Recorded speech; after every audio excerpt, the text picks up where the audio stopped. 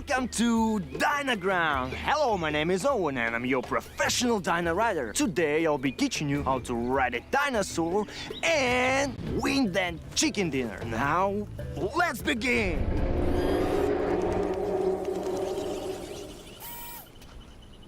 Relax, don't be scared. That's the sound of the mighty T-Rex.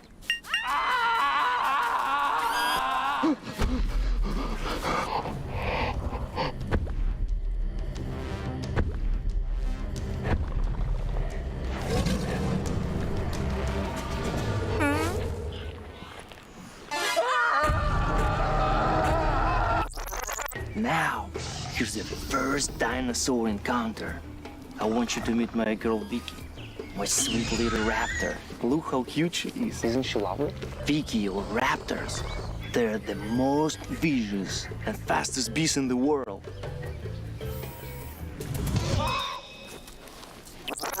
To ride a dinosaur, first you must build trust.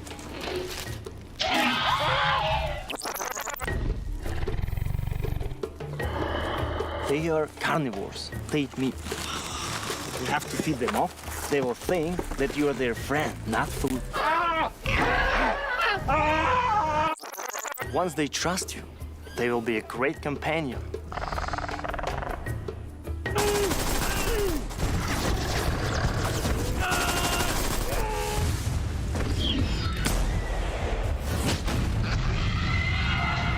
However, taming a dinosaur can be seen. Experience dinosaur taming and riding the all-new version of PUBG Mobile Dynaground. Explore Dino Settlement and Wild Reserve and embark on a prehistoric adventure in the Battle Royale game. Come and play now.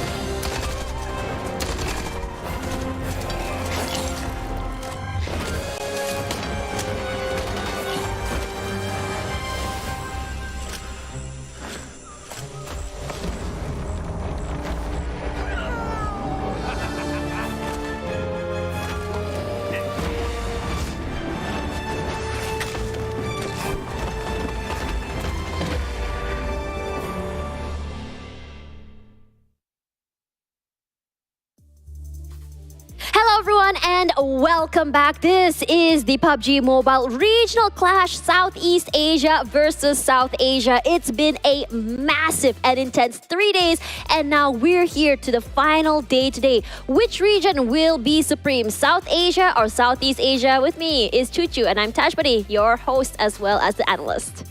And speaking of yesterday's performance, we thought South Asia really had it strong in the first 2 days, but when it comes to the third day, but they are late bloomers coming up from Southeast Asia team. But so far, feels like a 50-50, but leading for the overall accumulated point is still going to its South Asia side.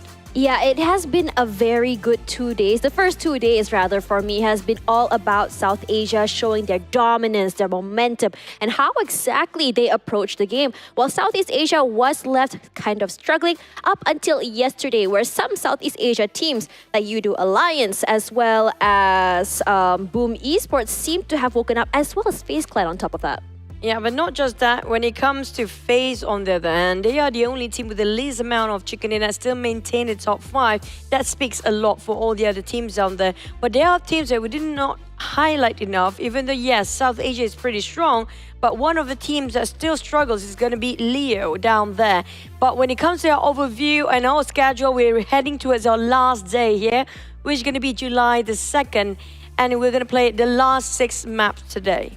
The last 6 maps, which is going to be Sanhok, 3 Erangel maps, as well as 2 Miramars. If you guys have not been paying attention in the last few days here, the point system will have 10 points for teams that get the chicken dinner, and elimination gives you 1 point each. Now, for South Asia, I think their idea of play here is from certain time to certain time, we try and find custom rotations, try to figure out a way into the circle, and try to stay as safe as possible before finally going ham and going super aggressive and getting as many of these eliminations as they can before the final circle are to come through. And in a lot of situations as well, we saw most of the rotations for Southeast Asia have been meeting up with Southeast Asia, and Chuchu had talked about this yesterday. Yeah, but I think that there might be some changes regarding last few games, especially when it comes to the last Erangel and the remaining of Miramar yesterday. We don't see a lot of skirmish happening early on in the first or second stage between Southeast Asia teams. I think they start to get out of their usual rotation just in case they bump into another South Asia team, because it feels like the end of the day, we don't have enough South Asia teams because they're being deleted way early on. Yeah, we're starting to see a change in that as well. But for now, for those who are not aware, these are your teams that will be competing today from Southeast Asia as well as South Asia. And I think that coming into yesterday, we're starting to see a rise of Southeast Asia. It took a while. A lot of Southeast Asian teams seem to follow this trend of the, I would say, a slow cooker team. Boom Esports, Alter Ego, Box especially had a really good game yesterday. Hale had a first half of the day. FaZe coming up the ranks, as well as I think GEEK SLATE in the last 2 days managed to get a back-to-back chicken dinner over Miramar. Yeah, speaking of Hale, right, I mean, this might be their last tournament for the entire year because they don't have anything else after this. So a lot of them wanting to prove something, since they're not going to play any more tournament for the rest of the year, if I'm not mistaken. Correct me if I'm wrong. But so far, come out from 4MV, they are undefeated and unmovable at number 1 for straight 3 days in a row. And now will they be finally shakeable by the teams down there? And I think this is due to the fact that they're able to put such a great lead in front of them. Even though yesterday the only chicken dinner they got was toward the end of the last map, but they were able to not only consistently bring in points, but elimination points is also there. On top of that, in terms of placements, either top 5 or top 10, their names will be up there. But Boom Esports and FaZe had a huge day yesterday. They climbed up the ranks. They had some pretty impressive rounds that put them all the way here. But again, for Boom Esports and FaZe, it's all about getting that, I would say, good start. But it's a very 50-50 high risk, high reward play, which for me, if you guys are fans of these teams, would give you a heart attack in a bottle. Now, speaking of Boom, they have been quite okay since day 1. They have been up there in the top 3 for the past 3 days. But the one that actually we should watch out more is going to be FaZe here, with one chicken still standing at top 3. It just shows how aggressive and how balanced they are when it comes to their rotation and when it comes to placement points. If you compare Boom with FaZe right now, definitely FaZe have it more, but it's just elimination-wise, they're sometimes a bit unfortunate. But the team's actually on the second page. Surprisingly, we're looking at Vampires, one of the best team and one of the world champions back in the days in PMWI, now standing at 15th spot. I really don't know what happened to this team right now. I think it might be the roster shuffle that is going on with the team. There has been some changes to the team. I'm wondering if that is the cause for this. Regardless, I think that for yesterday as well, a lot of eyes are on Alter Ego as well as YOODO Alliance, because if you saw them toward the end of the day, they were up there, definitely up there. On top of that, I think they managed to get second place for YOODO Alliance, I think twice. So it does show that the potential is there, but the question now is whether or not it's too late for them. But I'm really loving this graphic and this pentagon right now, because back then it shows mostly covered by the side of a green, which is going to be South Asia, but it feels like very balanced between these two regions right now, except for the throw being used, which is going to be the throw will still lean towards side of South Asia. They do love their hand grenades and their smokes, but in the end of the day, whether they can deliver or not is a different story, because South Asia, they're pretty balanced in every aspect, if you ask me. I think it's more of like every single thing they do is with intentions, it's very deliberate compared to Southeast Asia, which is more of like, kind of like thinking like, okay, there might be someone there, let's just clear it with the nade, instead of making sure there is going to be someone there. So it's a very different style of mentality and play, but I think for South Asia, this sort of deliberate plays and this sort of caution and making sure that you can manage your resources well is kind of the reason that puts them ahead in terms of clinching that chicken dinner in the end. Because sometimes I think the difference between life and death is whether or not you still have a smoke, whether or not you still have another nade.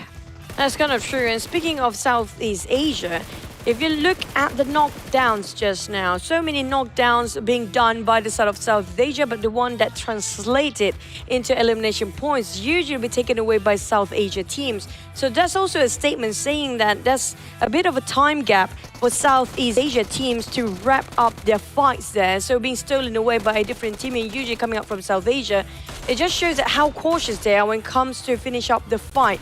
So that's something that we can learn from South Asia today. Let's talk a little bit about adjustments. I think yesterday you highlighted a lot about teams like Boom Esports and FaZe, how they're able to really adjust themselves from day 1 and 2 all the way to day 3. Can you share with us a little bit about that, Chichu?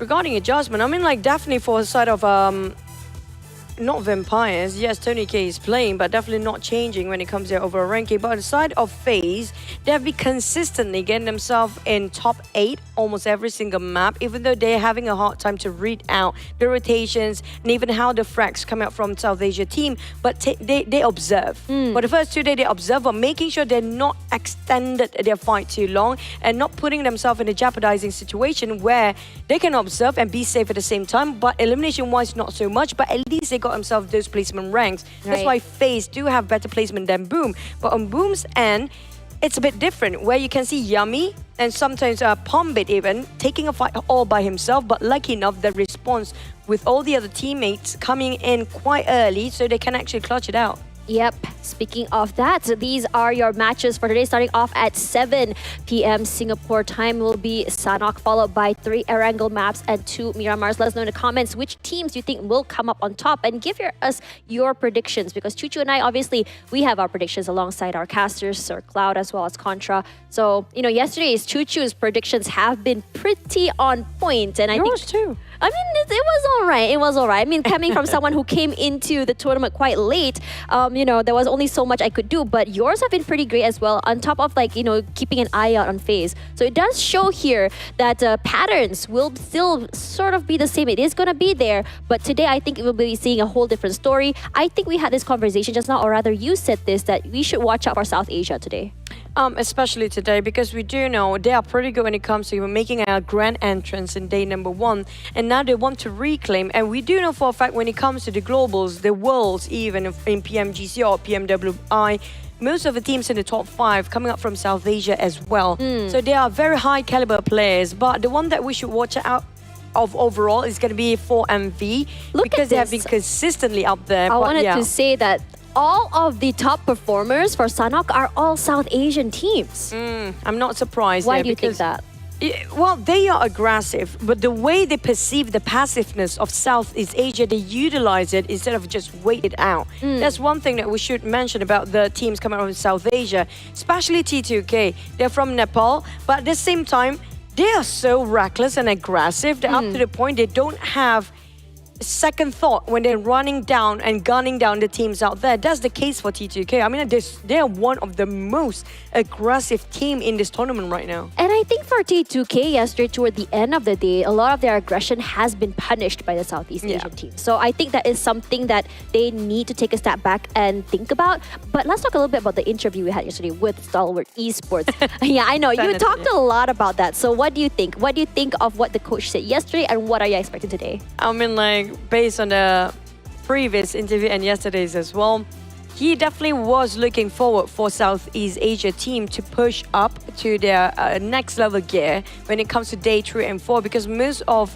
the teams out there do anticipate that Southeast Asia team play a bit later, because maybe they want to revise first their rotation to avoid those clashes, and how to overcome instead of thinking on the spot and put yourself in a critical situation where you have to think and you have to justify what to do next. But in their case, it's best to, you know, we may play slow for a bit. We play low profile. We might lose some in the first 2 days, but for South Asia, they playing the patience game. On their side. I think it's always good to really take a step back and really understand. And I think it's always important to really, you know, those VOD reviews that we want to talk about in terms of like how these players do it, how Southeast Asia does it, is to understand how the rotations are going to go. Of course, there are drills, as well as understanding how each player works. So if these players understand or know or can figure out which teams they are running into in terms of the rotations, they can kind of like figure out like, okay, this is for MV. how does 4MD play, and how do we counter that if they can know which team is in that area. Now, the problem is, fine, if you can adapt to it, you can adjust, you review the VODs, great for the team, but the problem will be if South Asia happens to be bringing a different set of gameplay today, yeah. knowing for the fact, you know what, they start to adapt to our play now, we have to give them a different side of play that we have not deliver yet. We haven't showed them yet. So they definitely have different cards on standby for South Asia teams here. Yeah, I think it's very interesting to see because I mean, again, it's sometimes it's not about like playing aggressive and changing your gears, playing not aggressive. Sometimes the aggression can be perceived in a different way, whether or not you want to play more CQC, whether or not you want to play more long range. I mean, I think NBeSports did a lot of long range pickoffs yesterday, and it has been like this mostly kill steals actually for the third party. So I'm really wondering if third party might be a different way they want to approach this, because yesterday again I want to highlight that toward the end of the day we saw a lot of, I would say, 3-way 4-way fights coming through because a lot of teams are surviving toward the last few circles, which means it's going to be very packed in terms of rotations, very packed in terms of trying to take up space. But when we talk about Sanhok as our first map, it's very circle dependent. So like it or not, you cannot play that long range too much. No. At the same time, you have to prepare yourself with those DBS because we do know it's going to be a CQC weapon. Surprisingly, we're looking at South Asia. Mostly we will be discussing about how much South Asia team try to adapt themselves to South Asia, but don't forget South Asian teams also adapting to Southeast Asia teams as well, because if you notice, since day number 1, they're not really in favor using those DBS. They prefer to use those UMP, those SMG, the micro Uzis even, and the rifles as per usual. But when it comes to halfway through this tournament, they start picking up DBS as well. So imagine if, with such aggression showing by South Asia team at first, without those DBS, make it work, and it really work. Imagine if they start to utilize so well of those DBS, and what happens to South Asia then? It's called pop. Just immediately popped and turned into a box. That's going to be very unfortunate. And I think that for DBS, I think the best way to counter this is to not give them the space. The problem is you get surprised. I know, that's the problem, right? If you're able to quickly mark them, that will be great. So, let's see what exactly these teams can bring to the table and what exactly their answers are. Because again, I think from the past, 2-3 days, it's always been South Asia that really thrives on Sanhok. And even though, this conversation I had with Sir Cloud and Contra before about how this map can be, I would say, a lot more RNG compared to the rest because it's a smaller map and it's very circle dependent. It's also another situation where whether or not, how brave are you to take these rotations, to take these fights, because I feel like for Sanhok, the more aggressive teams will be rewarded. Wow. And for me, these are my... Whoa, okay, here we go. High five, baby girl. It's not my prediction. I'm disclaiming. If I actually hit the spot there, I'm going to claim it, okay? I'm going to take the credit. But this is going to be my manager's prediction for today. Oh, okay. But those are my predictions. But I personally feel like Sanhok is sort of a map that's 50-50 to a Southeast Asia and South Asia team. Oh, you think both? Okay. Yeah, because why? NBeSports did actually secure the first one in first day, and the second Sanhok, it was Vampire Esports on day 2, and maybe took the third, but based on trend, maybe today's South Asia teams. I really think it's going to be South Asia as well, but let's see what our casters have to say. Sir Cloud and Contra, are y'all ready to go into the islands of Sanhok? Oh, absolutely. And of course, it's a great breakdown of all the things that have happened for the past 3 days. And high five, baby boy. High five before we go. Yeah. Baby boy, I'm so not used to it. Please don't. But they say baby girl, so we can't say baby boy. Yeah, because baby man sounds weirder, right?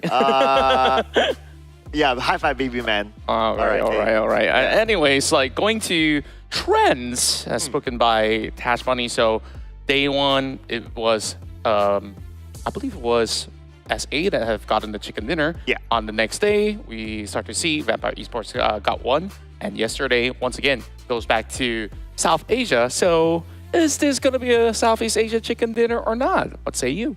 Well, if we look at just trends, right, there's a rise of Southeast Asia. Even the point gap right now is about 30-ish points. Yeah. At some point, it was like 70, and then it was like 100, and now it's like 30-ish. So I don't know. But there was also mentioned during the analyst desk when you were paneling, I believe it was day 1 or day 2, that it was mentioned that Southeast Asia teams need time to warm up. So I guess if any warm-up time, it's already passed, and this is the time where they will really show their stuff.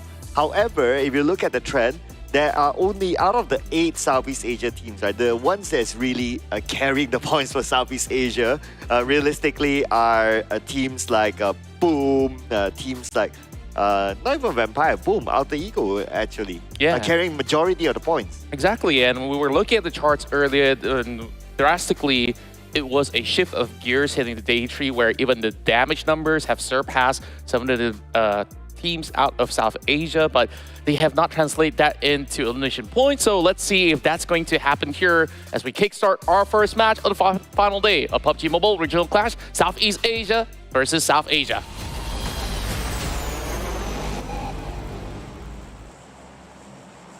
Oh, the last Sanhok. Wow, this is the fastest map, the last game for Sanhok today, day number 4. So this is the map that I'm pretty sure all the teams can't wait to get over. Yeah, I'm glad that you brought up that fact because it really felt like, hey, there's a lot more to be played out, but this, in fact, is going to be the very final matchup in this tiny island. So perhaps certain teams may just actually go all out. We're already seeing Vampire Esports taking the areas of Ruins as they will eventually be met by DRS coming in from Nakam as well as Sami over the south side. Apparently there's not going to be many more teams around that vicinity, but as for MV, a team that has been revered to score plenty amount of chicken dinners throughout the past couple rounds, will kick things off inside of Painan. Something interesting is going to happen over on the north corner, it seems, because T2K as well as another squad, which is Boom, is going to be in close proximity with one another. I think the closer one will be in Hatin, FaZe Clan and GEEK SLATE, again, round number 3. I have this theory of why they are still challenging each other for Hatin. That's because of the preparation for PMSL. So that could be the case. Yeah. But looks like we have another one as well. AGI8 have company in the compound. And that's going to be Box Gaming that will be playing on the outskirts. Hopefully they do have a couple of loots to begin with. T2K chasing up against one of the sharpest shooters, hailing from Indonesia. Razy, I believe he does have a weapon, but he's running out in the open. And that is going to be first blood secured by T2K. T2K taking out Razy. Razy, well, they are top performers, in fact. Yesterday, he had a really good show inside of Miramar, but we'll hang that thought for a second. Now, Hail Esports onto AGI8, but Tiger is down. It's definitely going to be a tough challenge. And that DPS shot is so nasty.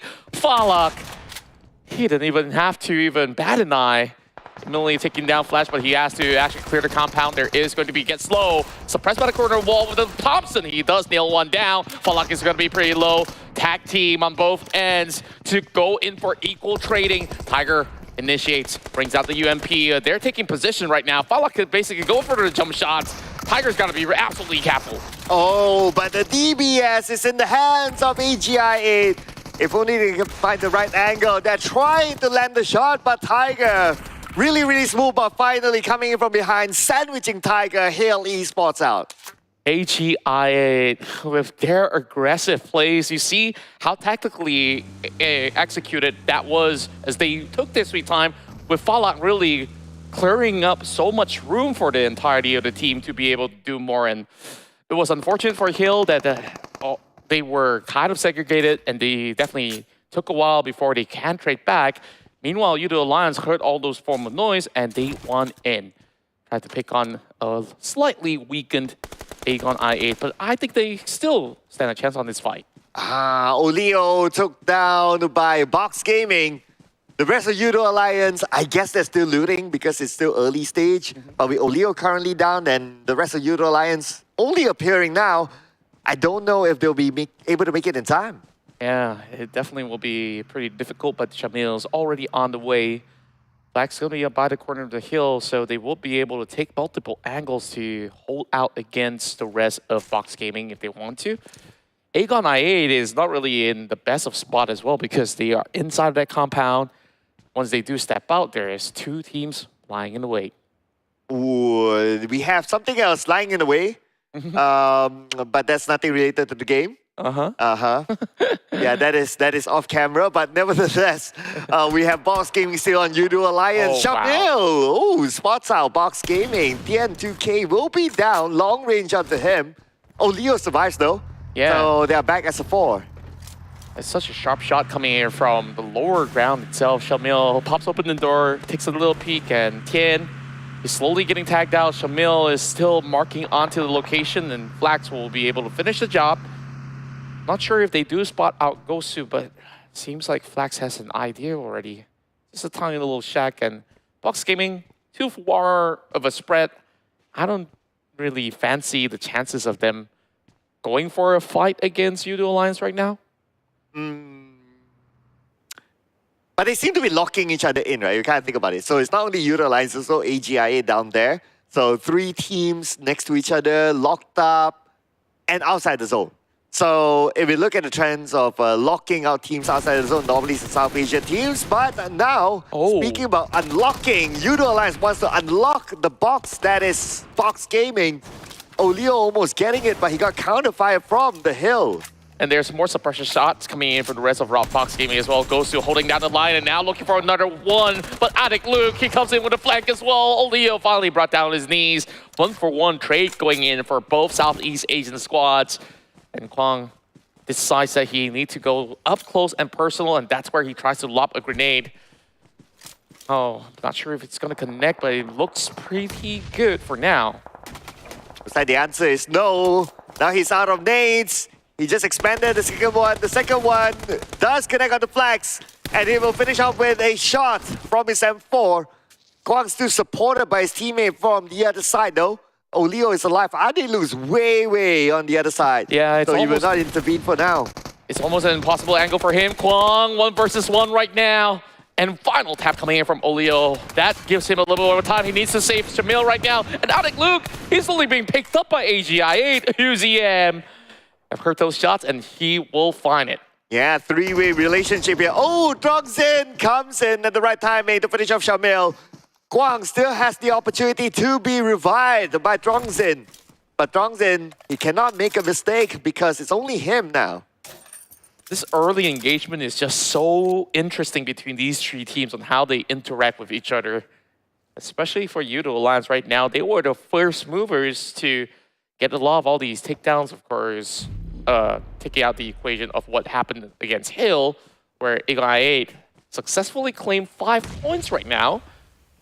Especially Addict Luke sitting on the outskirts, being spotted out. Now Olio as well as Flax has got to actually land those shots, but it's only down to Olio right now. Another grenade onto Trongzin, but he has to actually push forward, and that is the end of it. But Drongzin, okay, he doesn't have any first aids. Okay, he's looting right now. 1 first aid found. Since it's still stage 1 to stage 2, he should have enough time to reset himself. Yeah. Okay, timer is ticking right now. We'll know soon. Yeah, thankfully the upcoming phase is not too far away. They just have to bypass Quarry and stay afloat while there is Aegon I8 that will actually be ahead of Box Gaming at this meantime. And Trongzin, he still finds another one.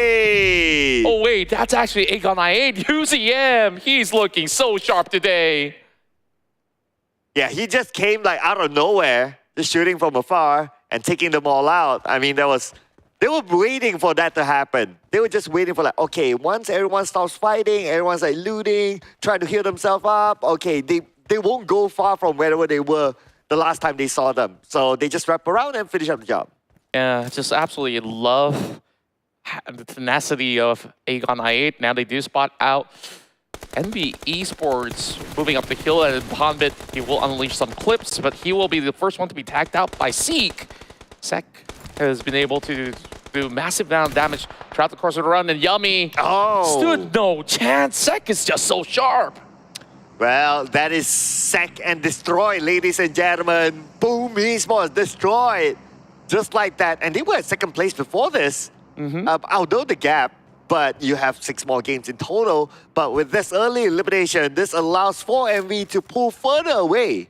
Much further away. And looking at Boom Esports, there seems to be some inconsistency heading into day 3 as well as day 4.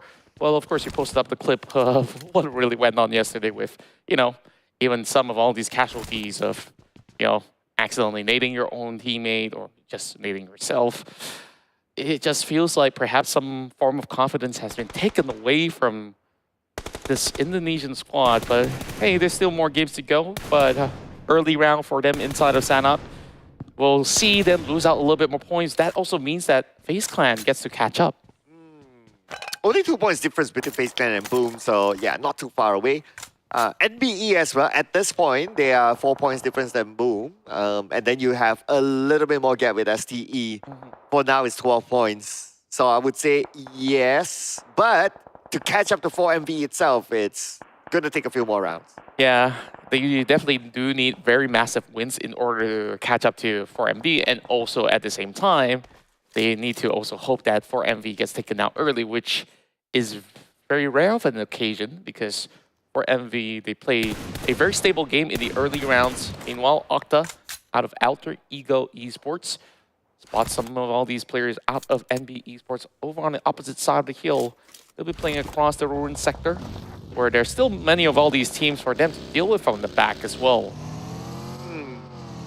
Speaking about teams coming in for the back, right? So T2K, one of them, since they're tanking the blue, 3 first aids onto Rig shouldn't be a problem.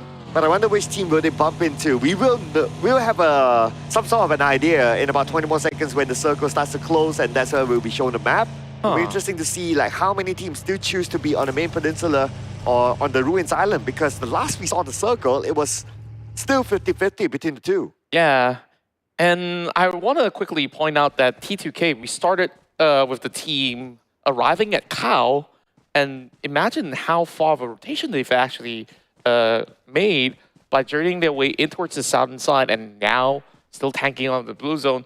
But we could absolutely understand that it's hard to actually predict where this one goes, but it will be in between the Charlie side of the island as well as some parts of Painan.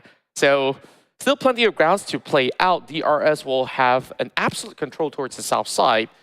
They will remain uncontested, but we assume that there's going to be a lot of fights happening across Ruins. Yeah, T2K. So they're coming in from the south.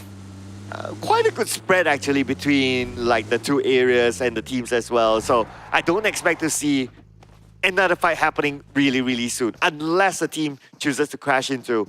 But considering like the elimination feed is now stable, I mean that's also because like stage 3 we got like a lot of fights happening. 4 teams already eliminated. I guess this middle stage will be more of a chill stage until maybe stage 4 onwards. Yeah, probably 4 onwards. Meanwhile, Ghost is not gonna wait until stage 4 to do some initiatives. Meanwhile, the trades goes right back. Fallout gets knocked. He should be safe for now. Quick pickups coming in from Ghost, as we did see that AGIA, they do have, you know, swaps between some of all these rounds where they do bring Blade into the later stages of the round from time to time. But this seems to be their staple for at the moment. So Apex, they tried to trade right back from quite a long range. For MV is definitely not giving way from these cities of Painan. Ooh, T2K choosing the other side, the Ruins Island instead, which is okay. I mean, 60% of the circle is on the Ruins Island. So if we talk about probability, Ruins Island has a higher probability of getting the next phase of the circle, although it can still scam and pull on to the main peninsula. So, but that will be a different discussion the moment it happens. Yeah. But on the current probability, I can see why they do so. Yeah, and the early birds definitely do get the worm, and speaking of which, it's going to be UZM again. This time finding Suyuk, crossing the river, and there's still one more stuck in the waters. Rakes, he's got a lot to do right there. Sanhok getting caught out by rules as well. DRS, a steady start overall. T2K, perhaps they had too many ideas of going for these rotations, and now they're also being clipped up by Aegon I8, and this blue zone just sets in. Damage being done. So Riggs doesn't really have much time to work with. Yeah, not much time, not much space, and headshot onto Riggs. Fallout will finish off with a nade. T2K is out, and we will now have 11 more teams to go. But T2K not empty-handed, still managed to get 2 elimination points in the process. Yeah, not too shabby after all, especially from all these problematic run-ins that they did have. So right now, I guess like they do actually get the predictions right. It's just that they needed to cross the river, but Aegon I8 was holding them back for way too long. So currently, we see a lot of all the SA squads already being in the upcoming circle. So DRS, Aegon I8, as well as 4MV. These are the tough squads to beat in order to get in. And we had a quick visual on Vampire Esports' lineup because they are one of the teams who like to swap around their lineup. This time around, Stone as well as Fluke is taking a break, and I can totally understand why. It's because they are keeping their lineup fresh in preparation for the PMWI next. So they don't want to like, okay, one whole lineup to play this entire one and then the same lineup to play PMWI again. So they are not only, they are taking this opportunity to refresh as well as to experiment on the different types of lineup. Yeah, the dynamics definitely do differ. Tops sees one running target, immediately takes him down the vector as well. This boy is going to be knocked out cold, but there are still more troubles ahead for Mondo. They need to take Tops out of that position, and he's going to cook up another grenade, but he's already flushing right in. Point blank, he will be dropped nonetheless. Mondo, much swifter with the UMP. Wow, because he had cover fire from the back, from Arcas especially, so they work well as a team. Now, Nurse is just going to go in as a cleanup crew. The rest of STE still can be revived, and this compound can be theirs. Only one more left to go as Arcas comes in. And Arcas, can he be the one to do it? Arcas 1v1 right now, dancing around with a UMP. Jump shot onto him, but the shots will not land yet. Arcas going for the reload, going in with another jump shot, and the blue zone sets in. Whoa! Does get the takedown at the very end of it, but he's got to make a run for his own life before saving his teammates. But the shot right underneath these houses will secure it for STE. Well, action's not over yet as we have action now on the other side. Alter Ego and Vampire Esports. GEEK SLATE as well from behind. But Alter Ego putting more focus on the GEEK SLATE. DBS in the hands of Fnatic. The nade will be evaded by Fnatic. Good for him there, but the second nade will connect onto him, taking out 30% of health. And Fnatic still needs to win the fight with the DBS. GEEK SLATE, they tried to reposition. They've been able to actually form this chokehold against Leo, but damage being done. They need to also get Damrud back on track. New zone will appear, but Sonics will be able to suppress Fnatic at the very least. Meanwhile, one member being knocked out outside the play zone, that's going to be STE. I see Alter Ego does not walk out of this game with any points at all. Ooh, play zone taking out Liquid from Leo. So someone still caught on the outside of blue. But speaking of being caught, Dami caught as well. Needs to take the fight before moving in, but their fight's not going to be easy as they will be facing the full squad of Vampire Esports. And this is definitely going to be a tough battle for GEEK SLATE. They have to bypass multiple squads. Sonic's trying to clear a little bit more room. There's also a member of 4MV and East is just lying by the corners of the water, cutting across from behind Nan. So that's an ample amount of time for Leo to go in for the reset, so I'm just going to go for the save. Yante tagging onto Baron. Oh, this pickup will be pretty much effective, but Damrud's not giving his position away.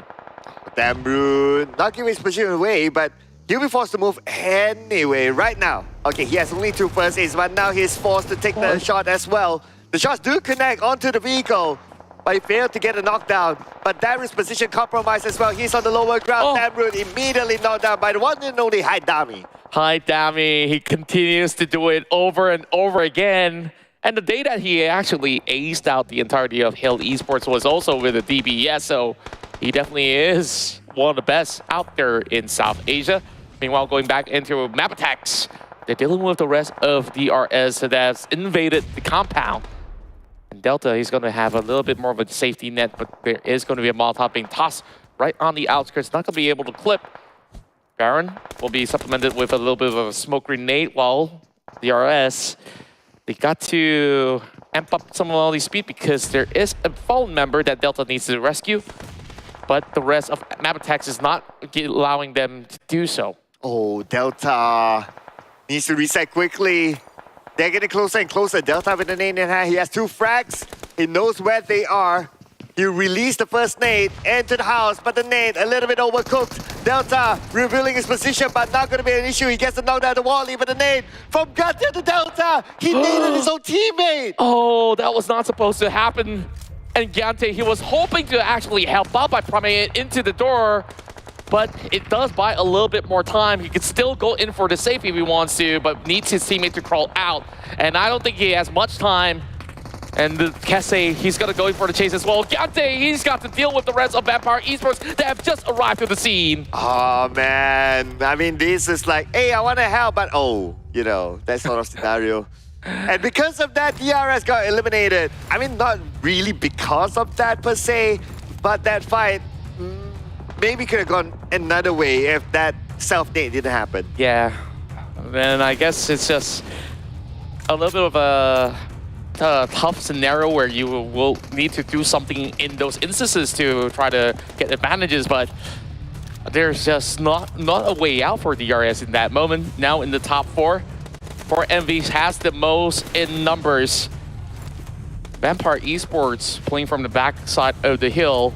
Over onto his spine, this is where Mabetex runs out in the open and gets caught out by the rest of Aegon I8. Newsy, he's gonna have a shooting spree going on, and Cassie's the only one left standing in the way and will be cleared up.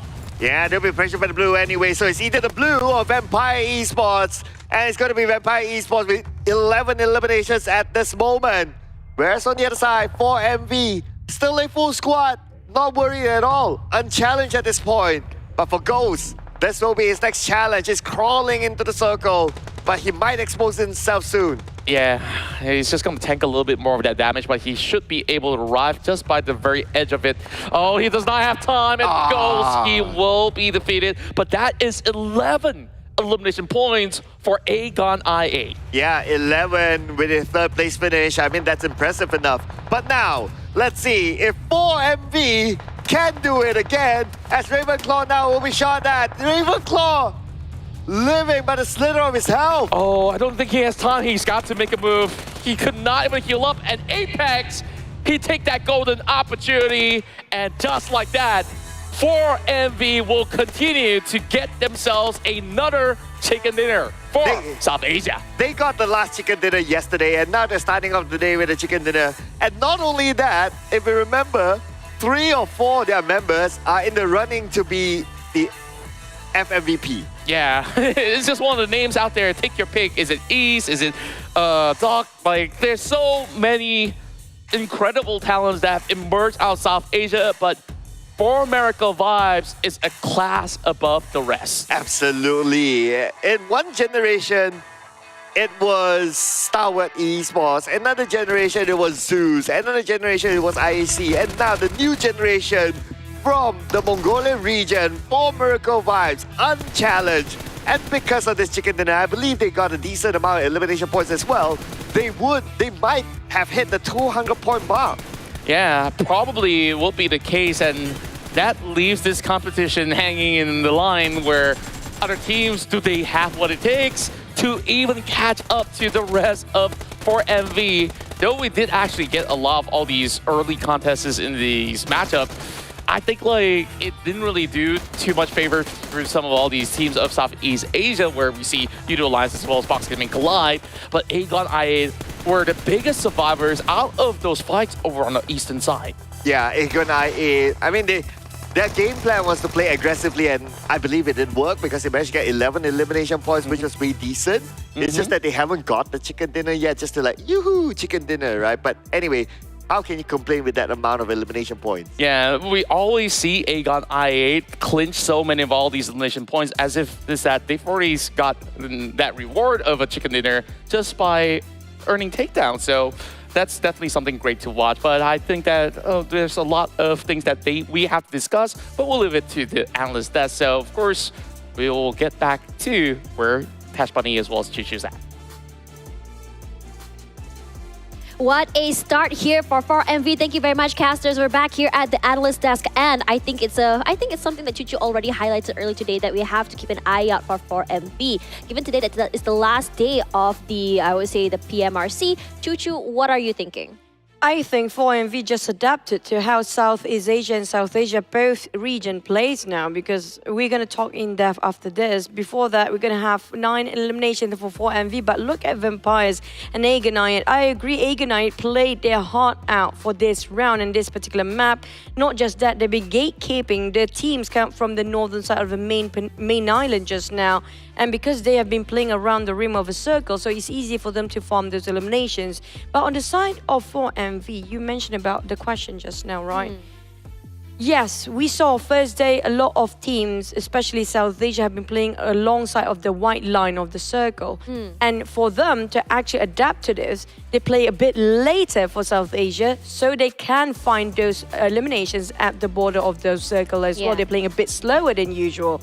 But yeah, this is going to be play of the match. East, we do know East, the only one actually not on the top play or the MVP The performers, top, it's going to be just refused for now. Yeah, still East, Apex, and Doc is always up there.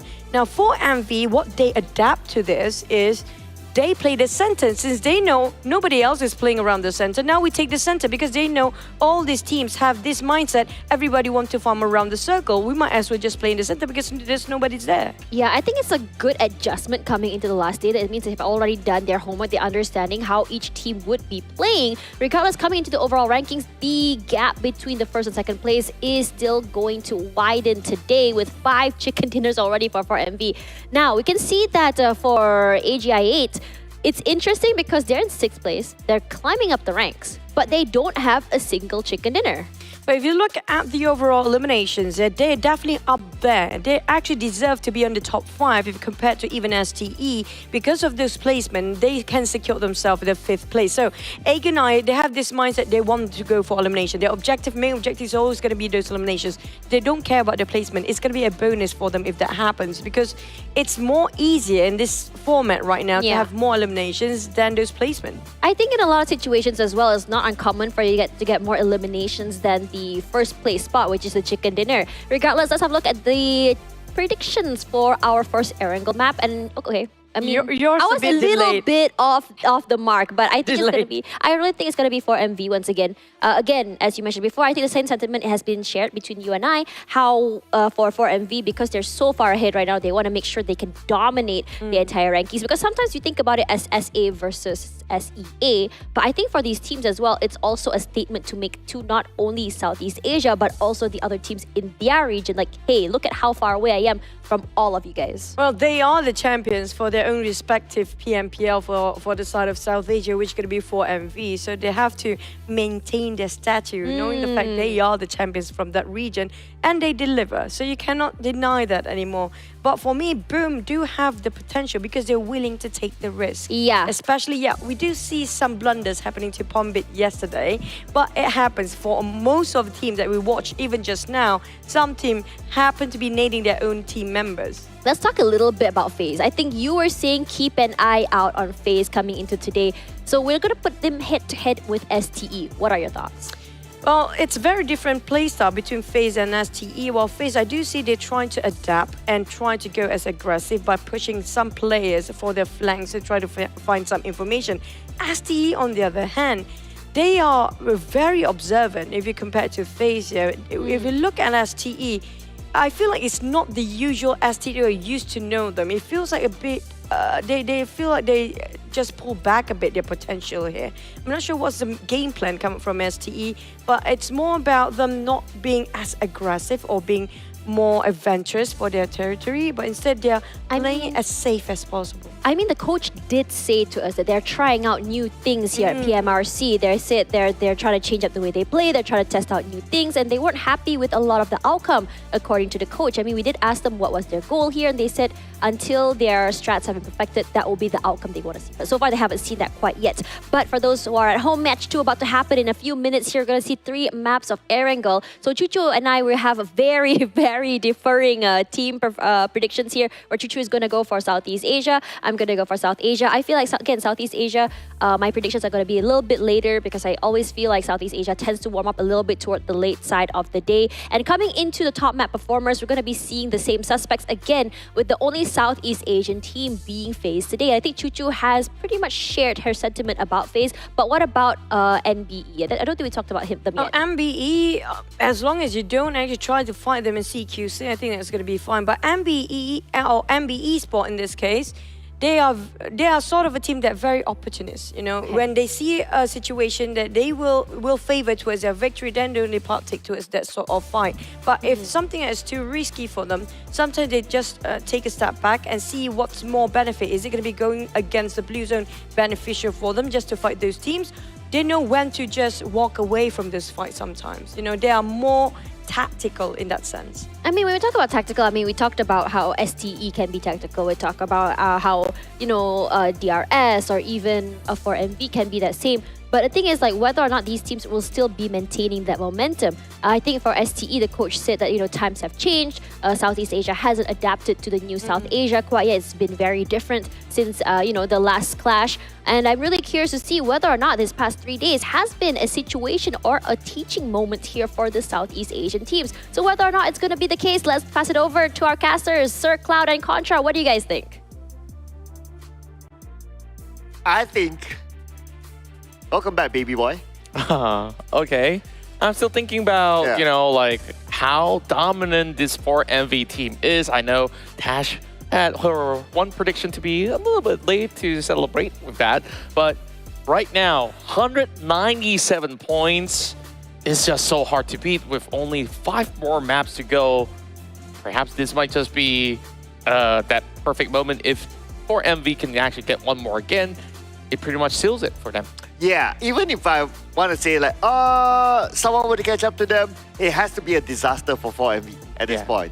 And looking at how consistent they are, and obviously they have the most chicken dinners as well, the trend-wise, it seems unlikely that they will go all the way down, right? So I do expect 4MV to continue on being very strong, but whether they will continue on to be as strong or not, I think the answer will be yes. Because you might as well, right? If you're already up there and you have like a few more games. Yeah, why drop the ball, right? You want to end on a high anyway because you want to carry that sort of name and sort of momentum into the next tournament. Yeah, and you definitely want to send some shockwaves to the rest of the world currently watching the C versus Southeast Asia. I'm sorry, Southeast Asia versus SA kind of battle. So now we also do have interesting stats, which we saw early on from FaZe Clan. They have pop-up performances from day 2 to day 3 onwards. Day 1, you know, things were really shaky, but now going back to Erangel, this map so far dominated by a majority of teams of Mongolia. We'll see if that happens again. Yeah, but I have another thought that it is, again, the theme of this tournament is Southeast Asia versus South Asia, right? So assuming that, okay, I'll hang that thought for a second because we only got 3 more seconds to go. Let's jump into the play.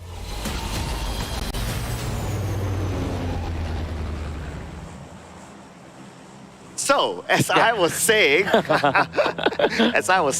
so the theme is Southeast Asia versus South Asia, right? If only, okay, now if, let's see here, if 4MV takes all the points up, right? So they are the only team that takes all the points on the top, towards the top for South Asia. But if you have a few Southeast Asia teams also taking a good amount of points and also up there, and you total up the scores, you tally up the scores, you might see at the end of the day, Southeast Asia might catch up to the points of South Asia. Yeah, that's definitely a stat that we hope to actually see have a certain close margins when it comes down to the very final day, because it was a gap that has been widened since day 1 that South Asia have not let go of that form of a lead. But that lead seems to be shortened up already in these past couple of rounds, especially from yesterday with those multiple chicken dinners going to Southeast Asia. A lot will possibly change, but we'll definitely have to see what turns up here in our very first phase, where we still have any clue of the whereabouts of the very first circle. 2 teams will remain on towards the island, whereas everybody else will be on that mainland. And it's also good to see that some of all these teams are also vying for the northern drops, such as 70, where we're looking at both T2K as well as Vampire Esports next to each other. As Vampire Esports, they would prefer to be around the shooting range.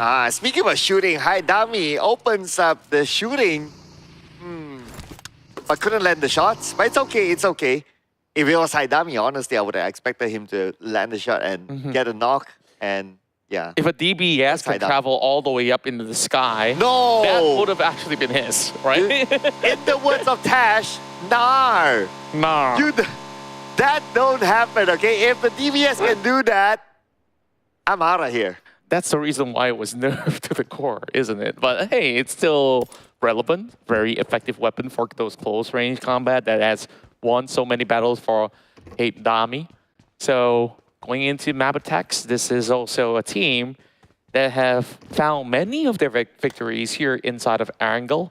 As we take a look into the way that this squad functions, I believe that they have always relied on all of their core members altogether. There wasn't, say, oh, one superstar to just eliminate everybody else on the map, as compared to, you know, some other teams that are a little bit more flashy. Like, that's what I really do like about Mabetex. Currently, they are positioned into 7th, but they have a little bit more catching up to do to their brothers who are currently staying at 5th. That's STE, and we got 4th. It's NBeSports. So Mongolia so far doing so well throughout the course of the tournament. Yeah, I mean, we're talking about all of them on page 1, right? Yeah. Like, all of them. They got 4 representatives, all of them on page 1.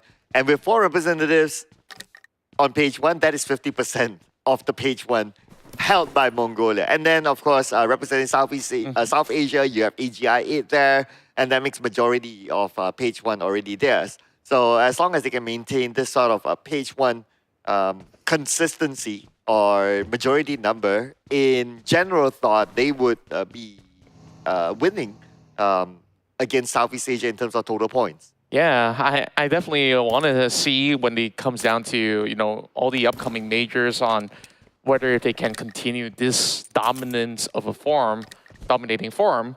So for other teams out of South Asia, we definitely see great qualities, especially for Aegon I8. Now, currently, this team is working on firepower and firepower only. Imagine if in the next upcoming tournament, if they could basically balance out, you know, on the ranking points in total, Aegon I8 may actually look unstoppable. Yeah. If you kind of think about it, right, at some point, Aegon I8 was down there, right? So consistently, they were on the rise. And I think I kind of noticed that they started to be on the rise when after the interview, and then the question was asked about their plan and so on and so forth, then they say that, oh, we plan to play a little bit more aggressive. And it's working out for them.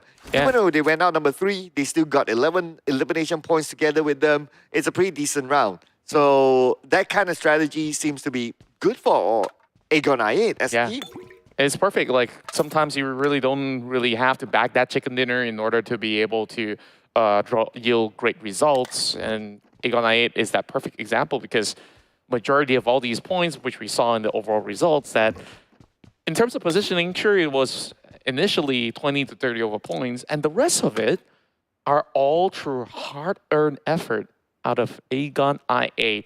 And another team out of Southeast Asia that also did have some steady climb is none other than Box Gaming. Remember, they were also stuck right towards the bottom alongside with Leo, but throughout the course of yesterday's run, Box Gaming starts to find a lot more top 5 positioning to the end of the game, and there were also rounds that they've been able to show their finesse by taking down a lot of all these other players, and eventually found themselves their first chicken dinner. Yeah, after they got the chicken dinner, we can see a little bit more steady gameplay from Box Gaming. Although it's not like, oh, up there, but at least it's steadier. Yeah. And considering that the steadiness is okay, unfortunately, the gap is just too far right now for them to even think of the number 1 spot. So right now, the objective for Box Gaming is just to place themselves as high as possible, just to get a bigger piece of the prize pool. Yeah, and this new format itself is just unforgiving. Remember back in day 1, Alter Ego was in first page? And same goes to... Oh, yeah. Vampire has always been somewhere in the middle of the pack, and now it's just jarring to see these two names next to each other. 13 as well as 14 plays all together. And YOODO Alliance, sure, first few struggles to actually close up some of the games. Now seeing a tie-in results, 90 points together with Alter Ego. Honestly, for me, seeing T2K down there is also a surprise. It's a big surprise. Yeah, I mean, they have global experience as well, right? So going up against this sort of teams is no stranger to T2K. If you talk about being strangers in this scene or among these teams, it's teams like 4MV or NBE. Yeah. Yeah, but they are up there. But teams with the experience of being on this kind of stage are down there. Yeah, I would say that perhaps Leo, maybe they do not have as much of those kind of international experiences, so it is a lot more of a bigger learning curve for some of these teams to adapt to the tempo of play, which is understandable. Same could also be said about Hill, which, you know, some of the members were hailing from Buram United previously, but not all of them have played all together. So this is definitely something new for everybody. We spoke about T2K. It's Suyuk now, taken out by Trongs as Box Gaming finds their first blood. Yeah, Hail Esports as well, securing the one elimination in the area of school, taking over the compound from Alter Ego. And I would kind of expect that school will be one of the focal points as well, just because of how the circle is. It's either the school compound or the hill on top of school. Both areas I think is pretty nice, but for me personally, if I get to pick one, I'll pick the high ground on top of, just on top of school. Yeah, I think like that also allows a lot more room to rotate into other sectors once the circle appears to be much further away. Speaking of the circle, it will not require any of these teams around school to move about because it will be directly into the area of play, and we will expect maybe a little bit more teams to be visiting Rozok later on. Meanwhile, Northern Point, Vampire Esports is the only team that's going to be able to have a lot more of that safety net from the top. T2K is about to join them later on, but Box Gaming wants to take out more members out of T2K, which they've already eliminated one early on. Chongzin still working hard for that, but haven't been able to actually pick one off from afar. 50-50 circle, it could still go up and it could still remain in the main peninsula. And I understand why T2K picks that spot across the bridge. It's so that in case the circle does go up, they'll be there to stop all the teams from rotating up there. Basically, they're the guardians of the choke point. Yeah. And that is where they can farm eliminations. And same goes to teams over the south. And speaking of Leo, they will be able to find Tony K, superstar out of the members of Vampire Esports. And this is definitely going to be a pretty tough fight for some of the Mabetex members as STE is about to crash down the compound. They will move off with the Dacia, so steady as it goes. They try to get along the way, but Leo gets clipped out by Icy. I mean, I like the move from MAB. It's like, okay, someone's coming to the compound, they don't have the numbers, just bail it. But unfortunately, STE got into a good position, especially where Icy is at, open enough for him to take that final shot onto that one member from MAB and still secures that 1 point. Yeah, and as much as Mabetex has found themselves a great area of play in between the forests of Yasnaya, they will also be met with a little bit more of that pressure later on with another team being pretty close by. STE now dealing with some long-range shots back from MAB. They're not going to let them slide with that takedown early on. A little bit of pressure onto the vehicles is just about good enough for the team. But at this current position, it definitely is, like what you say, 50-50, right? But there's so many teams over the south side. There's going to be a tight area of play for those hugging by the corners of the circle. I'll be interested to see, like, for those teams, like, really at the corner of the circle or at the sides, like, are they going to go for the locking gameplay of teams outside of the circle? Like, we saw a couple of that kind of move done in the past few days, especially from the South Asia team. They really like to do that. If they know that, okay, the circle is just right behind them, but they are not in the circle, but there's someone on the outside, they will lock them out to the maximum. Even though they don't get the eliminations, they will make that other team suffer before they go. Yeah, that's what we call mental warfare, right? Like, you need to destroy them in any way possible, and that is possibly one that is just the most amount of damage, psychologically at the very least. So, currently as it goes, circle pulls towards the eastern part of Rozok. So, majority of the teams are already there, but GEEK fam, they got a little bit of journeying to do. They have to bypass Vampire Esports as well as Leo. Or MV, this time moving a little rather late, and they are hoping to actually cut across from the south side, which gives them a little bit more of a breathing room as compared to in the direct center, which they will assume plenty of teams to be there. Leo bypasses the rest of Boom Esports, opting for the waters instead. That will keep themselves alive for now. Oh, but not alive long enough as Yummy will take down Slipknot. Leo, only 2 players left. as the rest of the other two players arrive in the same compound as NBE. The unwanted neighbors for them. Yeah, they just have to deal with it. I mean, like, if you already got this real estate, you really don't want to let it go for now. So Yam, though, dealing with a lot of pressure coming in from Boom Esports. A prediction coming from Choo that Boom will be able to recover in this game. They definitely are in a great position inside of the city. Yummy is just going to wait for somebody to appear, but there is already shots being fired from the north, seemingly coming in from a Thai squad or perhaps even GEEK SLATE. But so yeah, there's no good spot for him to hide. He's going to have to pop a couple of smokes with 1 HP left. Oh, okay, this nade from Yummy. It looks juicy. Yummy should be able to land it, but Soyam managed to evade that. Waiting for a swam. Yeah, he's definitely got a lot of swamming to do. Yeah, that is a lot of swam. Yeah, I don't know how to continue that. You better go on. All right, I'll take it over from here. Yeah. Mondo now had a nade lop over on his side. Oh boy. Oh! Did you just see that? Okay, at least this nade came in from NBE, but it almost looked as if that Dami might have actually naded himself. But the rest of Leo, one trouble after another now, needing to deal with the entire squad of NBeSports. Oh, to the left. Liquid. Oh, that was scary. Mondo, he notices it.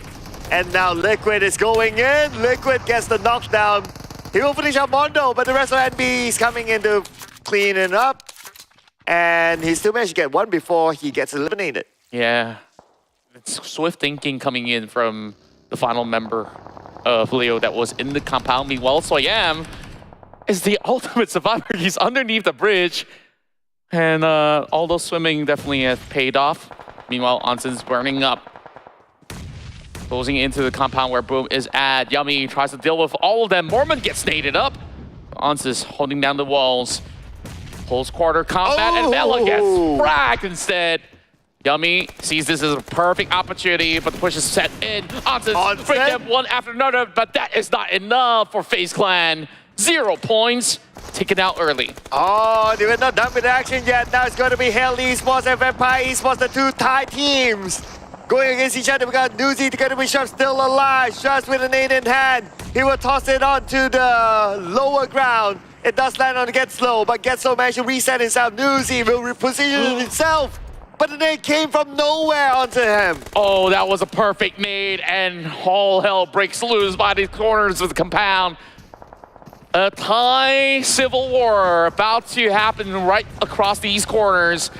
Shreps tries to cook it up and will be able to land that nade, but he's not ready for Get Slow. Marching up with the DBS. Yeah, surely ain't slow there. Took it at the right timing to secure that win in the compound. But STALWART Esports eliminated number 13. 3 elimination points. Not too sure what happened. Oh, no idea at all. Meanwhile, after this fight have settled against Vampire Esports, a new challenger have arrived to the scene in the form of NBE. Akas opens up with the first nade. They do not have any form of vision, and C-Sky only is basically seeing clouds right in front of him as their health bars are slowly being chipped away. NBE fancies their chances right now to push on together. Akas, he's going to find Tiger X. Oh, with that opening, that could be the opportunity to go in. But NBE still holding their ground. Maybe because they are playing as a trio, that's why the confidence level is not really there just yet. So they need more than just one knockdown. At the same time, 4MV might lose Doc to the zone. Yeah, 4MV definitely had their own struggles from the southern side. But, of course, most of the battles are happening around the center zone. It's a smart play coming from NBE as well. They understand that over in the back, it's a lot safer, so they don't really have to fully commit. They pull all the way back, gives a little bit more of that spacing over to the hands of Hill. And with no idea of the whereabouts of NBE, a lot of all these utilities is being taken out from the side of Hill. And I think like this is going to deplete them in the long run. Probably necessary though. We need to have a good visual onto them at this point. But for 4MV, only 2 players left. For them to repeat a chicken dinner is going to be hard this time. But GEEK, SLATE, playing by the edge of the circle. Now this area where they're at, if you kind of look at the minimap, they need to cross the road. It's very likely that the circle will move away then. And when it's their turn to cross the road, there's another team waiting for them on the other side. Yeah, it's entire open ground throughout Rozhok School. So definitely very difficult for GEEK, SLATE to actually get moving from here on. Same goes to Box Gaming onto the far eastern side. Rosemary, so sharp on his shots. Still eyeing out on these targets of Box Gaming. And at least for GEEK, SLATE, they don't really have to move too far away. But look at the position of Aegon I8. They got Ghost holding in between Rozhok, and then you have Falak. That's going to be over onto the dormitories over onto south. So YOODO Alliance should have a smooth time to get into the top 5 so long as no teams crash into the compound. Yeah, they've been quiet the entire round. We didn't see anything from YOODO Alliance, but yet they still managed to have 1 elimination point. I believe that could be a long-range steal. But speaking about long rangers, GEEK, SLATE being pressured by Hale Esports as they're trying to trade it back to Hale, but to no avail at this point as GEEK, SLATE, one of the knockdown, Audrey as well, calling up for help. Snipes in trouble, Snipes! No. Shot from behind from Falak. Oh, Aegon I8 is not giving them any form of rest, and boom! They're here to claim all the points from Aegon I8 as well. Aku, double points with 1 grenade. Beautifully executed by Boom, and they didn't overexpose themselves. So right now, Boom playing by the edge of the circle, they have somewhat information of where the other teams are at. But now they need to make the decision where they're going to go next because all the compounds in front of them are all occupied. Yeah, everything is being claimed right now. Meanwhile, DRS is playing it slowly by the edges. They're still Trongzin, tanking out some damage by the blue. This is currently stage 5 at the moment. So I'm not sure if he's still got much left in the tank, only down to bandages, and I don't think he will be able to pull through. Final member remaining for Box Gaming, and he will bow out. Yeah, rather sacrificing himself to the blue instead of giving the point to someone else. But it's still the 3 eliminations for Box Gaming. And now Boom Esports making their move. Who will they pick as their next team to take the fight against? Or will they remain in this hill? But anyway, because they're so by the edge, it's very likely that the circle will still move away from them next. And that's somewhere they need to plan. Damroot still right below them. They try to finish off Damroot. That one last point for them before they move on. Damroot does have a very defensive hull overall. He still has a lot of all the stock of utility because, well, his teammates have bowed out. So he have almost unlimited supplies. But the only problem is he cannot get out. And Yummy says, yep, the pressure cooker is on, and there's just no more time for GEEK, SLATE to do much. Boom Esports now, after they're done with that, I can still wonder where they will go, but we'll hang that thought for a second.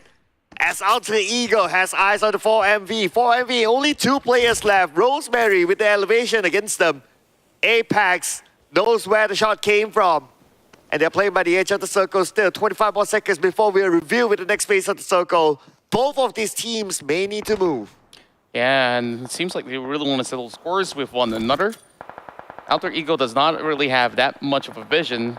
And Apex is about to prime one towards Rosemary. A little bit too far of a toss. We would reach those corners. DRS being forced to enter into the center of the zone. But some of all these areas are exposed, especially their backs against T2K. These nades are flying in, coming from Octa. If he does connect one, this will be huge trouble lying in wait for DRS. Oh, Octas, he has a nade on his own though.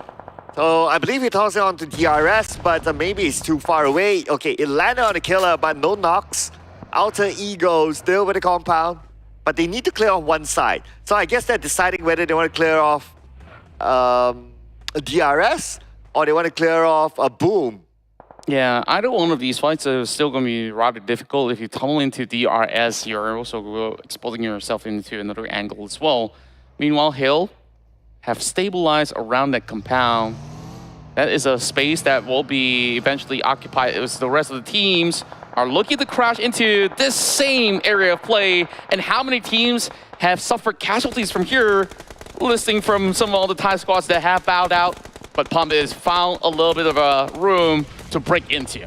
Oh, here we go. Boom Esports must take this fight, and they're taking it against Hail Esports, but there's another team on the other side as well. Basically, 3 teams in the same area. NBE is the one. NBE could be the third party. They're waiting for the elimination feed to roll before they come in, because NBE needs to win the fight as well to come into the circle. This is definitely going to be a tough fight for some of all these squads, but NBE, they were around before. It's just that they have given this space over onto Hill. So perhaps they might be looking for opportunities to third-party boom when Hill actually goes on that full engagement against this Indonesian squad. Meanwhile, YOODO Alliance sees a visitor by the outskirts. UZM, Aegon I8. They're about to arrive to the scene, but the moment that landed on the corner of the wall, he will receive a couple of nades coming in from Adik Luke. Oh, Adik Luke knocking Ghost. But they have the rest of AGIA to deal with still. UZM as well as Falak. UZM with the nade. By toss out to the second floor. Adik Luke is currently down on his knees. That nade will not finish off Adik Luke just yet. And now UZM is going to go on the other side. His teammate is currently down. He is the last man for AGIA. We have so much more going on as the rest of NBE decides to challenge DRS up close and personal, but the DPS is ready for DRS. Oh, that's why they are the real soldiers defending their ground against any incoming team, including NBE. It's not going to be a problem for them, but somehow DRS, what happened from winning the defense to being eliminated at number 7? A huge nade coming in from Fnatic, wipes them off clean. And now, speaking of nade, here comes Yummy, dropping another blow, flashes down. But he's holding over on the top side of the rooftops, so he's got to maneuver his way. You have already jumped into the next compound. Now looking for Get Slow. He might have actually hurt him. And Crazy, he's got to supplement from the bottom, but Yummy, he's got to find a way to break in. Too many of all these smokes holding them back. C-Sky only having Tiger dropping right in front of his eyes, but C-Sky only goes in for trades once again from the back. Boom Esports slowly calling their way out. Slow final shot takes out the rest of Boom. Oh, Get Slow has definitely been on point today. But now we move back onto UZM, the last man for AGIA, going up against the entire YOODO Alliance. Oh, flags. I mean, he just casually came out, see him proning down and just shoot. Yeah, it seemed like UZM wasn't ready at all. He was already proning on his belly. Even if he does stand up, it does take a couple of seconds for him to be able to point that direction. Alter Ego now going for the restart after taking down DRS. Looking for members of Hill. And that is definitely a key position that Hill is holding on to alongside with YOODO Alliance having possibly the best angles. And Rick out of nowhere takes out Flash, the final member of T2K, having his last stand. And he's got to buy more space and time to get even further, but that's all that T2K has. But you know what? This is a rare occasion. In our top 5, no Mongolian teams. This is really rare. I can't remember the last time we had this kind of stat. But now, Hail Esports onto the compound where YOODO Alliance is at. Fnatic's waiting on the other side. YOODO Alliance trying to defend their ground. Right now, YOODO Alliance has the power and numbers. But can they defend their ground? Looks like they got a little bit of help from Oktas. Fnatic at it again, getting another knock. A three-way warfare between the Southeast Asian teams. Very little room left for Tiger X as well as Get Slow, and Adik Luke, he's prepared with the DBS. Tiger will be eliminated right now. A whole squad sent towards the way of Get Slow, and is just hiding by the containers, and eventually will be found out. Only 2 teams remain, and that is Alter Ego to deal with the rest of YOODO Alliance. This may very well be the best chance that YOODO Alliance has for a chicken dinner to claim for their own. Yeah, we still have another stage of the circle though, so let's see which team will get the circle. Right now, Alter Ego spreading out, getting control of majority of the circle. But in 5 more seconds, we'll know for sure if YOODO Alliance has the circle. If YOODO Alliance doesn't have the circle, getting across is going to be hard.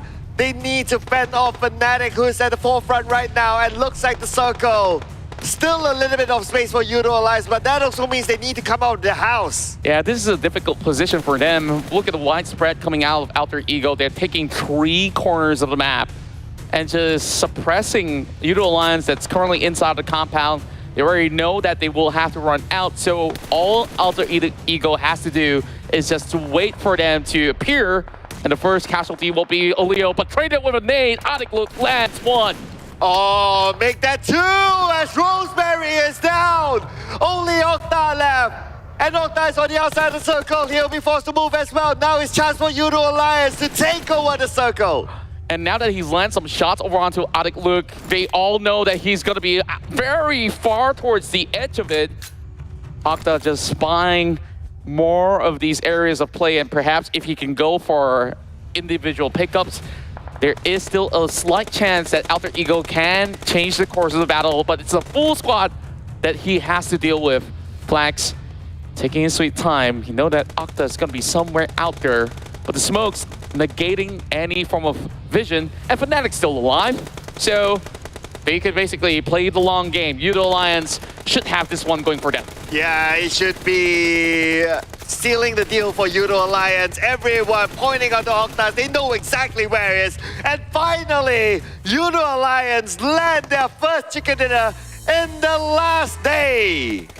And with so many challenges along the way, there's so many times that YOODO Alliance sees himself ending up on second. This time, make no mistake, the Malaysian squad have been able to find their glory of their own in the final day of the PMRC.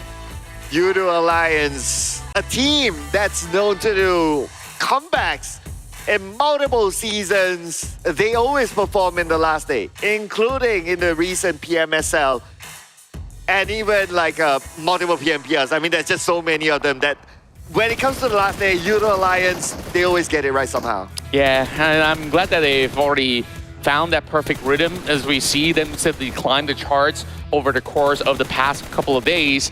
And throughout the battles of Erangel, they've been able to also book the best spot possible. In most instances, they were left uncontested as compared to all of the other teams, where you saw how much pressure was actually being set upon a team like Hill Esports over in the north.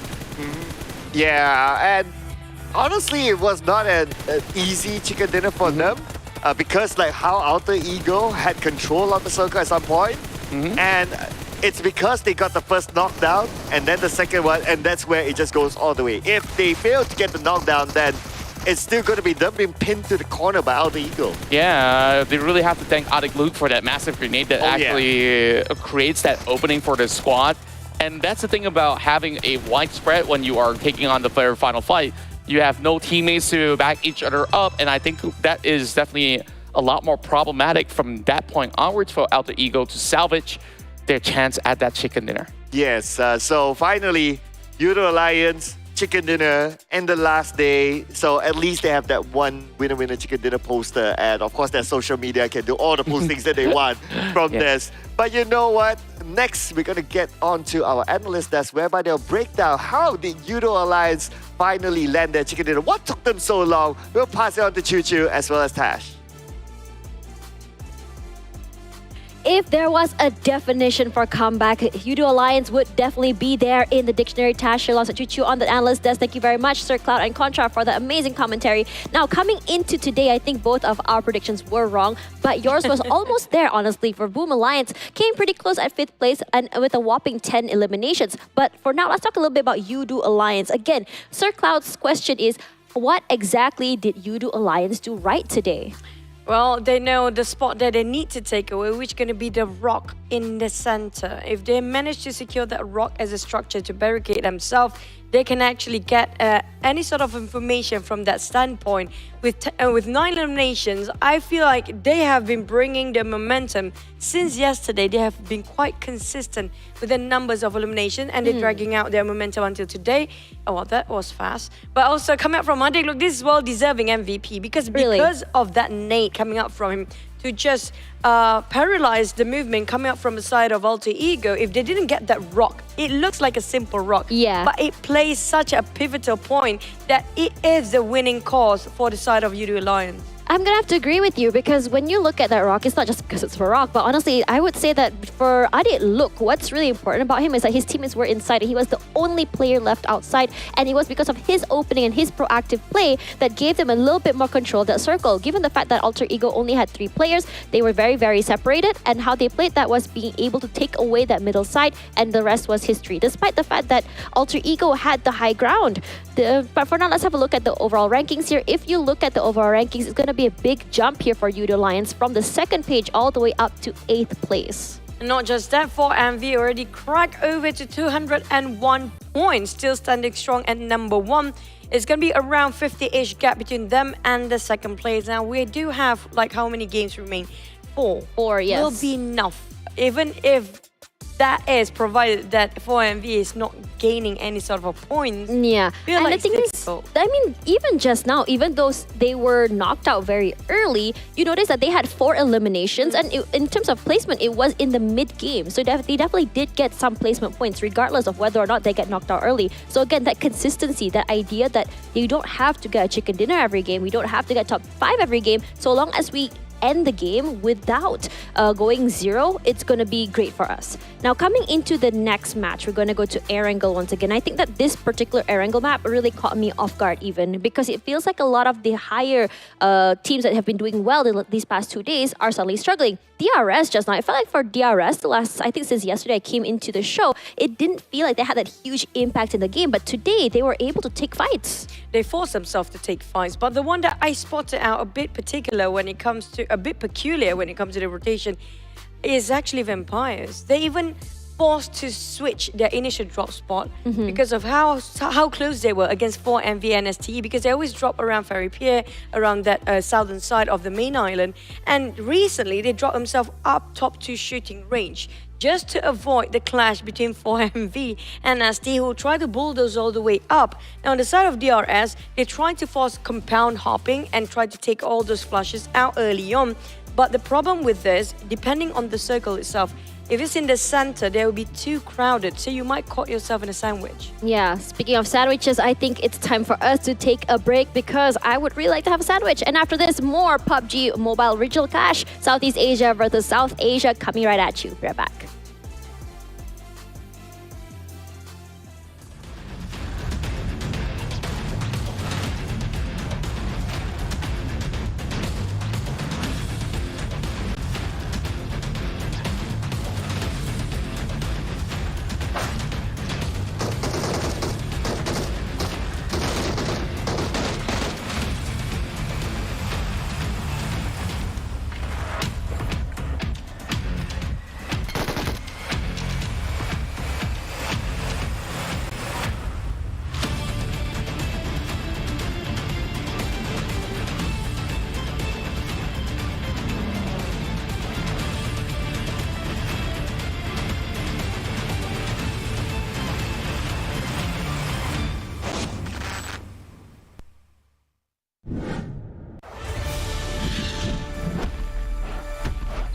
Welcome to Dynaground. Hello, my name is Owen and I'm your professional Dyna rider. Today I'll be teaching you how to ride a dinosaur and win that chicken dinner. Now, let's begin.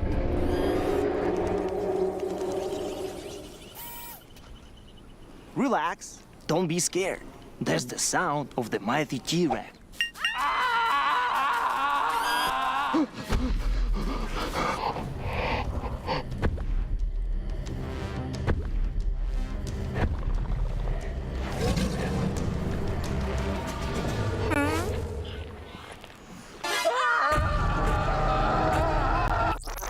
Now, here's the first dinosaur encounter.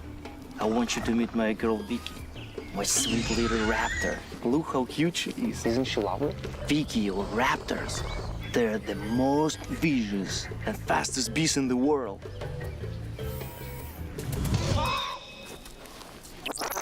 To ride a dinosaur, first you must build trust.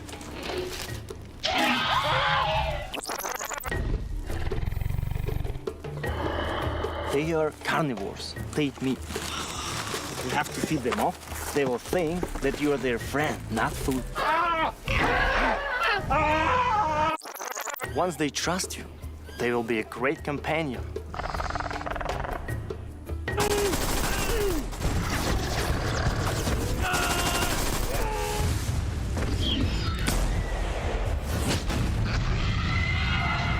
However, taming a dinosaur can be seen. Experience dinosaur taming and riding an all-new version of PUBG Mobile Dynaground.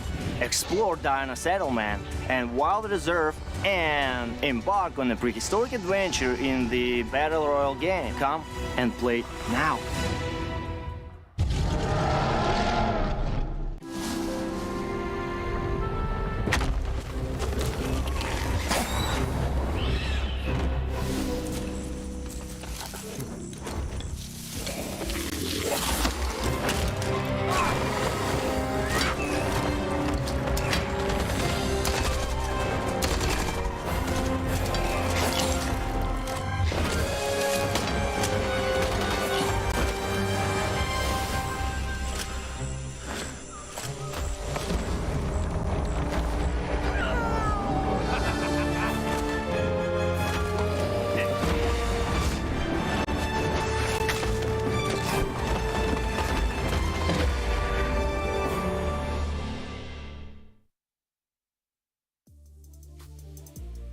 It is a tug of war on the final day of the PUBG Mobile Regional Clash. Tash Bunny here alongside Choo Choo. We are your hosts as well as your analysts for today. And we are about to go into our third map of the day, which is Erangel. And Choo Choo, so far her predictions are pretty close coming into today. And Choo Choo, what do you think of map 3? Are you still expecting Southeast Asia to come up on top? Because today we saw, YOODO Alliance do pretty good. For me today, it based on the circle. I'm sorry to say that, sorry to disappoint you guys, because so far in game 1, game 2, I think it's kind of obvious. Whoever got himself in the circle first and in the center, usually the one in the center that stays longer have a shot at the chicken dinner. Oh yeah, obviously. That's kind of true. I mean, I think it's more of just holding on to their area. Again, you have to be very strong to be able to hold on to that compound or even the high ground. And again, if you're quickly getting into that circle, you're able to get the best area. It will give you the best chance to win. Regardless, the head-to-head right now, it's going to be 8-9-4 to 9-2-5. And how close these points are today compared to yesterday, where Southeast Asia are just coming back, swinging. Even the average elimination so close. If you notice about the average time in blue just now, previous few days, it was actually more towards Southeast Asia. Right. But because of South Asia kind of adapt and learn how the rotation come out from South Asia, they try to come back a bit later to bulldoze them from behind. But the funny part is some of the team, including YOODO Alliance, noticed that, you know what, we played the center just like how 4MV did in the previous map. Yeah. They placed themselves in the center, they got themselves in the center and just easily, farming all those eliminations from the sidelines. Yeah, we want to see more elimination. I think a lot of teams, almost all teams, have adapted that more aggressive playstyle. And I think this comes from that idea that this is our last day, our last push. What can we do to really, really maximize our points? And there's no other better way to do that than to play aggressive. Boom Esports has been doing this. We're starting to see for MV do that as well. But let's see which other teams will be doing and playing as aggressively as they can as we go into the second Erangel map of the night. Throw it to our casters, Sir Cloud, as well as Contra.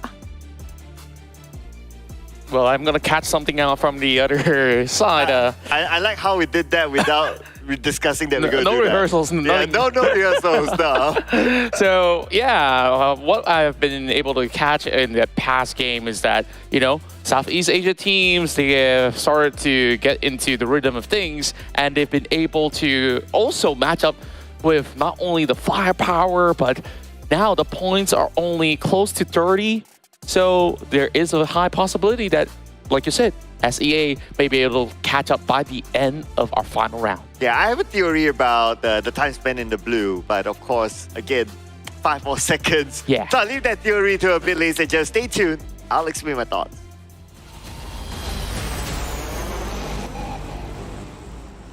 So about the blue zone, right? Yeah. What about it? Okay, so my theory is that for South Asia, spending more time in the blue is part of their tactical.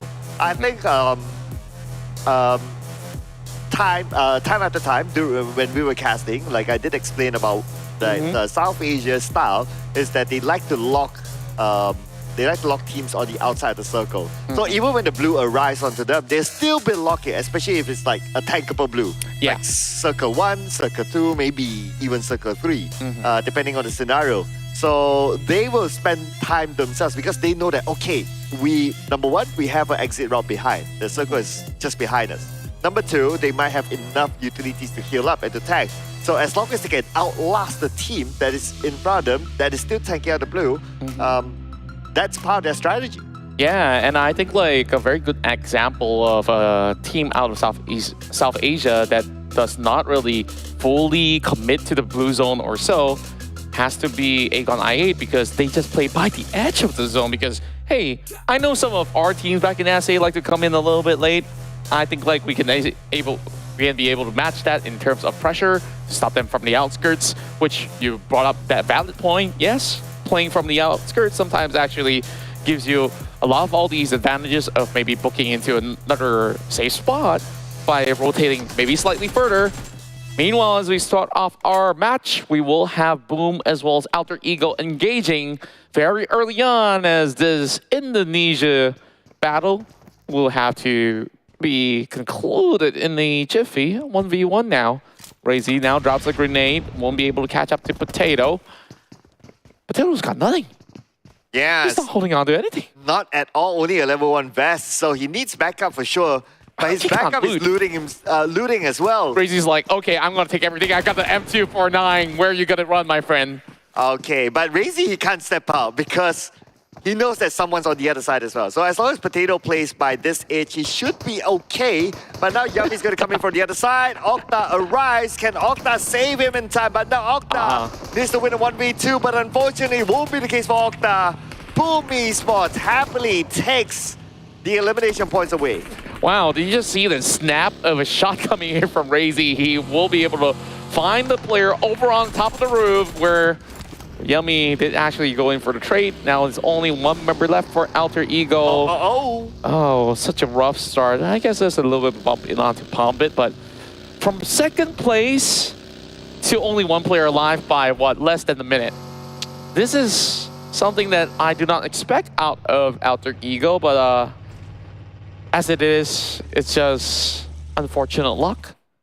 Yeah, and so happened, right? They are like Siamese twins. It's always Boom and Alter Ego meeting with each other, even if it's like the later stages, if it's like top 2, top 3, it's always them for some reason. Yeah. I don't know. Maybe they have like a banter between the both of them. You know, sometimes Indonesian connections, right? And you want to see like, okay, who's going to be the better Indonesian team at the end of the day? Maybe Boom was like, of course they were part of the past match, right? Like they got wiped out much earlier. And then Alter Egos against number 2 is like, hey, brother, you had your chance and you didn't take it. This is the time that, you know, you move aside and let us have our go at it. Adik Luke will be invaded by 3 members out of 4MV. So whoever won the last game, whoever was close to that chicken dinner, are starting to get punished. And YOODO Lions, well, Adelu obviously their main fragger. And He was all alone here. yeah, he was all alone there. I think because of the flight path, right? It's like way on the side and they wanted to go to wherever they were, but they couldn't. So they had to drop to somewhere awkward like that. And you know what happens after that. Yeah. Exactly the scene a couple of seconds ago. Meanwhile, STE is a team that always drop into the southern side of the islands. Over on the corners of Noi is plenty of loot, spot for choice. Nerzy says, okay, I'll pick up mini 14s. I'll restock with those 5.56 and another great city to actually start off with. You guys, whether if you're new in PUBG Mobile or so, I think Georgia Pool is definitely a place that does not go wrong when you're looking for great weaponry as well as utility, because there's plenty of compounds to work with. But journeying from that corner of the map sometimes can be rather tricky, I would say. Yeah, but I guess the trickiness will be, because the circle is like way on the left, right? I guess the trickiness will be like the teams will move in the same direction pretty much at the same time. And that's where we'll see a lot of clashes. So I guess this is where teams will need to kind of anticipate based on the data that they might have discussed with their coach and analysts to be like, okay, how many teams like to move faster? How many teams like to move slower? So that can be a point of conversation as well. Because the circle is way on the left, everyone would go to a similar direction. So it's just a matter of timing of like, okay, do you want to let other teams go first? Or do you want to be the first team to arrive in the circle in order to evade those early fights? Yeah, it's definitely going to be a conundrum for them to decide. If it's going to be a close to hospital, I guess like that's an easy access for those who actually drop towards the northwestern side. Meanwhile, only the teams that have had plenty of experiences will also opt for, drops into the Sanhok Island, because to get out of those bridges, let me tell you that. Sometimes it is rather difficult with teams camping out by the edge of the other side of the bridge. But for now, Boom, after settling the scores with majority of Alter Ego members, they claim Rozhok for their own. The entire city being left out for them. And this was also the location where, of course, many of these teams were colliding around the past map. But this time around, seems like the circle will be around Gatka. Yeah, one of the reasons for collision in the previous time is because like the circle was 50-50, and then at some point the circle went to the main peninsula. So whichever teams that's on the north side, the shooting range side, will need to come down, and Rozhok is normally one of those places that teams will pass by. Hence, naturally, it becomes an area of contention. But another area of contention this time around, and the circle looks like it's going to be the Gatka Mountain. But it's only Rosemary. Yeah, at first I want to say that, okay, they are contestable, but if it's only Rosemary, well, come on. It'll play for placement? No? Yes? Maybe just snipe one player out of Leo, and that's what he's going to be up to. But now needing to deal with two, he's got to be quick, but not quick enough. It's going to be Hate Dami as well as Swayam that will be able to land those blows. Alter Ego, try as they may, they walk away with no points this time around. Yeah, to a certain extent, I think that Rosemary was just trying something out. I think that is the best way for me to describe it on camera. So he was just hiking, perhaps. It's like, okay, I'm on top of the world for now. I mean, if you want to put it positively, then yeah, literally he was. But if you are the one man left, right, you won't go to those kind of places. You will go to like, one of the unknown small houses just to camp Maybe it out hide there. in ruins if you can, because there's some of all these corners which nobody checks. But he took the most populated area, or the most popular area to be specific, and that's definitely not something that's advisable if you're playing solo against squads. Now, speaking of which, this is rather rarer occurrence that goes perhaps 40-60 when it comes down to water ratio. So that actually leaves very little room for compounds to play from other than the south side of George. So whoever's taking control by the corners of Mount Gatka, they eventually have to move aside as well. And you see every team is on wheels right now. Right, I would say the most popular area with this kind of circle will be the few houses by the coastline.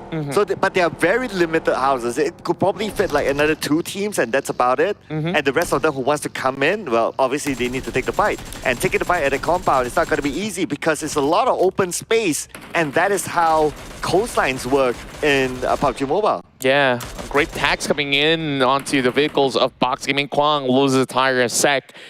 Continues to apply pressure. Meanwhile, Vampire Esports are stuck by the corners of the bridge. In between both North and South George, Damroot tries to find Newsy. There's so many smokes that has been set up. He could continue his journey with his Nasia. Spots him out. He should be able to get straps up, but will the tires puncture? We'll have to see how much pressure that GEEK gives towards Vampire Esports. Oh, I think they're gonna put they're gonna pedal to the metal here. As right now, Vampire Esports pretty much stuck there. GEEK might want to take advantage. Damroot getting closer and closer, but because of the smoke, he doesn't have a clear shot. So he's just trying his luck here, just spraying down in that area. And Vampire Esports, thanks to the smoke, they managed to relocate themselves. I love that Newsy, after driving past, he's thinking of, okay, maybe I can climb up this bridge and get a look at GEEK.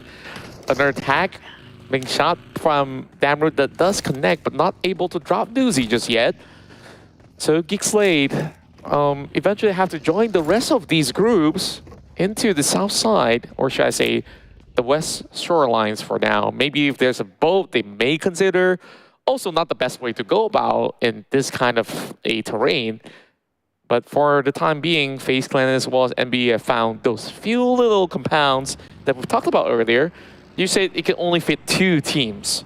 So does that mean that other teams now will just have to fight their way out to claim it for their own?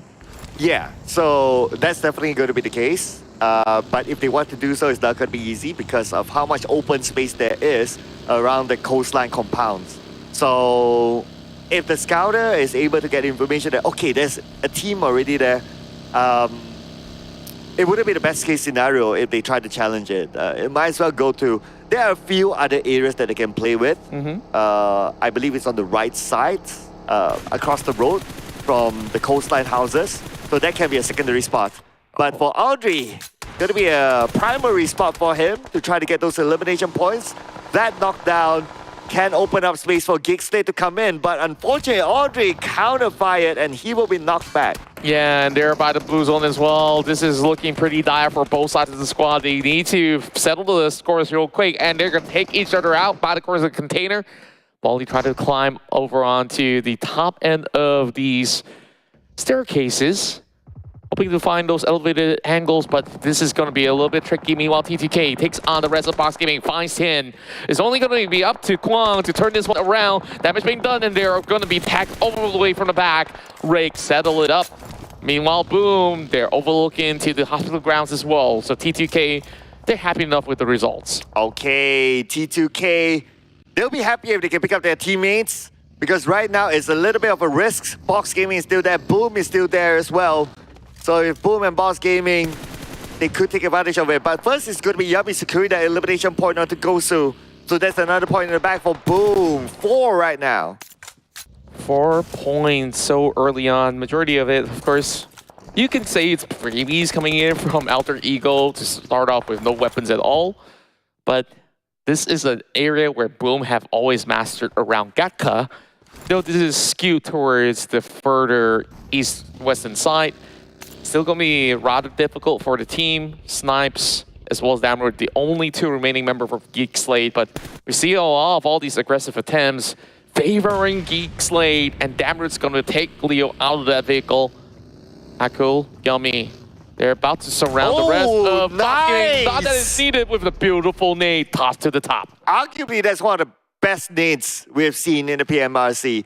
I mean, considering the angle, considering that he doesn't have full vision of where the opponent was at, that nade was just pinch perfect. Sublime. Perfectly timed. And now Snipes continues on with this battle, still by the blue. 2 first aid kits left for Snipes. Damroot holding into the middle ground, but Baron is about to go in for a challenge as well. Leo's got to heal up. Same goes to Snipes. It's about who actually initiates quicker.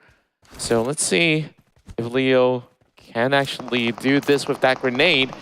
Gonna force him to push out. UMP in the hand of Leo. He gets the initiation. Takes down Snipes. Damroot eliminated.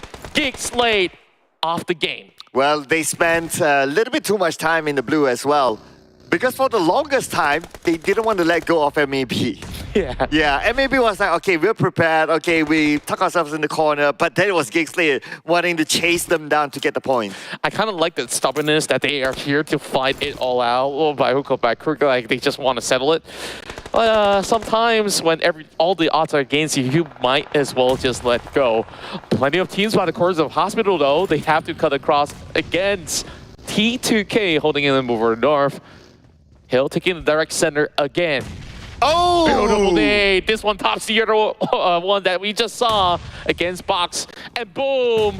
They're about to send more frags into the windows, into the doors, into the walls. And there's all Razy's got to do is to hide out over on the other corner. Meanwhile, FaZe Clan has got no chance against them. Oh, it's now down to Onzes. You know what? Forget about Yummy being the DBS king. He's not the nade king in this round. Let's see if Onzens can come up as the king of clutch here against Boom Esports 1v3, but T2K has arrived. Wait, T2K, the fight is not over yet, but they are in. But Jane, He's being knocked down. The moment that he arrives the scene, it's only down to Rig. FaZe Clan, Onsens, he may also strike right back. 2v1v1. Onsens now being spotted by the rest of T2K. The only Sandesh is not going to be easy. And T2K, they got a lot of area of room to work with. Palm is going to eliminate Jane first and foremost. Still has Onsen up there, but T2K does not know that this is part of two different squads, perhaps, or they may have actually known. The nade does not connect, but Pombit's got another one. Look at T2K, no hesitation whatever. It is scary, but it kind of worked out for them. They only lost one, but they have the compound, and now they're going to potentially secure more elimination points. They need to find where Pombit is at, and Suyo will do the job. And right now, the compound is theirs. With the amount of points in the bag, I mean, it worked out to me. It's a worthwhile trade for T2K. Yeah, great trades, and I love that full flush that they've sent in their way. And they only had to lose Jane on that form of an attempt. Meanwhile, as we saw Boom charging into so many different types of fight, they managed to walk out at the very least with 8 points, despite not having any ranking points to book out of this round of Erangel. So, great going for Boom, but Chuchu probably upset with that particular. Well, I think like Tash was the one that take Boom this time around, was it? Oh, either way, it was the analyst curse. Yeah. But you know what? Whoever picked it, right? But to Boom's credit, right? 8 elimination points at that moment where they got eliminated. It's actually pretty good. Yeah, I just love to see these teams thrive in battles. And speaking of battles, Killer YT always so sharp. She is carrying those DP into the action. At a certain point, the DP was the most lethal weapon in being brought popular by the PL squads. And DRS have also mastered it for their own. Yeah, until teams kind of realize that it takes 50 years to reload. Yeah, that is the main problem. That is the only problem with the DP. Yes, a lot of bullets in the chamber, but 50 years to reload. So that's why these teams who like to play in a high tempo, they don't really favor that. But I'm not gonna lie, the PL teams, they have mastered like the timing of reload versus the usage of the DP to the core. Yeah, and the thing about the DP is that you don't always just have to spray with this weapon. You can also tap it like it's an M16. So it is definitely multifunction in that sense that you don't need to worry about that. If you finish those bullets, sure, if you got a Mini 14 or whatever left onto the second slot, you can always switch it up. Meanwhile, AGI8 this time, we see them being a lot more quieter in the early game because they finally found themselves that sweet spot directly into the middle. They're going to be a little bit more accompanied by teams like Vampire Esports as well as Hill. Not much progression for those who are inside the circle, but I want to be keeping my eyes on the teams that need to journey their way in. Ooh, just like for MV right now, the #1 team in our overall charts. Their closest contender is another Mongolian team, NBE, and the point gap is just huge. I mean, with the amount of rounds left, I'm not too sure how can teams catch up to 4MV. It has to be a big disaster for them at this point. But speaking about disaster, it could be for IC right now. It's been knocked down by YOODO Lives, but the counter from Apex onto Oleo, who spent too much time peeking on top of the roof. You deal with one Mongolian squad, you deal with the rest of the Mongolian squad, it seems. So far, 4MV have never really fallen flat without any points to go, and take a look at that. They already have hit 201 points from the past round, added with 2 more right now. They're looking for a lot more. Killer YT will have to go for the 50-year reload. Yep, still taking his time. Meanwhile, DRS having 1 member being laid out.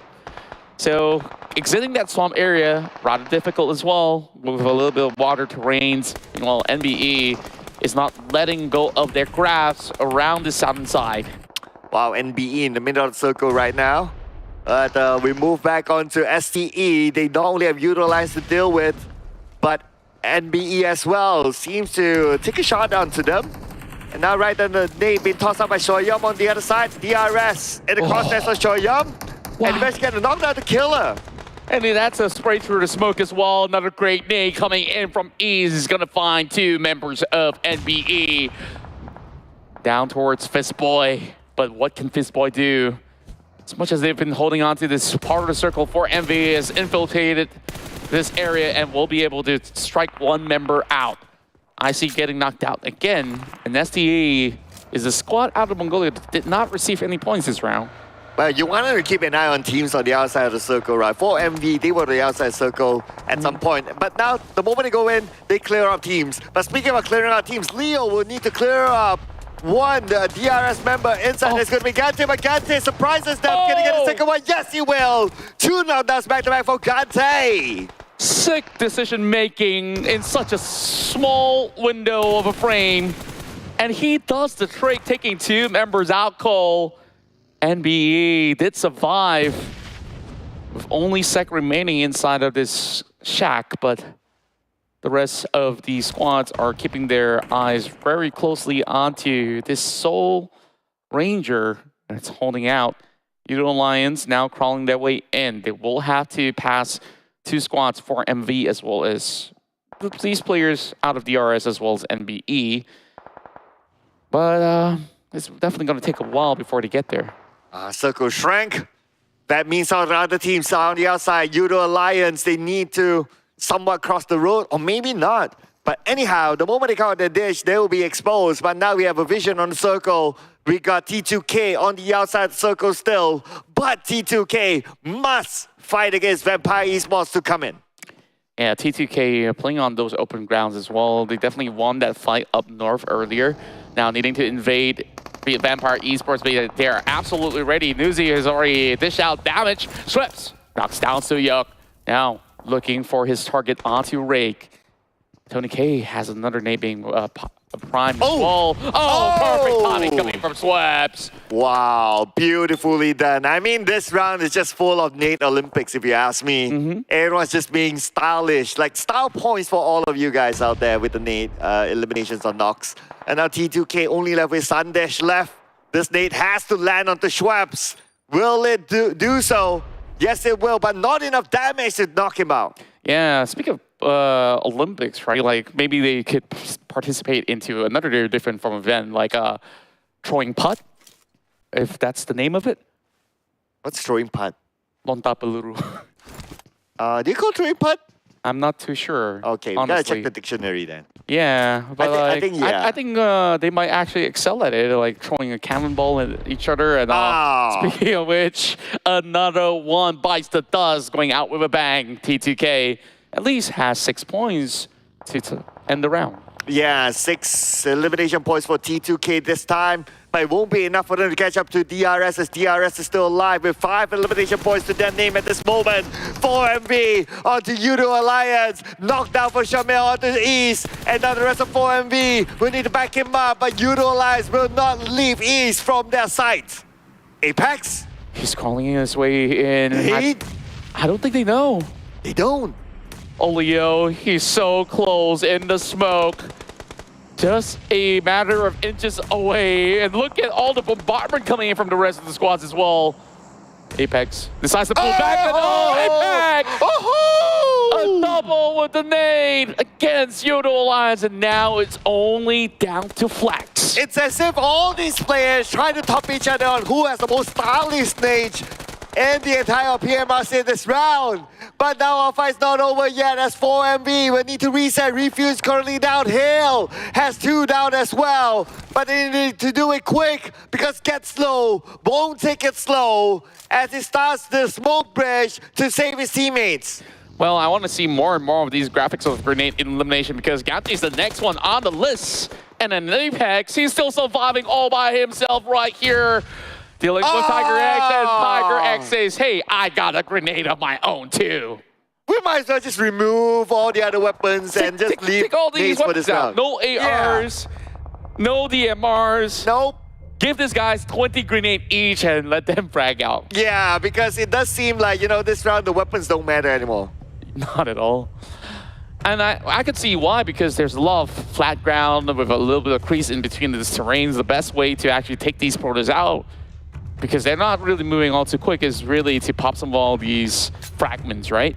So Aegon IA, they've taken control of the center, so the other teams will be fencing some chances to look for an invade, but none of them are on wheels, so that is particularly the problem in SEC.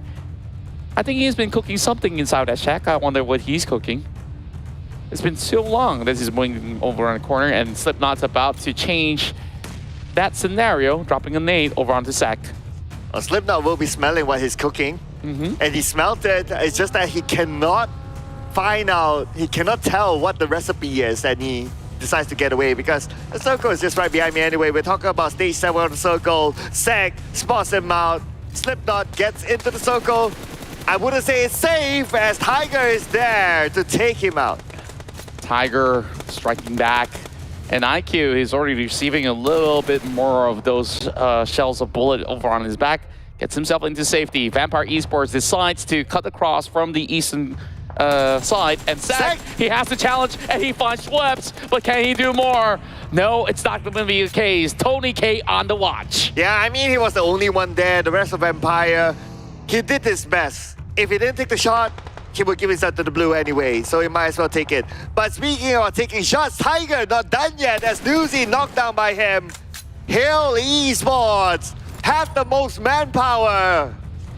And Tiger X has been dishing so much damage in this round itself. He's going to pop another grenade towards the side of Newsy. Newsy is being left all alone, so that's going to be one freebie of a point. VPE decides we will take back the northern corners of the map, and by doing so, they will have to fend off against the rest of Aegon I8.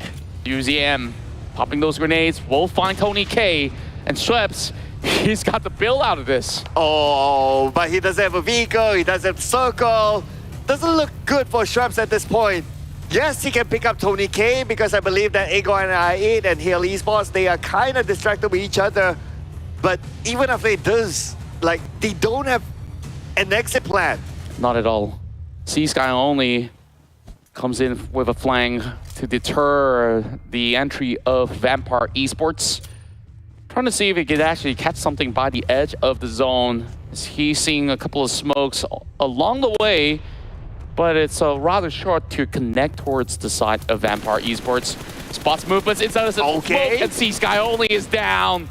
Schweppes, sharp eyes on his target. There is a bike that he could utilize later on, but that's going to make a lot of noise. Aegon I8 is not letting go of this corner just yet, but Hill has got the best possible location to hold out. I think it's very unlikely for them to go for the bike. The moment they get on the bike, that's it. Aegon I can shoot them down. They have a clear line of sight from there. As for Hill Esports, nice and comfy within the circle, just waiting for the other teams to come towards them. Flash definitely can just hug over on these corners of the wall. And Aegon I8, I think the pressure is onto this team because they eventually will have to leave the building, and Vampire Esports can easily spot them out the moment they step foot off these buildings. So C-Sky only is playing the patient game and gets low. He spots out the entirety of Vampire Esports from long range. Takes out Vampire onto third. And now 4 versus 2. Hill's best chance for the dinner. Or maybe Aegon I can surprise us for their first chicken dinner. Because right now, based on country-wise, Aegon I representing Pakistan is the only team, well, representing country-wise to not get the chicken dinner just yet. Maybe they could surprise us, but right now, the numbers don't favor them as Hill Esports with a full squad. Aegon I don't have enough space. So Hill Esports will take advantage. They will start to move. They're sick and tired of waiting right now. They're going to send C-Sky only into the corners of the smoke. They are taking some of all these stones, not allowing any more room. IQ hunts out for Flash, and they're basically taking each respective corners, but UZM's pressured by the zone already. Has to push out. He sees one moving into the crate. C-Sky only is not planning to restock, but he does have those level 3 gears. Damage being done right now. Aegon I8 having IQ knocked down. Huge nade coming from UZM. He's inside of the smoke, but it won't be for long as the smoke subsides and C-Sky only lands the final blow. Hill Esports with a winner chicken dinner. And Hill Esports here getting the chicken dinner for Southeast Asia. Ooh, and this round, among the members of Hill Esports, I would say GetSlow was a standout. Yeah, absolutely. And not only GetSlow did so much within this game itself, you saw how Tiger X actually takes controls over the hill, and there's just so much damage being done by this particular player here inside of the angle. although it was mainly Nate Olympics throughout the course of this whole battle inside Erangel. Yeah, Nate Olympics. I mean, if we have a highlight only for Nates in this round, it would be good enough to make up the I won't be highlight. surprised. I mean, the highlights coming in a couple of seconds, so we'll see who actually has probably the most practice with Nate. But the last we saw, Boom actually got a lot of it. Yeah, Yummy. So who needs a DBS, right? Like he always says, oh, Yummy, DBS and whatever. Nah, he still shows that he can do without a DBS. Remove weapons for him, he can still work with Nates. Yeah, but remove weapons from Alter Ego, well, that's a very different story, Yeah, right? that's a whole different conversation, all right? We did not talk about that. Yeah, that's a different multiverse there that we won't talk about. But anyway, so I just want to point out that because of the kind of circle, the houses on the left that I mentioned, and that is actually one of them, that if the teams are able to get that, and of course you got to have a little bit of circle luck towards the end, you are in a good spot to get a chicken dinner. And that is exactly where Hale Esports plays himself. Yeah, and this being a familiar ground for some of these teams, because one of the maps being played throughout the course of the past couple of days had a very similar circle as well. So Hale definitely has a hunch of it, which sees them being placed into that area of play. And because of that as well, you also see teams like Aegon I8 prioritize position in this round rather than take those endless fights as compared to the traditional way that Aegon I8 does things. Yeah, if you notice that there's also a reason why the teams don't really challenge the compound where either Ego I8 or Hale Esports was at, because it's very difficult. There's too much open space. The space is just too open. The moment they drive to the house, they can get shot. So that's why they're like, okay, there's someone there. Okay, nope, we'll leave that house for now. We'll just focus on the other areas, which is absolutely fine. But because of that final circle, stage 8 and stage 7, stage 8, with still in the current scenario, that's why Hale was in the prime position to seal the deal. Yeah, I think that is an absolutely great point because so many other teams were on the outskirts as well. Well, we'll definitely have to discuss later on, but we'll leave the discussion to our great analysts. Over on to you, Choo-Choo, as well as Tash Bunny. Throw it back. Oh, did you get it? Did you get it? I missed it. You It's missed on it. the floor now. Oh no. Sorry, guys. Welcome back, everyone. This is the Endless Desk for the PMRC, Southeast Asia versus South Asia. We saw a massive game just now, which is game 3 of Erangel today. And I think that's a very interesting map because if you think of that game just now, it looked very, very strong for most of the teams, but Hale coming up on top, and I'm really liking their rotations, honestly. But what do you think, Choo-Choo? They definitely know what's at stake here. Like how Cloud mentioned early on, it's going to be scarce for the compound on the left side of the map itself. Now, Hill dropping himself as the initial drop spot on top of school, realize this kind of circle have no way to go back on the right side. It will favor to its left, and there's a really little or scarce compound to work with. They go straight into the compound in the center of a circle. Even in the stage 2, they already waited there inside. So we saw how Tiger X is one of the best players back in the days. Yeah. Now here it's so hard to see them these days because of the firepower coming from South Asia. I don't blame them. But how they place themselves early on, like I mentioned in previous few match, it's all about who gets the center of the circle Right. first. If you're late, you might miss all the opportunity to get those good compounds. Leo actually do get a great compound at first on top of Gakka Mountain, but they give it away to Alter Ego.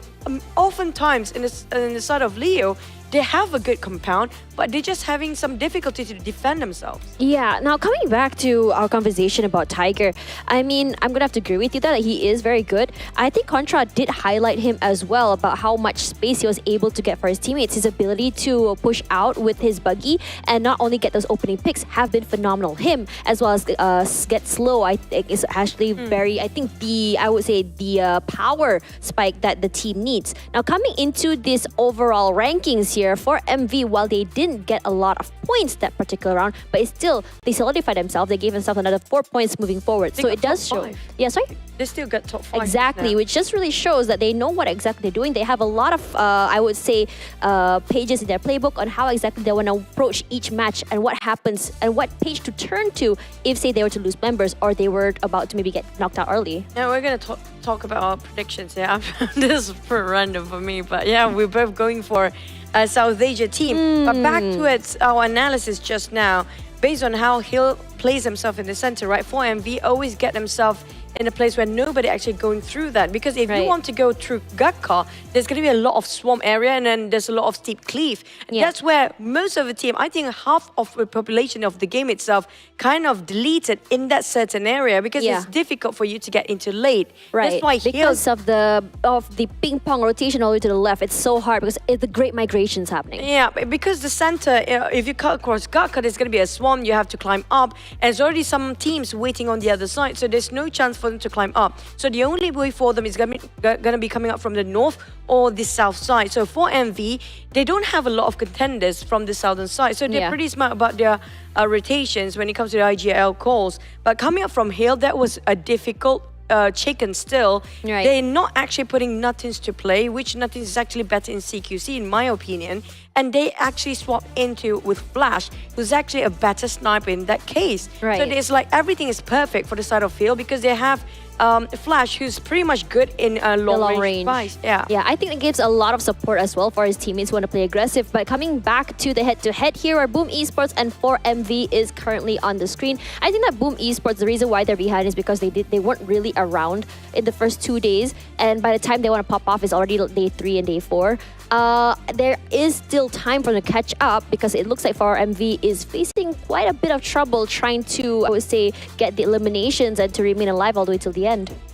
I think it's because a lot of teams are mirroring their rotation right now, including YOODO Alliance. If you saw how they were fighting each other at the around the top 5, top 6 down there, almost in the very similar compound as well. They switch their rotation, try to bulldoze people from behind and try to be around the circle almost all the time. What I love about 4MV on the other hand, they have this buddy system that's Right. so hard for them to leave from each other too far apart Right. because they know if anything happens, they can toss the smoke, they can help to revive, they can do something out of it. Yeah, and coming into the buddy system, we also saw a buddy system coming in from Hale, which is very interesting because they had 2 players inside the compound and 2 players outside, which shows like a more, I would say, trade potential is there, as well as a very aggressive firepower. Regardless, let's see if this momentum will be continuing to our last Erangel map of the day. Going to toss it over to our casters, Sir Cloud and Contra. Take it. This time I'm not throwing it. So we receive gently. Yeah, we take what we can get, and we've been taking 2 chicken dinners for Southeast Asia. So the Mongolian domination, is it safe to say it's over? Because we got one final round here of Erangel to be played out, and we also see that, you know, predictions coming from the analyst desk that, hey, SEA teams is all about who runs into the finish line perfectly, and they seem to be on track. But it's also about the storyline of which region can collect the most points. So that is something to look out for as we head on to our final Erangel of the PMRC.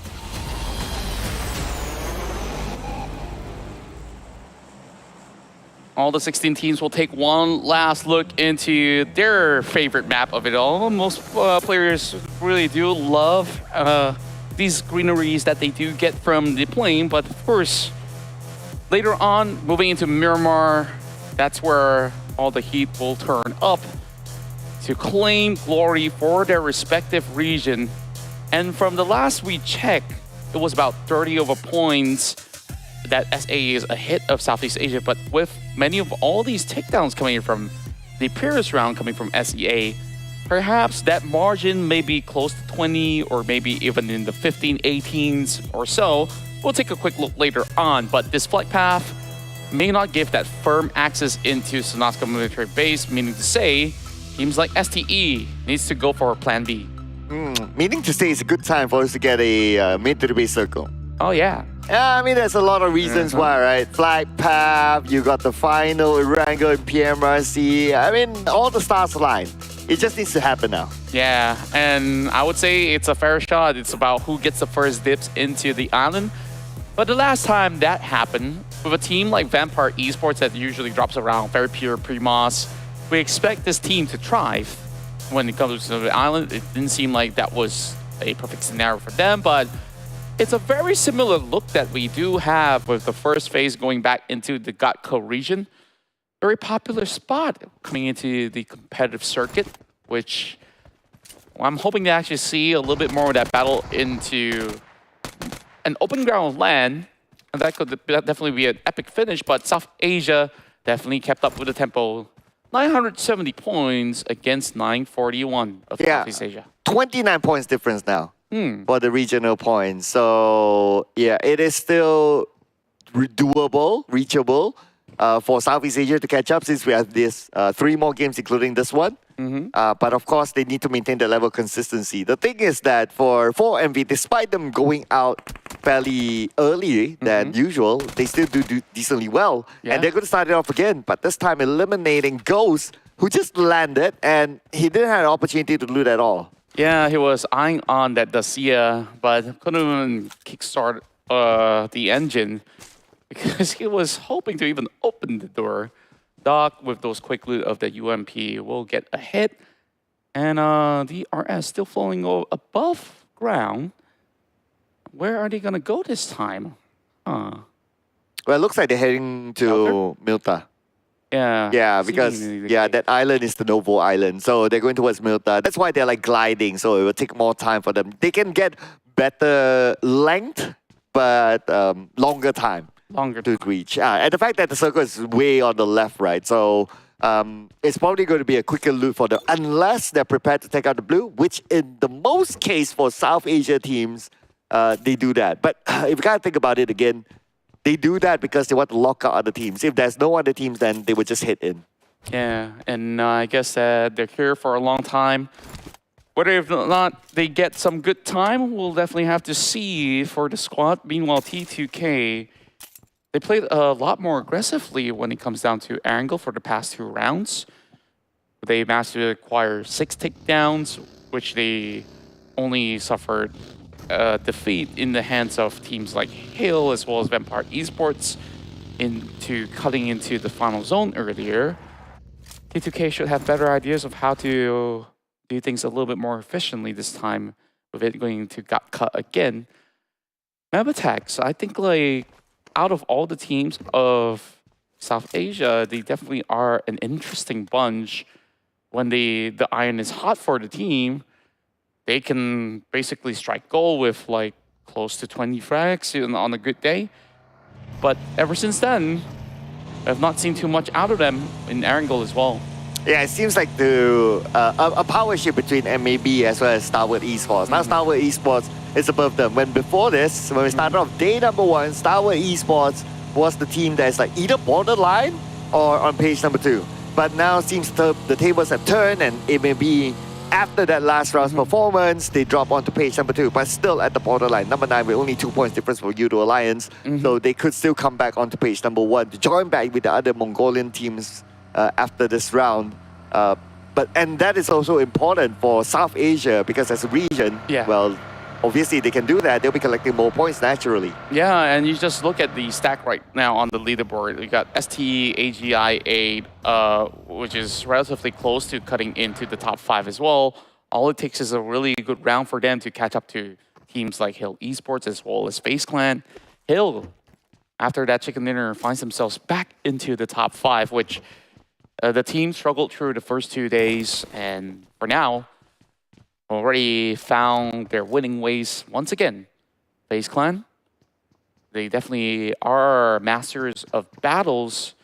There were a couple of times that they were vying for the chicken dinner, came close to it, and yesterday was their first ever win of a chicken dinner.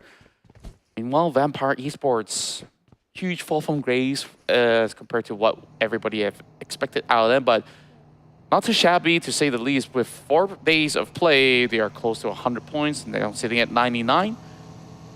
I would say their tempo of gameplay has been not too drastic of a change from the usual play. It's just that some of these decision-making can be a little bit more efficient, and from there, they could definitely take it further.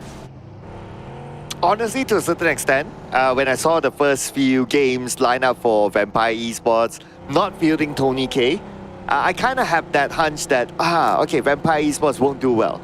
And it's also because, like, not like they purposely don't want to do well, it's just because they're setting up for PMWI. Yeah, they are experimenting stuff, they are looking at how they can switch up their lineup, because if you kind of think about it, when you're competing already in PMWI, you need to travel and all that, and fatigue can kick in. Maybe players won't be feeling well, and there's a lot of factors. So yes, you have your main four lineup, but what happens if any of the main four is not well, for example? So they need to be prepared for that. And I think that Vampire is taking PMRC as the ground to just keep things warm for everyone. Yeah, and I do like that. And the last time I see like a massive roster with a whole lot of switching going on was like Team Secret in couple seasons ago, where they tend to actually switch players almost every single round.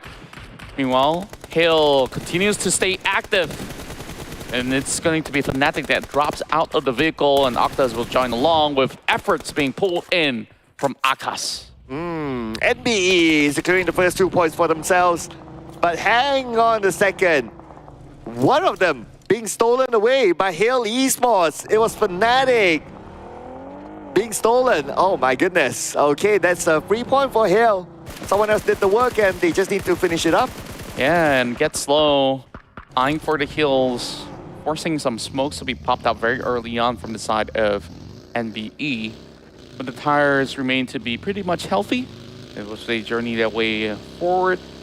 Interesting setup coming from SEC this time. M249 with a Car 98K, which is not the most popular choice for most of all these pro players across the PMRC right now. Yeah, one of the reasons for Car 98K to fell out of love is because you can get a knock potentially, but it's very hard to finish up your opponent. You need another like 2 shots to finish up your opponent. That's the reason why a lot more of these players favor Mini 14s in general, because this DMR you could continuously tap as compared to the bolt action rifles, whether if you're using Mosin Nagant or the Car 98K. The Carbiner definitely has got less opportunities for you to secure the number, unless if you're playing for a third party, then that is going to be one weapon of choice that could easily secure it with 1 tap. Yeah, even so, right? Like third party stealing away, you know, how often do you get that opportunity like long range? So to kind of trade the opportunity versus having that weapon all the time, that is where teams are like, okay, it's not going to be worth it. We might as well take something else. So if we got a Mini 14, yeah, absolutely. We got a DMR, absolutely. If you don't have either one of those, then, well, an M4 can tap as well. Yeah. Players are spoiled for choice. Meanwhile, Rosemary going for the traditional M4 AK setup. I'm going to be spotting a team on the opposite corner, but not having any angles to work with. Hill. Now, already booked the spot around Gatka. They don't really have much to worry about, but they feel like there might just be a shift going on. So they send Tiger to check around these compounds, which is still unoccupied right now in stage 2, which is a great thing for the team to do right now in order to at least assess the situation as the rest of AGI8 comes in from the southern side. They will have a lot more room, as they're a lot more familiar playing across the swamp, which we saw Aegon 98 securing a number of frags in a couple of days ago. Past round, Aegon 98 didn't really have any form of elimination points, something that is not usually the case for the team. But they spot out Liquid. Damage. Just chipping on towards Liquid, but Leo should be able to reposition. So that's just a little bit more of a zone control established by Aegon 98. You know the one team that I really want to see get the chicken dinner is Leo? Yeah. Yeah, because considering that how they've been performing, unfortunately they're now at number 16 with quite a gap even with number 15. And you know, you always don't want to be the team to be at number 16. It's the dreaded number 16. Yeah. So if they can get the chicken dinner at least, but they still at their campaign at number 16, at least there's something to celebrate. True enough. And from those rounds that we had yesterday, Hate Dami definitely made a name for himself. It's just that with a closure of a celebration, that will basically put things into a full circle. And speaking of the circle right now, circle decides to shift towards the Mount Gatka areas as well as the central flat grounds of Gatka. So this is a good position for Hill, but they will be joined by STE shortly. Meanwhile, the rest of Alter Ego is holding on towards the western side. So they're just going to be waiting for teams to come right by. FaZe Clan having Mela to take one out as they engage with the rest of T2K. Yeah, it's a compound fight, and now we have visual onto it.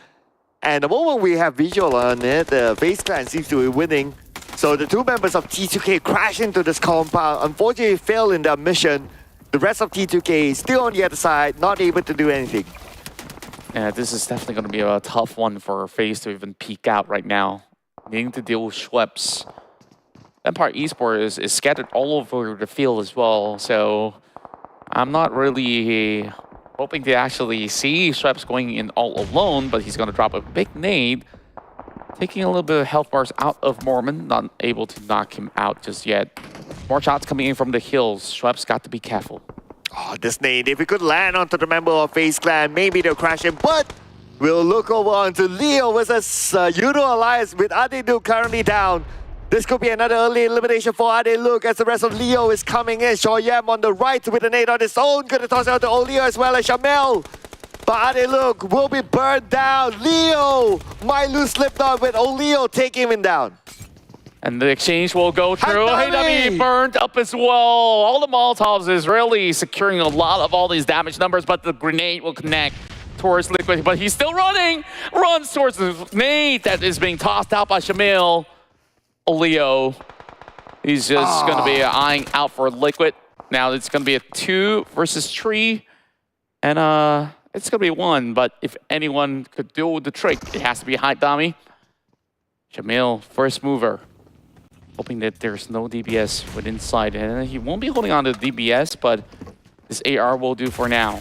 Well, speaking about movers, 4MV moving into the compound.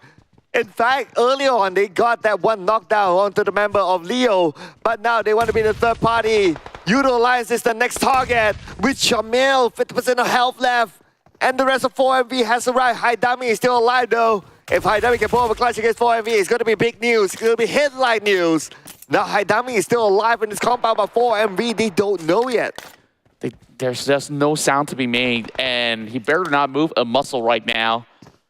Apex, he's about to infiltrate the building, and now he sees him running across, and Haydami, he dishes some damage, but eventually all these furious members of 4MV will try to find a knock. Damage being done to ease as well. Haydami, that is the DBS. Well, no miracle run again for Haydami this time around, and unfortunately with that, Leo will be eliminated. And next, the circle shifted away from this compound. AGI will be in front of 4MV at this point, but AGI making the move as well. Now we're putting focus on the two Thai teams. It's going to be FaZe Clan and Vampire Esports, as FaZe Clan now only down to Mela, gets a knockdown, but Mela is too low to stand the wrath of Vampire Esports. FaZe Clan, they try to actually hold on to this ground. Vampire Esports have eyes on them for the longest of time, but when they push, they made sure that the fight is going to be moving their way in a swift manner. Meanwhile, Box Gaming had to climb down the hill. That might be another problem to deal with for some of all these Thai squads over on the bottom. Aegon I8 hiding by the ditch. As 4MV is about to move into this territory, and they might have actually spotted one out. Ref is striping in, and this is where he brings one shot to the table. He's got to spot out Falak, and the IQ is going to bring him down. Okay, a little bit of a trade there, but 4MV is not done. Dog is still alive, but Dog will be finished off by Falak with the none other than the DBS. Aegon IA with a great display of defense, despite them not really having the first advancement for MV, but too much more than they can chew. But T2K, they come in third partying. Grenade bounced off a little too far. T2K, they don't really have to commit or even take a little bit of a peek, as UZM is going to go in for a little bit of an exchange. And by the tractor, this may not be all too perfect of a cover for the both of them. But thankfully enough, Aegon I8 can't afford to push just yet. Meanwhile, there is actually another squad over onto their right corner. Okay, now the fact that 4MV is out. 5 elimination points, number 2, meaning that they only get 5 points this round. This is opportunity for Boom to close the gap with 4MV. And with the final 2 rounds, who knows? It could be a surprise finish. It might actually be, but it's still too early to tell with 12 more teams still remaining in the match, and Boom has yet to even score a single elimination point thus far. Perhaps they're looking for a top 5 finish. Vampire Esports having Tony K knock down Rosemary. Initiates, and that opens a little bit more room for Potato to come in for a flank. Spots out Tony crawling. Uzi as well as Ravenclaw in within the building. He's got the micro Uzi at the ready. 7 smokes in hand. Oh, he's got the DBS now prepared. Rosemary charges in. He still survives, and he is the Lone Ranger to clear up the entire squad. 4 elimination points for Alter Ego as they clear off their opponent. And now with this compound in their hand, they can last until the next circle at least. And now it's going to be GEEK, SLATE, NBE having sight onto the smoke has to be popped by GEEK, SLATE to give them enough cover in order for them to relocate themselves. But as long as they stay close like this, they're putting themselves in danger. But Alter Ego from behind. Oh, they got a bird's eye view against GEEK fam. Well, GEEK SLATE to be absolutely correct. Big damage being done. Rosemary just kept on with the pressure. They even spotted out some members over the top side with NBE needing to also move into the circle. GEEK SLATE, I don't know how they're going to get out of this. The further they travel, they still have to deal with Boom. And NBE just tossing nades after nades. This one connects for Sanhok. That will secure them 1 more point. Final member remaining. Snipes won't be able to stay out for long. Okay, not for long, because we got 15 more seconds to be exact before the zone starts to close again. And now for GEEK SLATE, unfortunately, no points for them in this round. This will put them in a position where T2K could overtake them, as well as Box Gaming. But speaking about T2K, now they have Aegon IA to deal with. And this fight has been happening for the longest of time, but there's plenty of restocks available for Aegon I8 after defeating 4MV. Falak, he's gonna go closer and closer. This one might actually land, but it will be a perfect defense coming from Jane as well as Sandish. And then I'm not too sure if it's a wise choice to just walk into this trap that T2K is being setting up for the team. Aegon I8, they're not backing down from any given fight, so with a little bit of a drive, UZM should have actually had enough intel for Falak to work this one out. Okay, T2K right now still on the lower ground. Falak taking down Jane. It's only Sandish left, and Falak knows exactly where Sandish is at. The name will not connect, but it doesn't matter at this point as AGI will move in. DBS in hand of Falak. Falak will be knocked out. UZM, can he pull it off? Yes, he will. It will be a straightforward elimination for him, and AGI clears it out. Hill now invading the territories of STE. Shots after shots, get slow, got nowhere to run. All this Molotov is not giving him ground for cover. But given a wall, he has to reload the S12K. The grenade bounces off the window. And Tiger, he spots one from the outskirts. Tiger still prevails. And STE, one after another, crumbles down, only down to action. Tiger X, he's about to approach. And this is where Flash swiftly lands one more blow and takes out STE. Oh, I really love the swap in, swap out, but now NBE against Boom Esports. What's high ground against them? And Boom Esports is winning this fight. Right now, 6 elimination points in their hand. STE, unfortunately, number 8 without any elimination points this round. But for NBE as well, number 7. At least they got 3. Yeah, and you see so many points stacked up for the team of Pakistan. Aegon I8 now leads the board, but Boom is catching up with 6 as well. A lot of all these fights have settled down. Hale claims the entire territory for themselves, but Aegon I8, after some of all these challenges against T2K, they leave themselves in the open. I don't think that there's a vehicle for IQ to work with, so he's stuck right there. And the next zone approaches relatively soon. A couple of nades now being tossed out from Boom towards Box Gaming. And Box, they got a lot of running to get close to Boom Esports. So they have to exchange well with these nades. Has a hunch, but not really connecting anything so far. You know, to a certain extent, that compound is a half bait for Boom. Because if Box Gaming gets into the compound that Boom abandoned, they would know that, okay, in that house, you just need to toss all the utilities and Boss Gaming will be put in a tough position. So that's why we can see that Boss Gaming, even though maybe they have the information that, okay, the house is vacant, they don't go straight into there. Yeah, it's definitely a huge risk to take. Meanwhile, we have 10 now spotted out by Rolls. Quick exchanges in order to also suppress the retaliation effort coming from DRS. They by the corner of the zone, and now Hill is being forced to move aside to claim a spot of their own in stage 6. Uzium has got a lot of crawling as he has been able to move into the circle. Whereas Hill, what's the next plan here? They have plenty of vehicles, but they're soaking a lot of damage.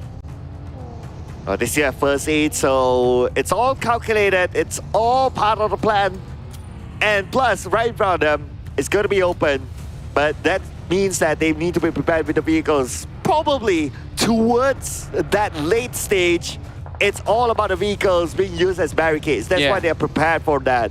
But now we're moving back onto the northern side again. It's going to be Boom and Boss Gaming, but DRS wants to have a piece of the pie. Yeah, I love the setups coming in from each respective team. DRS created a smoke trail, and Box Gaming is now also protecting himself with all the smokes that they do have for defense. Boom. They know that the pressure is not coming from the top side, which is why they hunt out for Aegon I8, spots Uzium in within the grasses. And just like that, now you have your top 4 with Aegon I8 taken out. But Hill, they are having the whole entire control coming into the south. But still another top 5 finish for Aegon I8 at least. And now, again another top 5 finish. I gotta point this out. And again another top 5 finish without a Mongolian team. So very rare sight here again. As Hill Esports on the other side will be unchallenged unless the circle shifts away from the next, which might be the case. But on the northern side, 4 teams, all the other 3 teams in fact, just next to each other. Yeah, I really got to commend on how good Hill is in the past couple of rounds of Erangel. Now moving into the top 4 again. Looking for another chicken there as they spot out a moving buggy. Hard to trail the shots here. Tiger X on a 4-time scope. Circling around, and I think it has caught enough attention. Perhaps this buys a little bit more space for DRS, for Gante to trade right back. Another supply crate dropping in between, but that's definitely not the focus of all our 4 teams left remaining. Very good chance for all the teams out there, despite Boom having 1 member disadvantage heading into the final battle. Whereas Box Gaming, they got to pick this fight up, and they got to do it quickly. They spot out Gante, tags being fired, and that is an exchange against Trongzin, suppressing Box from moving aside. Well, DRS now has the circle, but they're in an open position. As for Boom, they need to deal with Boss Gaming, who will come onto them. Boss Gaming, they need to pick their poison. Are they going to go towards DRS or Boom? Yeah, they're really left out of options right now to be not moving in without a fight. So Box Gaming, they know that they have time. The circle's not too far away, but the grenades are slowly setting in. Kwang needing to heal up, but Ponbit applying enough pressure. He managed to dodge one with a leap. Trongzin trying to catch out both Akul as well as Ponbit. Yummy is getting tagged from the back, coming in from Hill Esports as well. Now they have enough smokes in order to take this fight up close and personal. So Kwang will initiate. Box Gaming creates a smoke bridge, and now they will go on to Boom. And Boom is prepared for it. Boom, they must win this fight. This is going to be crucial for them. At the same time, the zone is going to put pressure on the Box Gaming if they don't win it. Boom, Yummy with the DBS in hand, and we know Yummy with the DBS.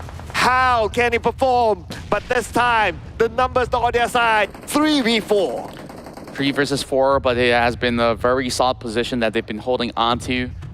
I was just surprised that Hill Esports were unable to punish. There is a certain distance that does not allow them enough vacancy to breathe. And Yummy! He takes out the DBS. Yummy! He gets the first knock. Can he get another one? 1-for-1 trade. Trongzin does it all. But the nade comes in, denying opportunities off of Box Gaming. Still 2 versus 2.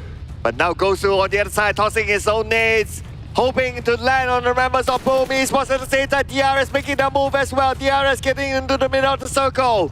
Gosu sees them. Gosu with his last frag grenade, toss it on the side of Yummy! Oh! Gosu! A beautiful nade, and that turns the tide. Gosu can actually clean up. All down to Tien to remove the final member. He's got the shot, and now it is being deterred. 1 versus 1. Gosu Perfect. falters, and boom, survives to tell the tale. With 12 elimination points in the bag. Could this be the rise for Boom Esports to take the #1 spot? But now we're putting focus on the DRS right in the middle of the circle. Hail Esports shooting onto them. DRS now only left with Killer. Killer hunting by the buggy. He does not have room. Whoa. The buggy explodes, and Sea Sky only will deny DRS. 2 versus 2. Hail was opting to go in for revivals if they can, but Tiger as well as Flash, they're so far away. A couple of these smokes set in. Boom. They just replenish themselves, but they can't keep their eyes closed into this direction. Sea Sky only takes the drive-by. Gets low, will hold the prior position. And with this numbers, Hill looking to have a great chance into a back-to-back win here in Erangel. A Southeast Asia domination here in this particular map for today to close off our final run. Yeah, at this point, it should be possible for Hail Esports to reset as for Aku coming in. But then again, he will be in front of Get Slow. Does he have a good vision to Getso? Getso with a nade on his own. Getso knows that the vehicle arrived right in front of him. He'll definitely toss a nail at Aku, but unfortunately the nade will not connect. Aku doesn't know that Getso is there, but Tiger spots him out, and Tiger saved him. But Tiger can get a second one. Here we go. Portman is down. Hail Esports, the second team to get chicken dinners back to back. Another record for the books for PMPL Thailand, and of course, Southeast Asia is chasing for the points against South Asia. And I believe with this massive double win, Hill should be poised for perhaps even the top 3 position. We'll definitely have to check the leaderboards in a bit. But what a match it was from this Thai squad that has been able to dominate the GEEK region. And the fact that 4MV went up fairly early with only 5 elimination points this round, the gap between them and Boom at least is closer now. Boom, the last we checked, they got themselves 11 elimination points and they got a second place finish, which is pretty decent. So with the remaining 2 games, mathematically it's still possible for 4MV to drop the #1. Yeah, and now the pressure is on South Asia to claw their way back into a firmer lead. But taking a look at what we had in these rounds inside of Erangel, of course the past round was all about grenades, but when you are playing into open grounds of GEEK, it was a lot of all these long-range battles, but the only way to keep yourself safe is to deploy a lot of all these smokes, which we see a whole lot of coming in from the battle between Fox Gaming as well as Boom Esports. But even despite that being a safe compound for Boom for the longest of time, once the invades comes in, that's where it also was a tough spot for them to be. Once they recovered, Hail has already gotten full intel of what Boom is up to. And with those numbers, it was easily settled to actually claim the dinner. Yeah, they had the numbers, right? So I mean, towards the end, it was pretty straightforward for Hail. But think about it, they moved from the open GEEK area onto another open area. So there was a risk that they were willing to take at the end of the day, and it worked out for them. So as long as they're comfortable, they're fine. But we'll let our analysts break that down. So we're going to throw it back onto our beautiful analyst, Choo Choo Gaming, as well as Tash Bunny. Put it in my pocket. Wow. But again, another grand finish here for Erangel. The final map is definitely more, I would say, aggressive and competitive than we expected. Another Southeast Asia versus Southeast Asia, and this time around between Indonesia as well as Thailand. Now, we can see Hail here coming in very, very hot. I think that towards stage 6, they didn't have the most amount of eliminations, but they still managed to finish with 12 in the end. Because of how they waited inside of a circle, like with previous map even. If you look at how Hail know and understanding the fundamentals of a circle itself, like very different circle if you compare to the last one. It was way more left than we had before. And then this one is around the GEEK region. When it comes to the GEEK circle, you know for a fact if you want to be in the center, it's going to be an open area. So they're taking the corners of a circle instead for Hale, who dropped himself quite early around Pochinki, not too far off from the circle from the start. Now, Gatslow already had got himself quite a number of eliminations. So far, for our individual high, is still going to be 9. Nobody's breaking that record yet. I mean, when you look at Gatslow, I think overall today he's been a big I would say a big impact for his team alongside his teammate I think it was Tiger, and I think these two players have been really proactive in terms of not only taking up space but that putting in that firepower, these aggressive plays so that his teammates are able to do those long range pickoffs or even just trade. Now coming into the overall rankings here, Boom still manages to hold on to the second place, but NBES will be the one to be knocked down here by Hale, and I think the back-to-back chicken dinner definitely helped them today, coming in toward the bottom side of the charts. I think in at the bottom of the page number 1, coming into 3rd place, which is honestly insane. And I think like most Southeast Asia or even more specific Thailand sort of plays, toward the last days is when we see them really get super explosive. And that's kind of true, especially with the back-to-back chicken dinner with double-digit 2 times in a row now. Definitely will push themselves up there in the top 3 in a single day. Not just that, the only team that without any chicken in the first page is going to be Aegon I8. I'm still waiting for that chicken right now. Me too. I'm hoping for them to actually score at least once Yeah. in that first page. Yeah, I think for Aegon I8, it's really interesting because when you see them play and rotate, they're very quick and very on the ball to get into that best positioning for the circle. We saw them get compounds, set high grounds.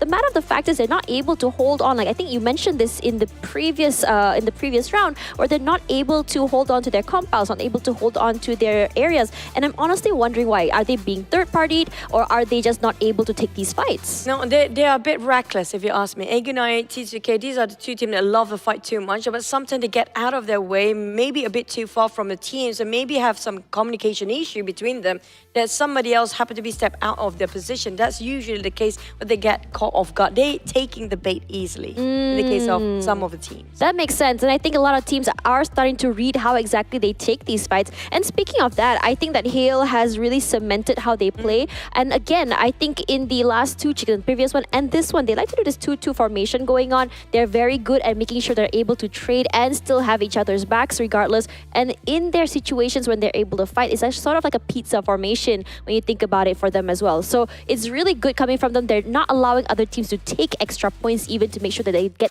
the chicken dinners very cleanly. And speaking of that though, we're going to be taking a quick break. After this, more PMRC, Southeast Asia versus South Asia coming right at you.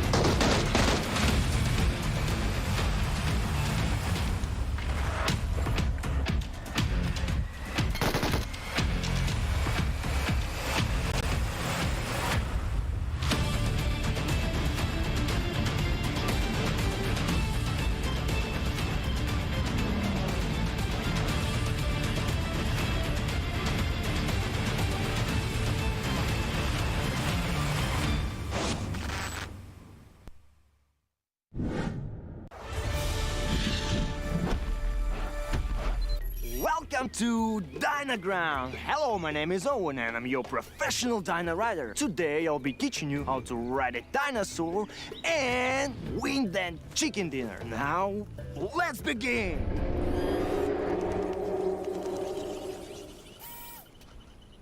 Relax, don't be scared. That's the sound of the mighty T-Rex.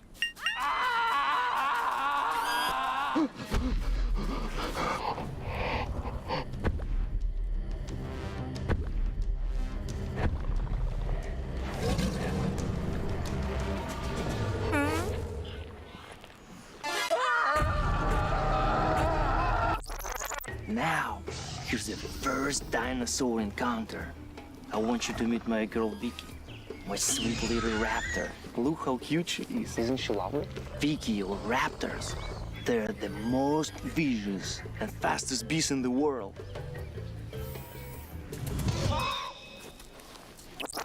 to ride a dinosaur, first you must build trust.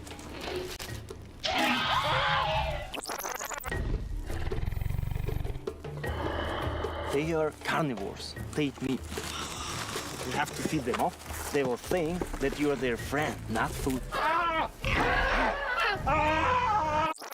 Once they trust you, they will be a great companion.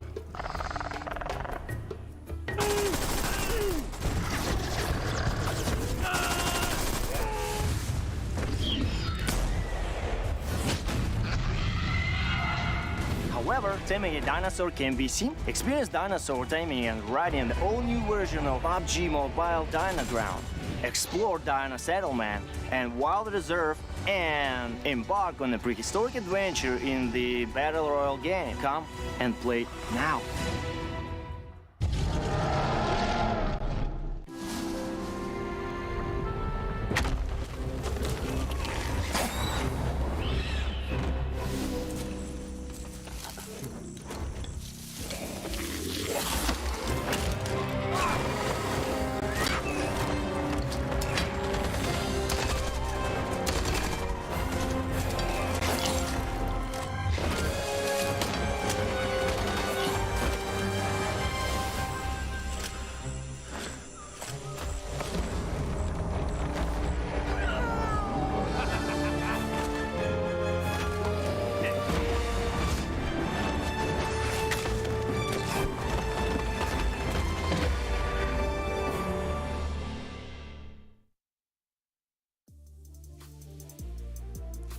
Hello everyone and welcome back to the PMRC Southeast Asia versus South Asia, where we are now down to our last few maps. Choo Choo here alongside me, Tash Bunny, and we are your hosts and analysts for today. Choo Choo, what do you think of the Southeast Asia phenomenon, Southeast Asia rising coming through here to the end of the day? I think more specific is going to be Hale Esports. They have nothing else to lose here for Hale. Definitely they were starting off at second page and they don't have that much tournament after this. This is going to be one of the last few tournaments they have, so they have a lot to prove to us today. But when it comes to regional points, no way, 1 point. Oh my god, how the catch-ups, how the turntables here, where we're seeing Southeast Asia finally not only catch up in terms of points, but also we have taken over in terms of average eliminations, average damage, but average time in blue still skewed towards South Asia because of their rotations. I mean, I love this. I love how the fact Southeast Asia team is adapting and readjusting and readapt once more, knowing that how the second day and third day has been going on, where South Asia teams want to rotate a bit later to demolish all the teams come from behind with bulldozing coming in a bit later, and now they realize that, you know what, why not we get into the center early on, like how he'll actually exhibit to us today. They play alongside with the circle and they gatekeep from the inside. I love how they progress for both regions. Yeah, and I think we're starting to see that a lot more. I mean, like, well, we did talk about how AGI 8 is playing toward middle, but again, a lot of the other teams here understanding that if they want to be able to get those elimination points, they need to be able to get it from those players who are rotating late to the circle. Take advantage of these players who are so weakened by the blue zone. Regardless, top performers here are going to be, unfortunately I missed that, but there's going to be 3 Southeast Asian teams and 1 South Asia team, and it's starting to change on shift. But what do you think, Choo Choo? I think South Asia teams do prefer the long range fights, but it's going to be my manager, not me. I'm not going to take the credit this time. Oh, sure. NBeSports for me, but at the same time, we don't have that much time for us anymore. I think it's time to toss it back to Casa. We missed them. Take it away, Sir Cloud and Sir Contra. It's only 1 point of the difference right now between Southeast Asia as well as South Asia. So it's now down to all the teams here to fight through Miramar to decide the scores at the end of this PMRC run. But, you know, in Miramar, past couple of days, Southeast Asia teams may have actually seen triumph, but we still have a lot of all these Mongolian squads that really fight pretty hard to claim some victories too. Ooh, I mean, yes, it's all about South Asia versus Southeast Asia, but it's also to a certain extent about who gets the #1 spot, right? Right. Yeah, and with the 2 games more to go, the points are close enough to be caught up. But let's see if it begins here in Miramar.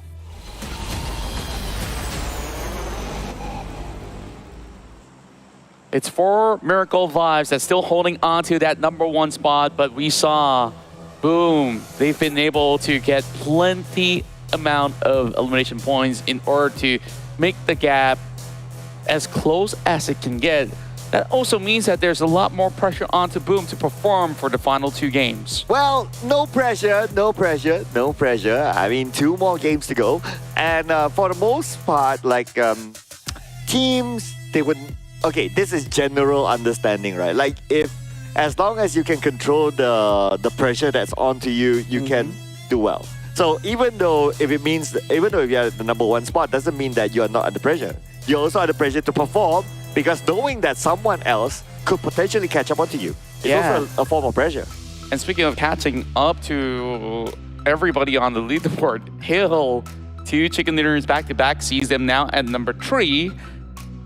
Maybe they might even surpass all the records as well. Maybe a third chicken dinner might be waiting for them as they dock into Impala. That's a popular ground of circles landing onto that, but it's Vampire Esports securing first blood, going up against T2K. We've seen this action before in Minas Gerais. These 2 teams battled it all out, but it seems like 2 points have already been acquired by Vampire Esports. Yeah, looks like the same storyline, but different round, where Vampire Esports has the edge against a T2K. Now Ravenclaw easily wins this fight. And T2K only left with Suyong up on the high ground, and they know exactly where he is. And even before T2K could do anything, they're out. Wow. Just wow. Did you see how sharp these shots were? Like, with rare weapons that we don't see every single day, where, you know, S12, SKS, it has fallen off of that meta because it needs so many of all these attachments, and even in close range, Ravenclaw has done it. And we're starting to actually see Vampire Esports getting right into their usual playstyle. 4 straight points without any form of damage being done to them. Yeah, the shots are as sharp as when Tash Bunny realizes that I haven't been to Bangkok. Ah. Yeah. Like that was the same sharpness stare that Vampire Esports had with the shots. And she's doing it again? Yeah, and she's doing it again. Now this time she's like, what? Oh, yeah. She's doing the word. Oh, wait, this is cute. You don't get this all the time. Oh, Everyone's living a healthy lifestyle. I'm not sure if you watch Stranger Things. This is the opposite because they're cycling through the day. So, I have not. Can you imagine if the game removes all these vehicles with engines and everybody has to traverse through Miramar through bikes? Like, how long will it take to make from one end to the other? I have yet to calculate that. I want to find out. Okay, I thought you had an answer. I don't. But, like, that will be interesting to see. Like, if there's going to be a race competition on bikes. Yeah. I mean, I've seen enough races recently. Yeah. In recent times, so I think I'm pretty good. I'm pretty good. But if it does change to a bike race, I think it'll be something. Yeah. I like to see it. So, as for Pondbit and the rest of Boom Esports, you know, they had certain rounds of which they saw 0, but with that huge round that they've just acquired through Erangel with about 12 elimination points, and on top of that, the second place finish, you start to see they would need to mathematically win out a round either of these Miramar plays to even things up or close it to 200 points, and then they stand a chance against 4MV. As for now, 30 over points, meaning to say they need to actually get a lot of elimination points to get there. Yeah, so it is exactly 41 points difference between Boom and 4MV. So 4MV, okay, and to top that up, right, they need to hope that 4MV don't collect points. So it has to be the 2 elements together. So in average, assuming that you get the chicken dinner or you get a really high placement with a good amount of elimination points, like more than 10, you get like maybe 20 points. Maybe. 20, yeah, around there, right? So 2020, assuming it's 2020, they are still 1 point behind. even though if 4MV doesn't move. So for them to overcome 4MV first must not get any points. If not, the gap will be very, very hard, even though if 4MV just gets a couple of points. Yeah, and I don't think that any teams will be challenging for MV anytime soon because they are safely planted in Chumachera. That's going to be a region where no team's going to be surrounding them at the moment. Meanwhile, Mondo takes a sweet time across these fields of El Pozo. This used to be a ground where GEEK SLATE loves to drop right in, but of course adjustments need to be made when you go into an international tournament in order to, of course, explore other grounds instead. Falak, a name that we see frequently onto the elimination board, has managed to spot out Adik Luke out of YOODO Alliance within the big cities of Los Leones. This is potentially the third time in a row that Adeluk gets eliminated early. So YOODO Alliance without Adeluk, I mean, the level of firepower that he can deliver for YOODO Alliance is high, and the fact that they don't have him for the rest of the round, it's a huge blow for YOODO Alliance. I absolutely agree, and like the rounds that YOODO Alliance have inside of Miramar always look great because he's always landing those long-range taps. But when it comes down to close range like this, sure, he does have his own firepower, but he's got to be safer on his scouting work. And then perhaps he'll be able to last longer into some of these matches. YOODO Alliance did kickstart the day here with a win of their own, but ever since that win, it's a massive fallout, I would say. Yeah, so we can see the trend is that number one objective for YOODO Alliance is to keep Adelu alive. But unfortunately, Los Leones, very crowded. You have like 3 teams in there, very doable. But if one person oversteps the boundaries, so like what Adelu was doing earlier on, or maybe it just so happened that, you know, the other team just stepped into their boundary instead. Yeah. Adelu was kind of caught out. And by losing Adelu, yeah, it's hard for YOODO Alliance, even for this round. I mean, yeah, to be fair, the other members of YOODO Alliance, they're amazing, they're awesome, they can still do great work. But Adeluk, stats-wise, everything, he's just exceptional for the team.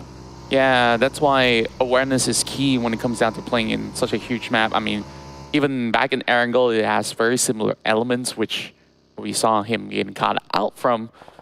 Sure, sometimes an exceptional player knows no boundaries, but there's always a little bit of a limitation. Mela now, understanding his own limitation, will just hold back here within his own compound. Box Gaming just driving by, not that they have any form of information at all of the whereabouts of FaZe Clan. Bird's eye view, Mela unleashes the clip of the UMP, but you're using ACP bullets. Won't be able to even scratch the vehicles from this distance. Yeah, I guess it's just more like warning shots, right? Like, if he gets a knockdown, that's a big bonus. And I think at the back of his mind is that he knows that even though he gets the knockdown, it's not easy to secure the elimination point because how rough the terrain is. Yeah. Meanwhile, of course, speaking of rough terrains, this is a tough call as it's in between Monte Nevo, Picado, Power Grid, and the edges of Chumachara up north. FaZe Clan in a poised position up those hills, DRS right beneath them, closer towards the central area of play. DRS might be able to fancy a lot more of an angle to pick off teams that will drive into these open valleys. Meanwhile, Hale, all eyes on this team after securing 2 chicken dinners. Shamil now sees a little bit of challenge coming in from IQ as he tries to stop by, but Olio is ready to suppress him with some shots as well. Should be picked up by Shamil. No issues at all, but as for Aegon I8, they have a few members coming from back. Falak again! This man is unstoppable, and he's gonna look for more, tagging onto Shamil's vehicle as well. And now with Olio, our YOODO Alliance down to the last 2, Shamil as well as Flax. And for AGIA, because they have the information, okay, they know from the earlier elimination feed that Adeluk is out, and they now know that Olio, obviously representing YOODO Alliance, is out as well. That means there's only 2 left. That's why we can see AGI, they're really confident going for the chase. Yeah, and they're definitely not going to hold back the spot Shamil out, but this is a tough angle for IQ to take those shots. as we closely follow the SA versus SEA program, Vampire Esports make it very possible to actually take the lead at the moment with only 2 points ahead. FaZe having MR5, previously known as Maroon 5, by the way. He's no Adam Levine, but he can definitely drop some tunes onto NBE. I can definitely move like Jagger. Oh, yeah. Oh, yeah. But hopefully his jaggy moves will save him this time as we're back onto YOODO Alliance. Oh, man. From the pan to the fire to the floor, that is YOODO Alliance. 3 different teams. Everywhere they rotate, they seem to bump into them. And unfortunately, out. Yeah, they chase them out like a pack of wolves, and Aegon I8 have gotten all 4 points back into their hands. So what else is there left on the tank for YOODO Alliance? I think it's been a great run so far for the Malaysian team. You know, like they started off day 1 down at the gutter, still holding on to 8th position, but that can be followed up by DRS, which is just 2 points away. So for now, DRS fancies the opportunity. Long-range trades might happen between GEEK, SLATE, as well as Leo. So for now, you mentioned that you are hoping to see Leo getting that chicken dinner. Let's see if that circle belongs to them. It will still cover the edges of Montenegro by the hilltops of the water tanks. FaZe Clan as well as NBE are still locked into position. STE has got eyes onto Alter Ego. Yeah, speaking about Leo, they only have GEEK, SLATE to deal with. Everyone else is too far away for them. So as long as they can deal with GEEK, SLATE, they'll be okay. But for DRS, dealing with 4MV, Apex currently down. And right now, they need to finish off the job. Siste has backup arriving onto him. It's going to be Delta on the other building, but Delta, the moment he arrives, immediately gunned down. Yeah, Ganting is definitely a holdout for long enough for Killer YT to actually supplement with a little bit more of a cover ground. Rufus moving in with the DBS. Grenades now being cooked up.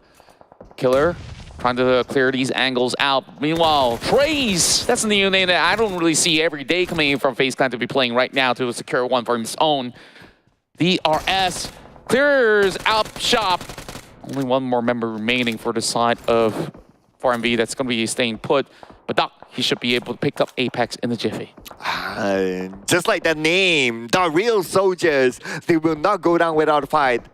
Right now, Killer just need to pick up his teammate. They will reset at the same time. 4MV will be doing exactly the same. Apex is now up on his 2 feet after that reset. So it looks like it's going to be a Mexican standoff for now. Yeah, and majority of all these teams currently battling is going to be from South Asia. So great chances to actually collect some points, even if it's against their own fellow SA representatives. Leo now knocks one down from the side of STALWART Esports, and Apex made it down. Doc definitely has a lot of medical skills to be able to actually resuscitate his teammate, but IT is already charging right in. He's got a grenade being prepared from the side of Doc. Molly! Got to actually find this one out, and Doc, he does find a nade, gets one. Up to Gante right now. Gante held back.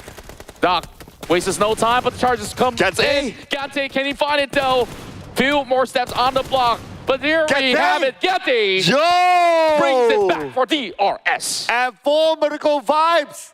They are out. No points this time. Boom.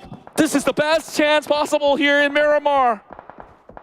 Though we have not seen any action coming in from Boom, just like the past round, they will be the late warmers heading into perhaps the stage 5. If they still survive, then Boom may have the chance to overtake. Yeah, we talk about the first condition for Boom to be #1 is that 4MV must not be able to collect points. It looks like this is the case for this round. But now Boom needs to do their job, needs to do their business of collecting as many points as possible, at least 20 points, get a chicken dinner together with it. If Boom gets a chicken dinner here, with a decent amount of elimination points, the final will be really interesting. Indeed it will be, and I hope that there's no hot drops into each respective teams. Meanwhile, Boom, they have troubles of their own. Longspur on top of the hill, spotted out by Hale. A fellow SEA representative taking down Akul. And there's no way that they're going to climb out to save him, are they? Crazy, instead of going for the save, he's going to look for the challenge against Hale. Spots out C-Sky only. Brazy now dishes out damage, takes out, gets slow, and that's going to be flashed down as well. Looking for all four. Oh, C-Sky only has not got any form of room, and they're just going to bail out of that situation. Tiger X looking to survive. All right, so now Boom collecting the points. 2 points in the back for Boom. They're looking for more at this moment. As Brazy gets another knockdown, Tiger is still alive at the high ground. They know exactly where Tiger is. At Tiger with a nade on his own. Pombe is getting closer and closer with an AK. Brazy is going to provide support onto him. Tiger stuck in the shack. And now the molly will be tossed out. Tiger forced to move out of the shack. Pombe will finish him off. 4 points for Boom. The cleanest execution I've seen coming from long range battle, brought out close, and here's another one going in against DRS. Outnumbered, Rules has to do it all. Rules? Okay, where's the other one? Oh, the other side. Okay, here we go. AGI8, everyone on the Rules. Going to be a straightforward cleanup for them. AGI8 collecting the points in the bag.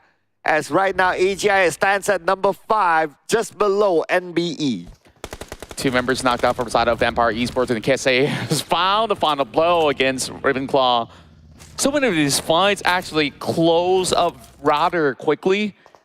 So many decisive strikes, and I can see that SA teams are really picking up the pace right now. And the one being the most ferocious has been Aegon I8, now with 4 points. DRS has at least gotten 3 out of the equation. Meanwhile, NBES, they have not moved away from FaZe Clan as they are somewhere around the corners of the zone. But that will change in the matter of a minute once all of this strings up. Ventoris is just going to be hugging by the corner wall, and now it's up to Alter Ego to nade out STE. They've been weakened much early on by other teams, and now it's only down to Action, it seems. And Action, he did actually land the grenade. A couple more shots comes in, and Rosemary secures STE.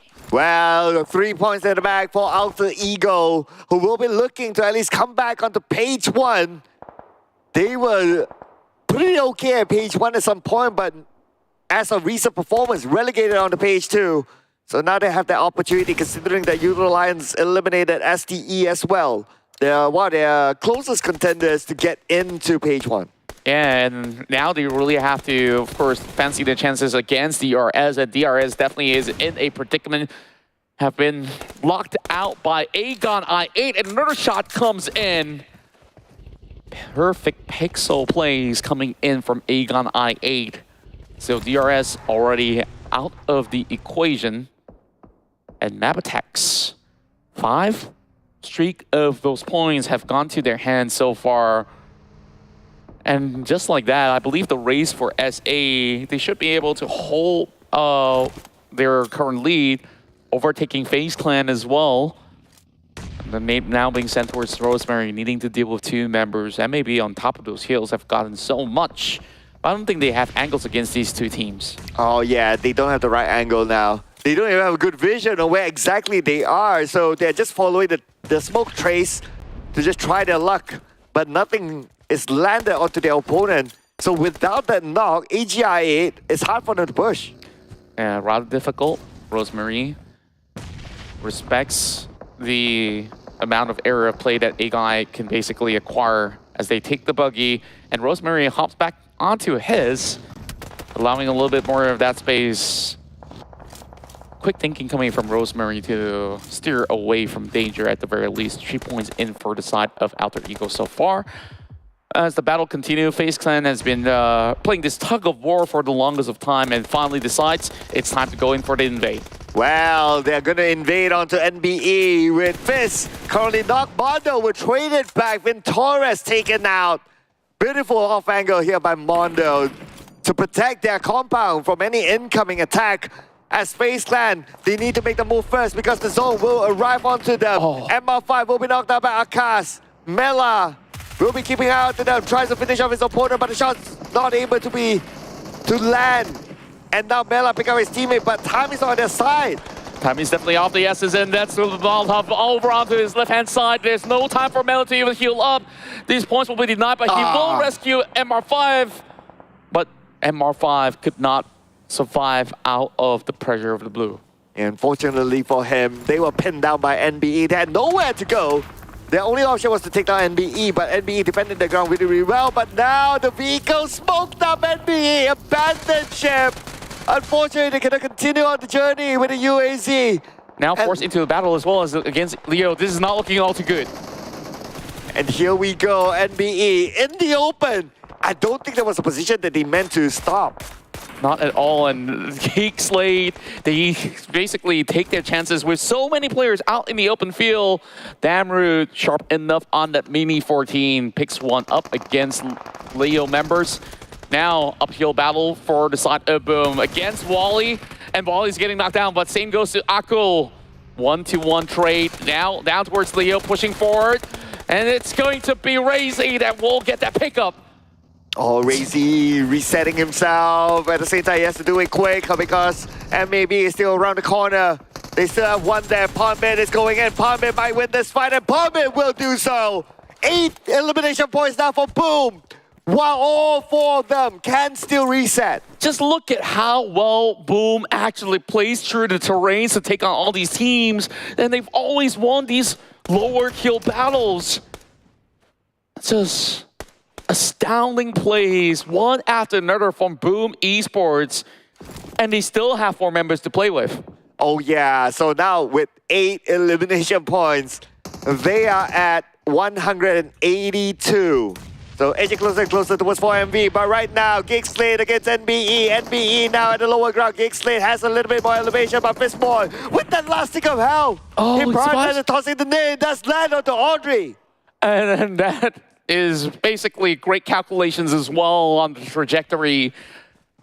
And of course, he does have his teammates to back up, so he wasn't all too worried whether he's going to get knocked or not. Now all eyes are on Damroot. He's on the outskirts. How is he supposed to come in? The rest of GEEK fam, GEEK, SLATE, trying to get used to it, as they are going to be keeping the rest of NBE at bay. Some of the members are already taken position. Snipes knocks down Fistboy, and that opens up so much more room for the push. And now Snipes, unfortunately Snipes gunned down as well. But it's going to be Palmbit from the other side. Boom Esports, you're not going to let anyone go. Can they steal more eliminations from afar? Palmbit is the bane for these 2 teams at this point. Mondo just running them over. Oh, such a catastrophe for GEEK, SLATE. But there is still Damroot. All hopes left here for the Malaysian team on the captain himself. And that is a tough fight that they had to go through. It looked as if they finally found a golden opportunity against NBE, but Boom had to butt in. But there's also Box Gaming. Oh, Box Gaming coming in. NBE, they are crushed by multiple teams on multiple angles at this point. But look at the regional points. Southeast Asia has overtaken South Asia for the first time. And now GEEK, SLATE unfortunately will be taken down. But it's going to be Boom Esports securing another point in the bag. Boom Esports have no care in the world. They've been rampaging every other team by just cutting across these corners. And now is the top team to beat. Aegon I8 makes it into the top 4 with a full squad. And this may also be the first chicken dinner for Pakistan as well. Leo, 1 final member remaining, making it to top 4. The chances of a chicken dinner may look slim, but there may be a glimmer of hope coming in for the Nepalese squad. Palmbit now finds 1 more, and it's against the top fragger of Pakistan. Falak down on the ground. That was a prime position helped by Alter Ego that's no longer in play. And there's just so much information that despite being digested by Palmbit, that he even knows the whereabouts of Box Gaming members. And now Boom Esports, they're on the roll. They got the last 9 elimination points at this moment. AGI will reset the stats, but Yummy is not done yet. Knocked down the Kwang, but he cannot secure the elimination point just yet. But he wants to do so. He's still keeping eyes on the rest of Box Gaming on the other side. At the same time, look at this. Razy's opening up. They want to get the points in the bag. And this is just very, very unconventional out of Boom Esports. They're taking each of their members into different territories of play and now just charges towards Box Gaming. That grenade's not going to land onto anybody for now. There's a lot of creases for Box Gaming to hide out, but that grenade clipped coming out of Razy.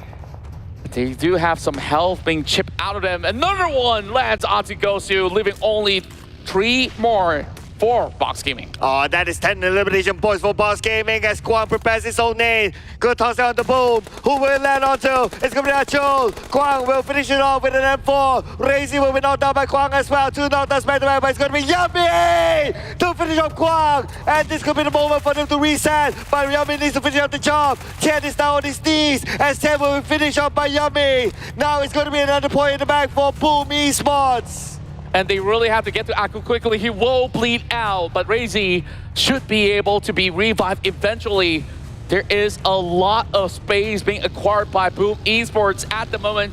Aegon I8 just waiting for the time to strike as they are taking the northern point. A safe distance being created between them as well as Boom. But what about the Lone Rangers? Heidami, Trongzin, Falak knows. Both of them are there. Oh, Falak.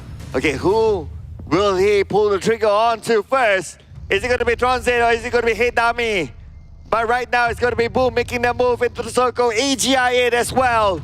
But Boom getting information before they decide where to go. Pombe will be the scouter. Trongzin playing by the edge of the circle. He should have enough space to still stay at where he is. 12 points for Boom Esports. Potentially, if they do take out everybody else in the lobby, 26 points could be perhaps the perfect way to actually go about. But at the moment, they will need to look for a better positioning as they acquire about 30% of the map at the moment. Pombit now locks onto the target, sees Heidami.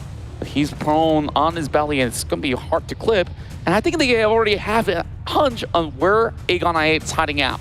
Oh yeah, they do have an idea right now as Aegon I8 made that move. But Aegon I8, all of them on the outside of the circle, they'll be sharing the same area as Boom Esports. Boom Esports, at least they have one representative in the circle, but now the neighbor tossed out by Trongzin, he knows exactly where his opponent is at just across him. Trongzin will need to win the fight against Heidami because he needs to get into the circle. Whereas for Heidami, his position is in the circle. If somehow Trongzin can get into that position, that will be great for him. Trongzin did manage to stay afloat, but they have to actually cut across even further than that. They could not afford to challenge the rest of Box Gaming with the numbers favoring Boom at the moment.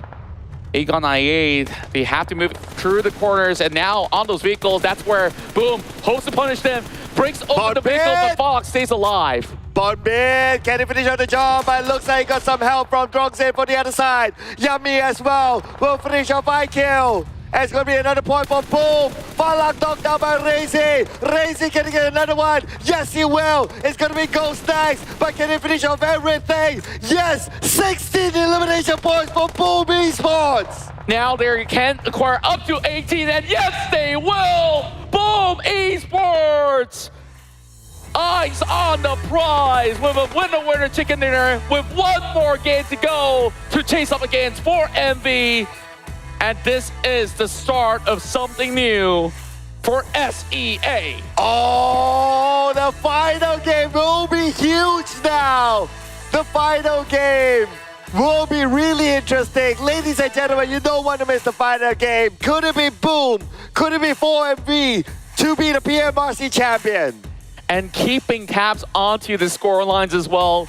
We see so many SA teams play so aggressively in order to maintain their lead of the regional points, but SEA have been able to take so much more and have already overcome those numbers. We'll definitely have to track that once again. And Vampire Esports start things off with style. All these form of tricky terrains did not deter Boom Esports from basically acquiring targets. They know what the goals are. Take fights, fights, and fights, and every single team that they fought, they've managed to just demolish their way like a bulldozer. And on top of that, every single member from Boom Esports functioned to the max.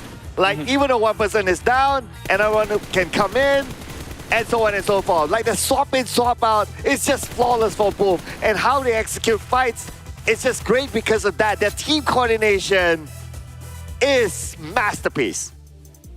And it's beautifully pieced just like that. a work of art by Boom Esports. With one more game remaining, it will still need to see whether or not can 4MV make an advancement, but that is all that we do have here on the caster's desk. One more game to go, and I believe the other table will be ecstatic to break this one down. So back to you, Choo Choo, as well as Tash Money. Take it away. Thank you very much, casters. And now, what a statement play by Boom, as though a mind shift happened as soon as they saw 4MV going down. Again, Choo Choo, would you mind breaking down what exactly Boom Esports did right? Definitely, they're taking the routes not taken on the northern side at first. With 18 eliminations, Boom has been bulldozing teams from the north side down towards the side of Monte Nuevo and for the final circle as well. The only difference, the biggest difference, might be a small one, but a big impact coming from Boom this time. They do not hesitate. There'll be some times where Razy kind of, you know, want to go for CQC against MAB, but think twice about their positions again. But lucky enough, Yummy, this duo, Razy and Yummy, has been working so well to cover each other out when it comes to certain off angle. If Yummy can't see it, Razy can cover it, and vice versa. I think that was really incredible based on the team coordination, like how Cloud just mentioned. It's between Yummy and Razy. Really, both of them deserve to be up here.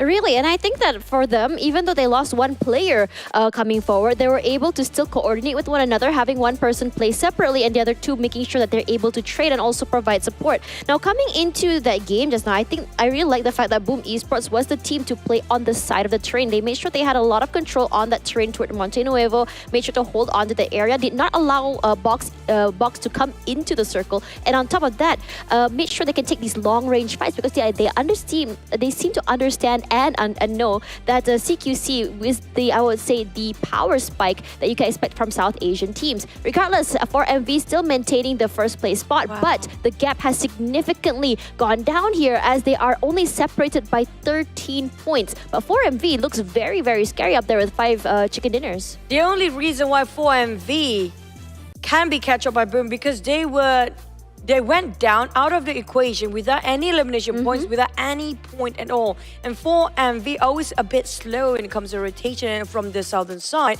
But this time they want to take the numbers up high. But due to how aggressive they want to get themselves, they're just being punished instead of getting more.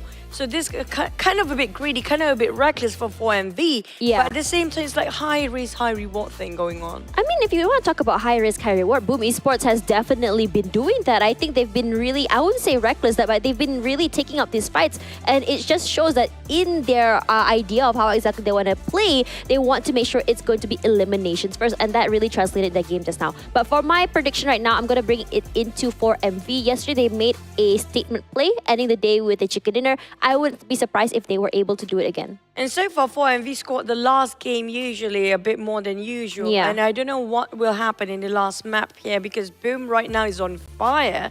And speaking of the duo, Razy and Yummy, that was incredible plays. It was really unnecessary for them to lose that one member just now. Yeah. Maybe because when they are doing their rotation, repositioning themselves into a certain angle to cover as much circle as they can, they got slightly a bit too far separated. Yeah. That's where one of the members being knocked down, and it's a bit too far from them to actually to rescue him. I think it's also one thing that's really interesting is the fact that because they had so much space to work with the northern side, I think it was also a confidence play. And I think it might also have been an overheat. Because when I saw them kind of moving around the area, they were sort of separated there. And it was to the situation where I felt like it was going to be really hard to pick up. Because again, even though they had full control of the high ground, it was still a very open area with box so very close by.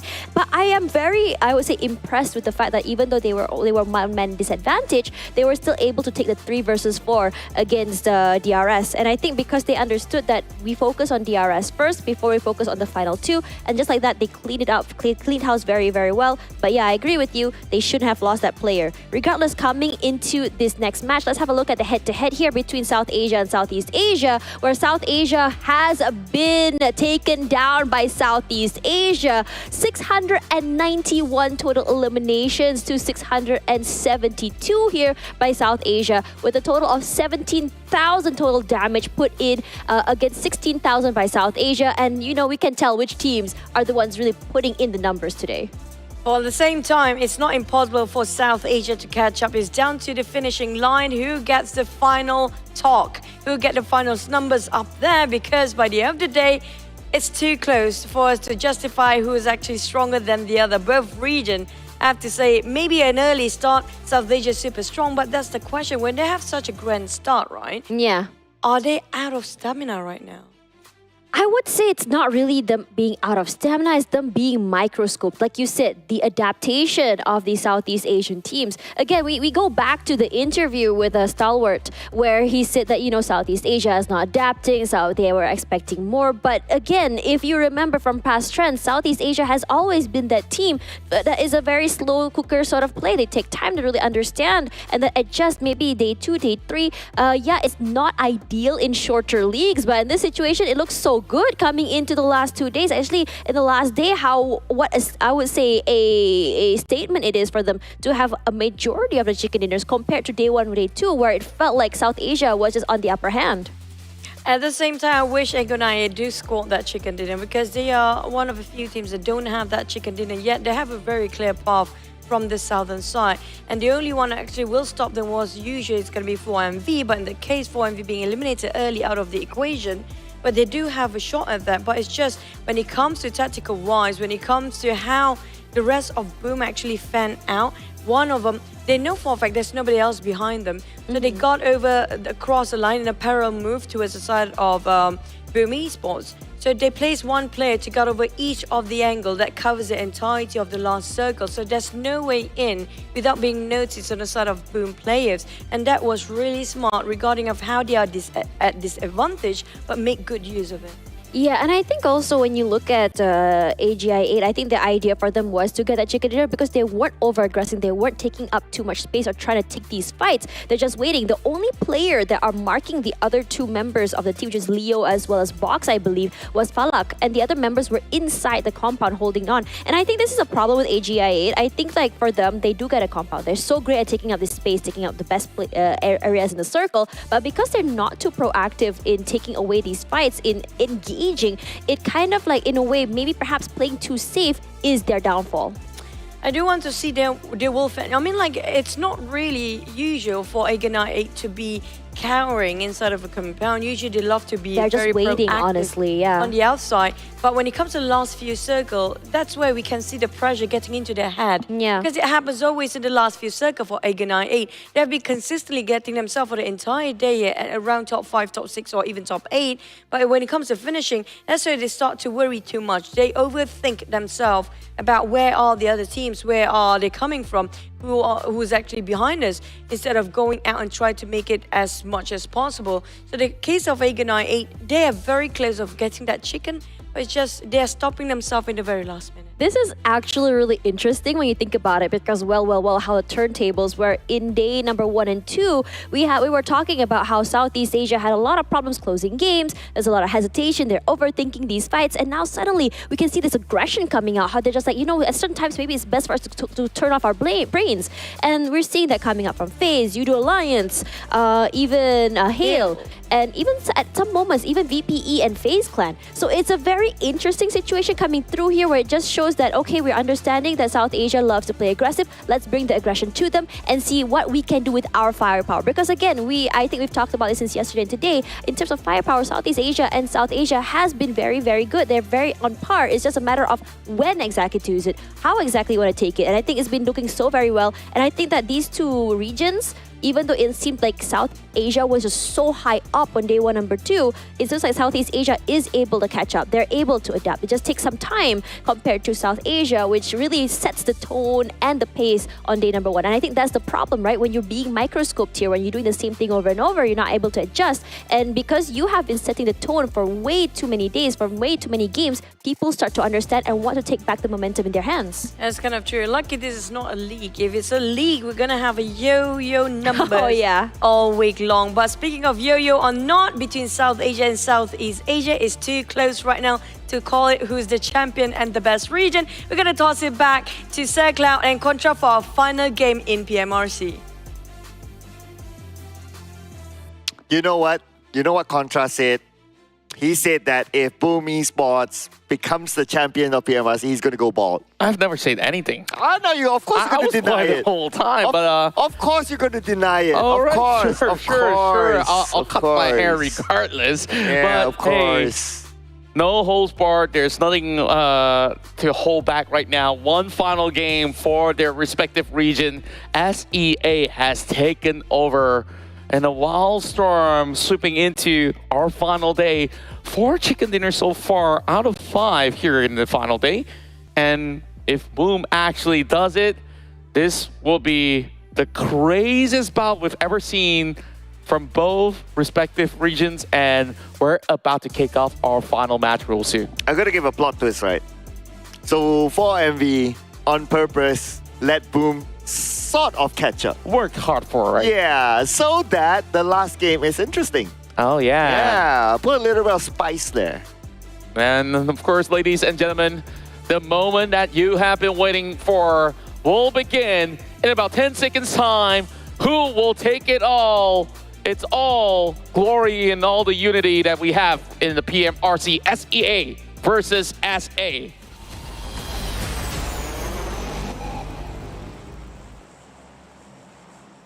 Final game, ladies and gentlemen, full of drama. Who would have thought the PMRC would go down to the final game to really decide who will be the champions of PMRC? Will it be 4 Miracle Vibes or will it be Boom Esports? We're also looking at unity in victory as well, where both regions are hoping to reclaim their pride to see which one is the stronger region of all. But at this moment, it's really fair to say that both regions are on equal grounds in the first 2 days, as AF definitely shown that they've been the better side. And then on this final 2 days, Southeast Asia has played the long game to run the full mile of the marathon. And Boom Esports, all eyes are on them right now. In the past round, they are actually dropping to challenge for MV, and they want to sell it right here, right now. He's gonna find the first knock, and perhaps this is to their own demise. For MV, they're all scattered across.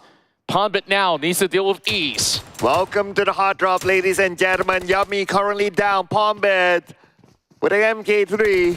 Can he pull off the unthinkable here to win against an M4? But looks like Palmbit currently down. 2 more members of Boom. What can they do? They're on the higher ground. 2 members knocked out. And all hopes might be crushed right here.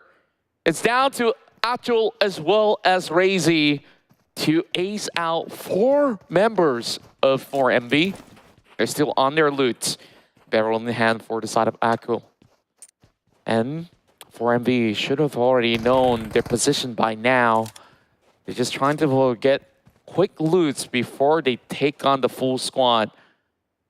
And 4MV, they're definitely feeling great, full of confidence to close off this tournament right here, right now, with the championship battle happening in moments time. Okay, so 2v4. I mean, we're talking about Boom. They have a lot of firepower in them. So things could turn. But we're going to get a result really, really early. Yeah, it's a little bit of a... I thought it was going to be a nail-biter, right? But it could all be a grand upset, or it could be, you know, all the build-up for nothing, you know? Now, 2 members to fend off against 4 for MV is taking their sweet time. Razy has already marked over the corner of the walls, trying to suppress some shots. And he's gonna find a knock. Razy is also taken down as all hopes onto the shoulders of Akul. 3 versus 1, spots out ease. Damage being done. No aids for Akul. 1 more bullet to go, and he finds the first nade.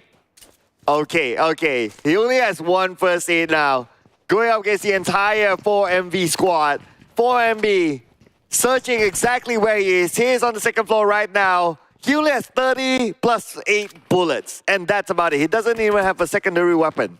I'm not sure if that could actually take on the full squad, but he's going to do some chip damage onto the member of for MV.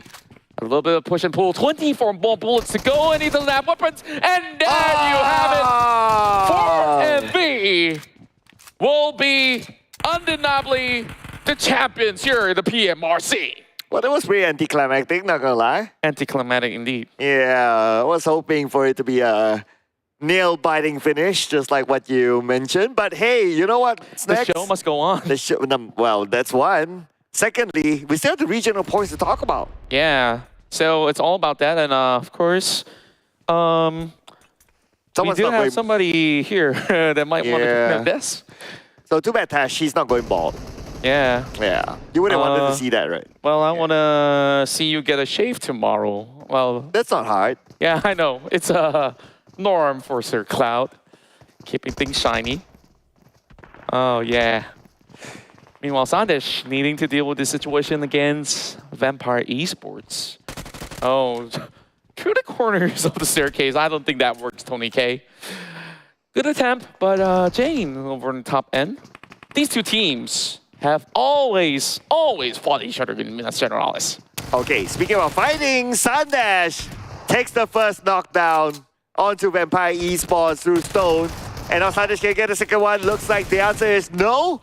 A little bit too much for him to handle as Tony K still holding it strongly. Now he shows himself, okay, only a little bit more health left on his opponent. With the vector in hand, he should be able to do it. And yes, he will. Yeah, that's with the final clip as well. Now, Tony K, all he has to do is to find Jamie. He already had a couple of shots sent from above, so they should have a clue, but no angles at the moment. Vampire Esports, no pressure on them. They've already secured those 3 points. And Jane has just got to work his way out of Minas Generalis. Looking at loots, he's got the M4, level 1 vest. Not many troubles to work around. 1 frag grenade, sure, that's decent, but going up against Vampire Esports, that's no way that he could basically challenge. Oh, we can consider that a win for FaZe Clan, for Vampire. Yeah. So it's a 100% win rate between T2K and them. Yeah, overall, it's also very interesting where there was also certain maps where T2K, they just decide, hey, we're just going to share the area of play and respect your territory. But when they do go on the contest, it didn't seem like the 5 powers have been able to match up. Not to say that they're lacking, but Vampire Esports is 2 steps ahead of them because T2K usually comes in with those form of advances, and when you do contest them on these close grounds, it's all about getting those early pickups, which Tony K and Co has been able to do very, very swiftly. So Vampire Esports, you know, they got their engines running rather late into the tournament, but things have been looking rather good. They've still been able to acquire more than 100 points throughout the course of the tournament. Jane, or shall we name him Johnny, has been... It's Jane. Yeah, because, you know, like some people are very particular about pronunciations with the letters of how, you know, the strokes of the writing. I know someone's into the strokes. But not in this context, you know, not in this context. But you know what I was kind of thinking, right? What if South Asia could go win at the other day, overtake Southeast Asia in the regional points? It could be a double win because 4MV has already been secured for that #1 spot. Now, the rest of the South Asia. I was about to get to my point. Oh, well, sorry. Yeah. Okay, get to it. Oh gosh, that was anticlimactic. Okay, now we're back to the action. Okay, never mind. Jane, so little health left, still doing a lot of damage, but with a gust of wind, he could be taken off the top. And he gets 2. Can he get more? Almost taking down Ravenclaw, and that's about it. Vampire Esports should be able to resuscitate all the fallen members. Anyways, back to what you were saying about SEA. Yeah, so if SA can be the champions, as in regional point champions, can we get Tash to do burpees on live stream? Burpees on live stream? Yeah. Does she need to climb the table to do that? A good point though. Maybe a star jump will be. Star jump. Gotta ask production, man. Like, I'm getting stares. I see 2 thumbs up. They want to see the we got star thumbs jumps up. or Okay. burpees. South Asia, let's go. Hell Esports, though, this is a team that got so many chicken dinners, and they definitely have put Southeast Asia back on track. And I want to see how much more can they actually do here inside of Miramar, because yesterday's run, we've seen them securing top 2, almost getting a chicken dinner for themselves. And okay, so right now on average, right, if we okay, there's not enough points for NBE to take number 2. Okay, so that's pretty much done, right? Yeah, done. Up there, assuming that STE and MAB being the top performing teams amongst some of the top performing teams among the South Asia teams, if they can perform well this round, there's a possibility that South Asia could be overtaking Southeast Asia. But this sort of clash is definitely not going to help them. But anyway, we're still going to settle the score between NBE as well as Aegon I8. Oh, is it Aegon I8?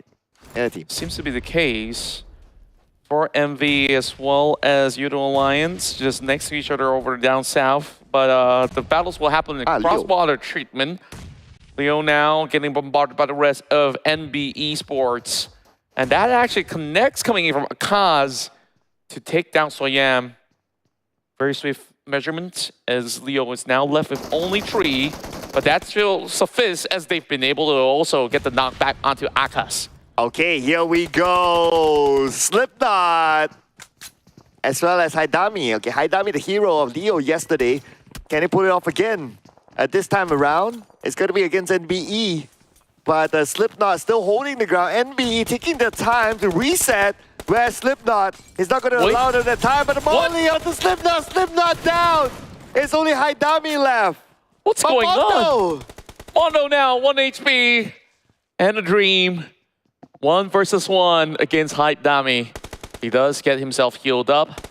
But then the run in was so unusual that we didn't really expect them to actually bypass each other. And Mondo right now going for the final few tags, and these two SA squads are not giving way. Haidami saves the day again. Wow, Haidami, hero for Leo. Okay, since the final round, right, and we clearly know who's going to be the champion. Leo might as well get the chicken dinner. Yeah, might as well get the final chicken dinner, or could it be Aegon I8 as well, who have yet to actually get the chicken dinner for SA. So we'll definitely have to check that one out. Still, a clear advantage for those who are around water treatment as well as the valleys of Cruz de Val. A lot of battles taking place over the south side, setting the scores by the corners of Graveyard with 3 teams left in the vicinity. And for MV, they arrived at the scene over the top end. After crashing, boom, onto their demise. They are looking for those pickoffs. Adik Luke being tagged out by Tony K. So many points for Vampire Esports to begin the round, and now they will have to also deal with these 2 other teams that's also waiting around the wings. So he's still holding on to the grenade, but we'll have to let go. Yeah, for MV now, they'll be on a high. They want to finish up the job with a chicken dinner as well to their name, just to top things off with East on the 2nd floor. He has an idea where the rest of Utilize is at. Beautiful jump shot done by East. And he will secure another elimination point. Now down to Oleo for YOODO Alliance. A great clearance at East. Look at him go. 6 elimination points, all on top of this individual effort. And now Schweppes, pressured by his own. I don't think he can heal up in time. Oh, but Vampire Esports butting in still. Oleo gets a knockdown. Oleo will finish up the job. And there's going to be another point for them, but Stone is on the other side. Stone onto Apex. Apex says Stone 1v1. Stone now super duper low. He doesn't have any first aids. He won't have enough time to find first aids to heal up. But still, it's going to be Ease to finish up Stone. And now, 1 versus 1, Oleo versus Ease. Ease has been monstrous in this round of Miramar. That grenade will not connect, and he will run across, and he spots him out! Oh! East, 8 points in hand. And they still survive. 10 points already in stage 3 for our champions of South Asia. Dude, it's also a race between the 3 of them on who's going to be the MVP for the tournament. Let's still that award. Great point. Yeah. So I think like Ease, without a shadow of a doubt, with so many points in this round itself, should be the MVP of it all. It is a high possibility, not gonna lie. We are also 10 points now difference between the two regions for Tash Bunny to actually sing Twinkle Twinkle Little Star on stream. Oh, we changed the deal already? Yeah, I just feel like listening to her sing if South Asia wins. Oh. Yeah. Well, she's been singing a different song before the show. I think she'll be happy to do that. Oh, but yeah, I think, she like, was. you know, Yeah. we don't want some copyright strikes over on the stream, so we gotta let her chill for a bit. STE, they find one member out of Leo. Hey, Dami might have actually been the hero throughout IC? of course, the run. But IC gets in with the swift push, takes out Slipknot, and that should be it for Leo with only one more member. Or that might have truly been taken down as well. Here comes Rosemary, though. Well, not the fact that Leo is out, unfortunately. I'll be looking forward to see if Eiko can get the chicken dinner. Okay. We've been having a lot of switch-ups. Meanwhile, look at these beautiful tags coming from Rosemary. Yeah, you know. 2 shots, 2 landed. You know about switch-ups, right? You know where I came from? We call this Leleng. Leleng. Leleng. Tell me about Leleng. Leleng. What exactly is Leleng? Leleng, or in another local accent, it's called Lalang. Lalang. Yeah, you support the team. It's like a grasshopper, in a way? Well, you move around. You move around. So, okay, that team didn't work out. Okay, I'm going to go to the other team. Yeah. So now Ego Nayit is my Yeah, speaking of Ego Nayit, Falak's gonna get that knock right there. So, lots of hopes for the Pakistani team to be able to score their best round possible. FaZe Clan now had one member being knocked out, and Aegon I8 goes in for the push. Doc finds one, challenges the rest of Alter Ego. These two members, they're riding on the high with those 10 points that they've acquired. One grenade being cooked up, and Alter Ego will be able to run back into safety, but Doc doesn't really have much room to run around, so Fnatic doesn't even need to drop the nade. And that should be just it for 4MV. And MAB now challenges the rest of DRS, and in a blink of an eye, Mabetex clears them out. Okay, FaZe Clan now against Ego Nayit with Mela coming over the other side, and Mela will get a knockdown. One more to go for Mela, but it's going to be 1v1. Make that 2v1 as Mela now down to 40% of health. But we have Alter Ego coming as well. Alter Ego wants a piece of this. Falak's going to be holding on to the high angle. He can still butt in and lock down these two teams, and Ghost, he's going to be able to stay alive, but for how long? Fnatic getting tagged from above as Falak tries to strike him out. He's the only member remaining for the Aegon I8, but he's definitely taking Alter Ego with him if he needs to. Okay, Falak from the long range, put the pressure on the Alter Ego. Alter Ego now resetting at the same time. UZM eliminated by Alter Ego. Fnatic taken out as well. At the same time, GEEK SLATE out. Damroot, the last man. 0 points for GEEK SLATE, unfortunately. Bruh, we're already stage 4. Yeah, stage 4, and this is how crazy the rounds can get when there's no pressure of chasing points at all, because they already know, for MV, it's done. They've already had that #1 spot, and now Alter Ego, though, they're still pushing forward with only Rosemary, but he doesn't really have too much health, so he has to back away, gives him some space, but that nade, out of nowhere. How did Tiger X land that one? Well, I guess that's where tigers have extra senses as compared to regular human beings. Yeah. Maybe there's a tracking item onto that grenade. I'm just, of course, cracking an unfunny joke out of nowhere, but here comes Hildo. It's okay as long as you giggle acknowledge. You acknowledge yourself, that's fine. Yeah, a little bit of segregation for Potato starting from the back. This is going to be a big nade coming from Octa. Will not actually land onto Flash as compared to what Tiger X have offered early on. They're already getting on the wheels and they don't want to deal with the rest of Alter Ego. There's still a long way to go, but 5 teams and ample of time. They can play all day if they want.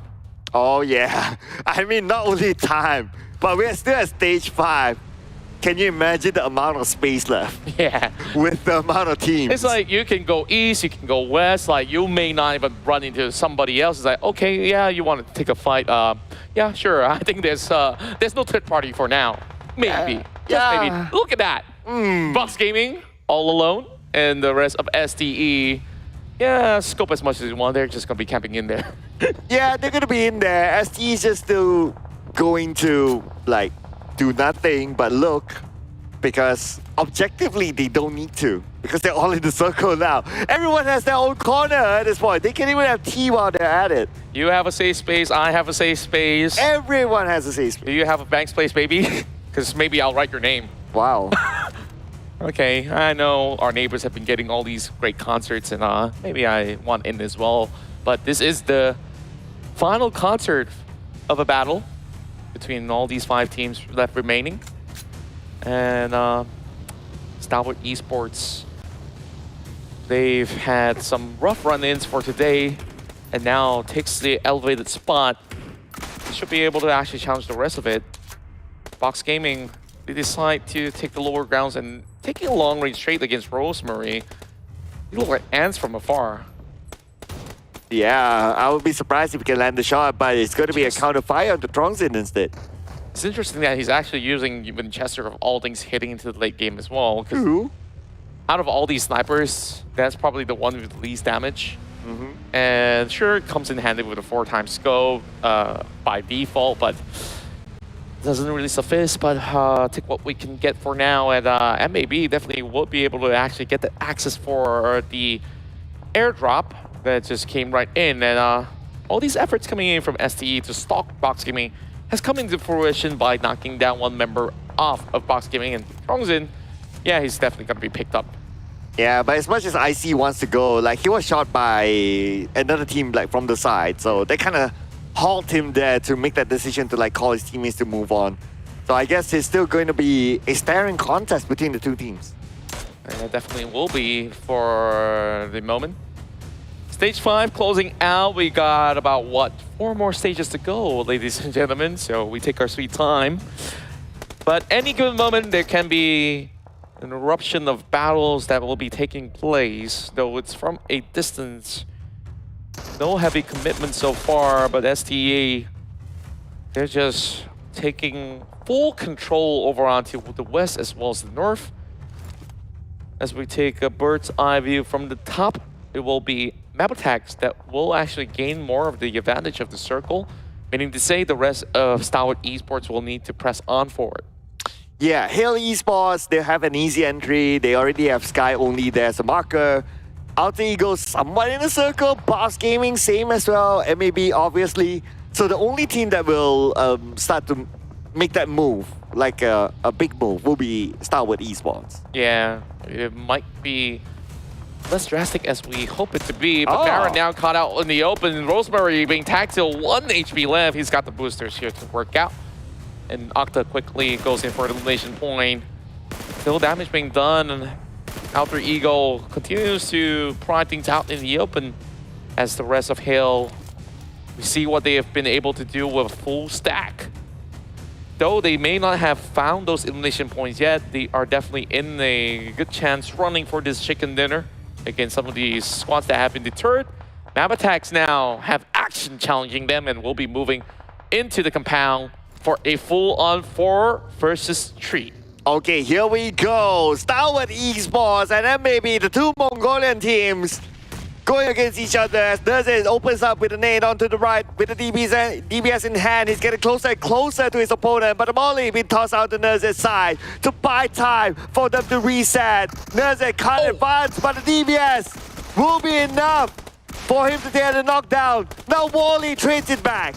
And Wally's gonna go down as well. The cavalry has arrived for STALWART Esports, and they will clear the section out. STE with a couple of all this elimination, and now looking for Leo. He has to do it all by himself, but I see at least taken down. Box Gaming is gonna join into the party as well. So they will crash it from the back. and deny the chance for Mabetex. Might as well, ladies and gentlemen. Here we go as Gosu comes in with the jump shot onto Leo. Leo now super duper low. Needs to get back. But Gosu be shot at by Tiger from afar. The long range from Hale Esports just to butt in. And this definitely felt like a wrestling match, and they basically jumped Boom! through. And that is a bang to seal the deal. Wow, where did that come from? And with that, MAV will be eliminated with 5 elimination points. Alter Ego still looking at everything happening from afar. And that is just smart measurement coming in from Hill Esports as well. Why commit in the close range battle when you can just slowly pick them off? Alter Ego's been doing exactly the same, but that is going to be deterred by Tops. Very, very sharp shots coming in from the Mini 4 team, but there is still 2 more members coming in from Hill that will be able to hold onto the same ground, not really giving much space against them.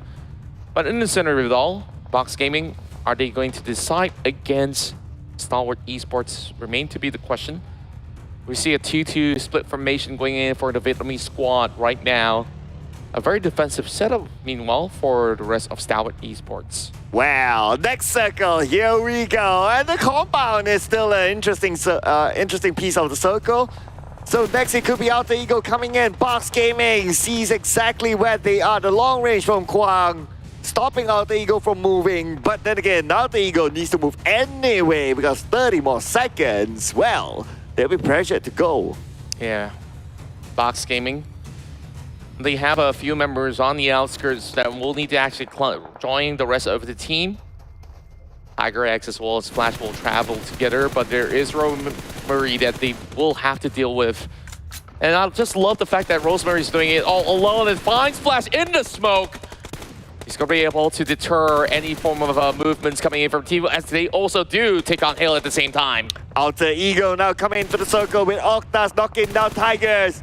Octa can get a second one. Sky Only is still alive.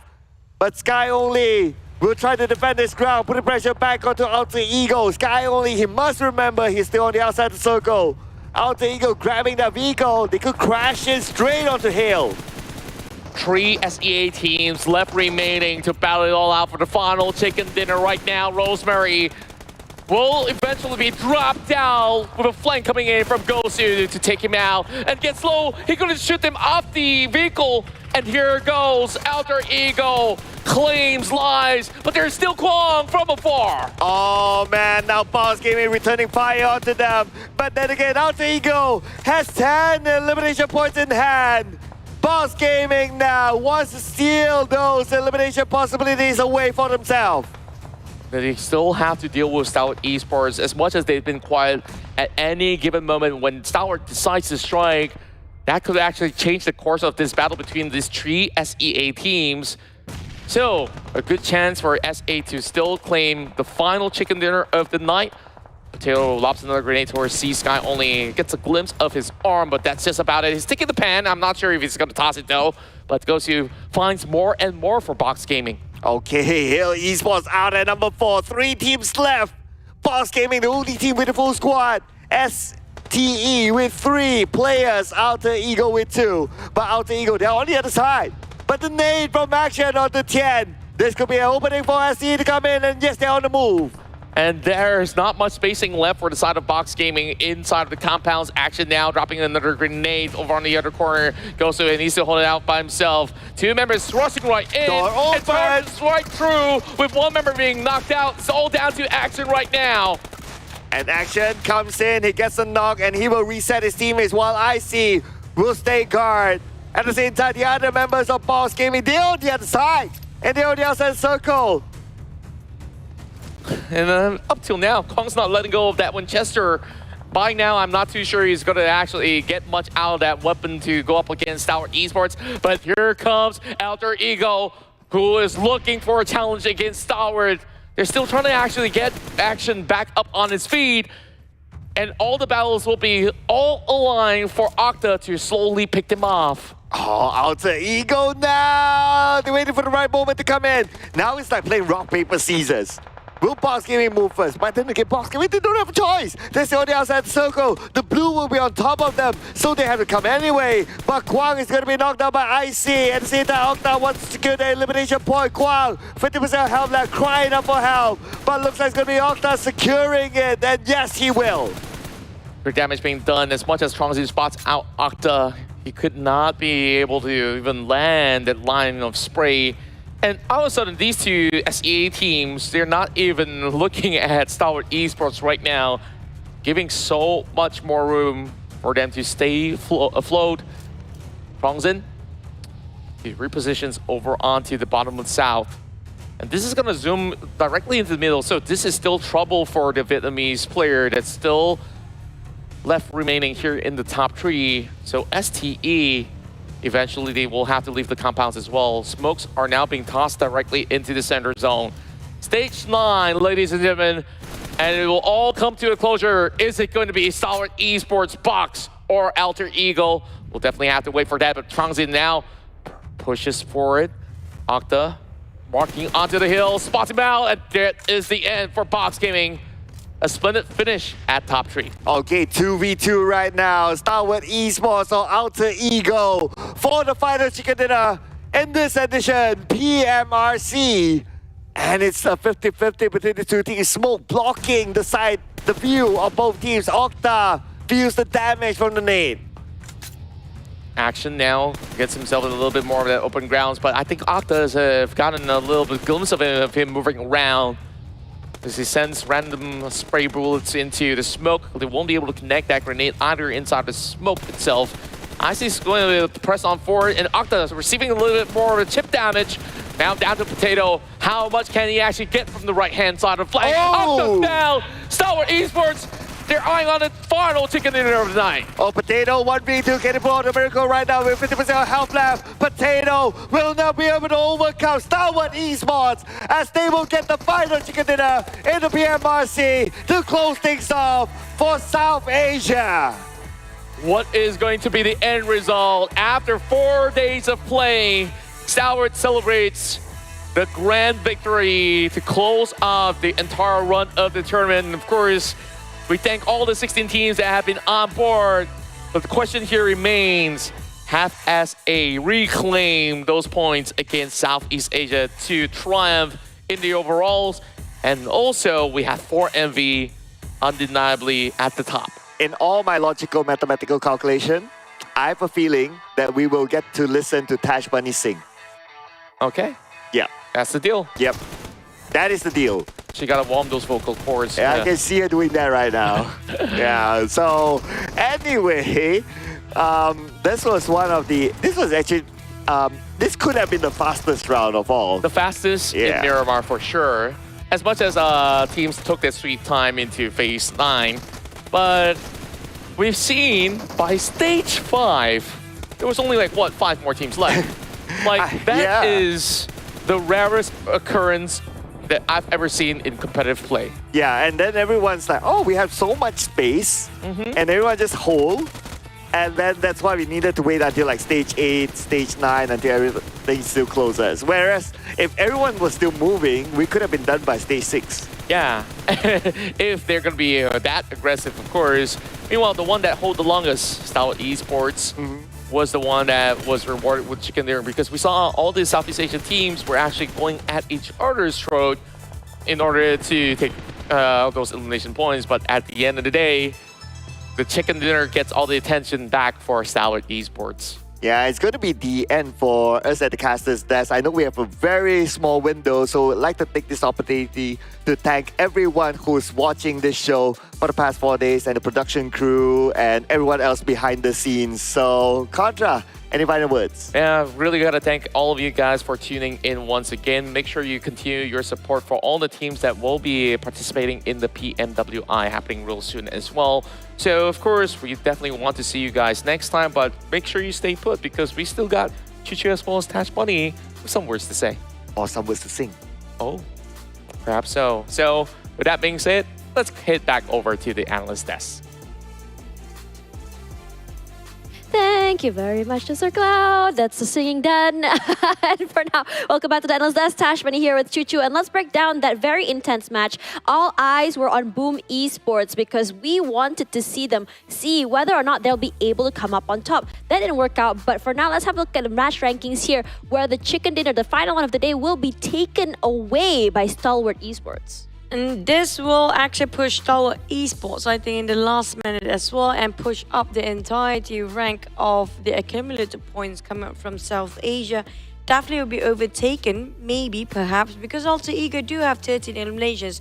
Now, I want to see how big of a difference here. But the highlight is always about 4MV versus Boom early on. But yeah, I see for the player of the match, we do know how this player have such a high caliber, but if you look at how STALWART Esports clutch against the entirety of Alter Ego and Box just now, they try to close the distance. They don't want to fight the long distance fight. They try to make it as CQC or mid-range as possible because that is the specialty of South Asia. They don't like those long fights, while the side of Alter Ego, they try to just put a gap in between as far as they can.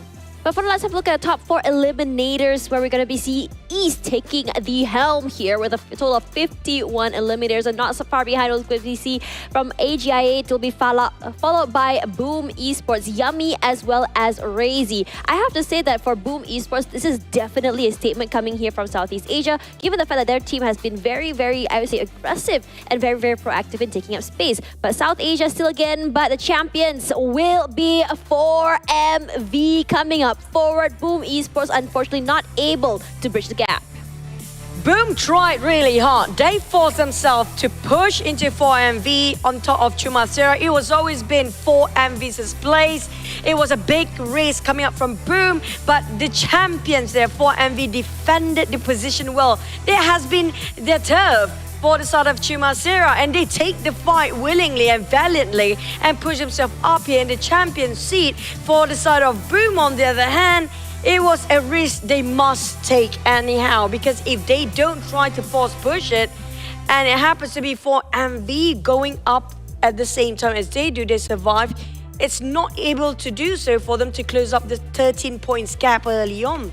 I think if Boom Esports decided to play a little bit more safer, it might be seeing a different outcome. After all, they were doing very well in their usual drop spots and in terms of their rotations as well. Regardless, for 4MV, they have set up themselves up for success, given the fact that they were able to set up such a big, I would say, gap in the past few days here against them as well as the second place teams. Now, the reason why that is very good is the fact that even if they were to be knocked out early with no points, it gives them a lot of wriggle room to make errors. But for now, you can see a little bit of a shift here coming forward from 5th place all the way to below, because Hale, top 1st until top 4th place, will be still maintaining their status quo per se, but STE coming up to the 5th place is also something that we should celebrate, because they were able to get almost 20 points in the previous matches. But MVP for this tournament will be Rosemary. I mean, honestly, are we surprised given the fact that he is not only very aggressive but very, very proactive? He's been making so much space for his team. He's been able to get so many early pickups, which gives his teammates a lot of breathing room in terms of taking and playing aggressive.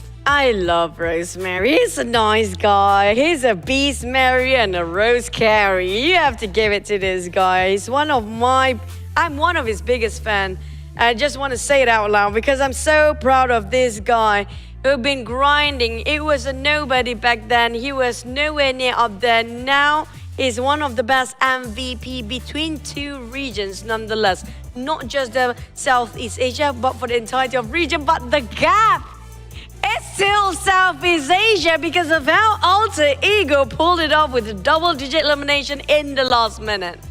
Oh man, you really gotta give it to these teams. I mean, for South Asia, what a bombastic start they had. What a statement. And they did definitely put the bar pretty high. And Southeast Asia was very, very happy to answer back the call and the rally. They rallied together. We saw so many situations where even though the first few days we saw Southeast Asia running into each other in terms of rotations, we start to see the adaptations. And once the adaptation happened, it felt like South Asia was just caught by surprise. It feels like like you won the fight, but you lost the battle. Yes, It feels like, definitely. yeah, South Asia is the champion, but when it comes to accumulation of points, it's going to be Southeast Asia. So who's actually the real champion here? Exactly. I feel like it's been very neck to neck between these two regions. Almost a tug of war per se, especially during day 3, I believe, man. when we start to see them going back and forth between I would say the chicken dinners between the two regions. And just now, I think you pointed out to me during the break that it was kind of like, we start to see like it's going to be a South Asia team followed by Southeast Asia, South Asia again, even on the rankings. So Yeah. regardless of whether or not, which team is the winner or which region is the winner, I think it's very fair to say that the teams are just very well matched. I don't want to be in Boom shoes right now because of why, I tell you.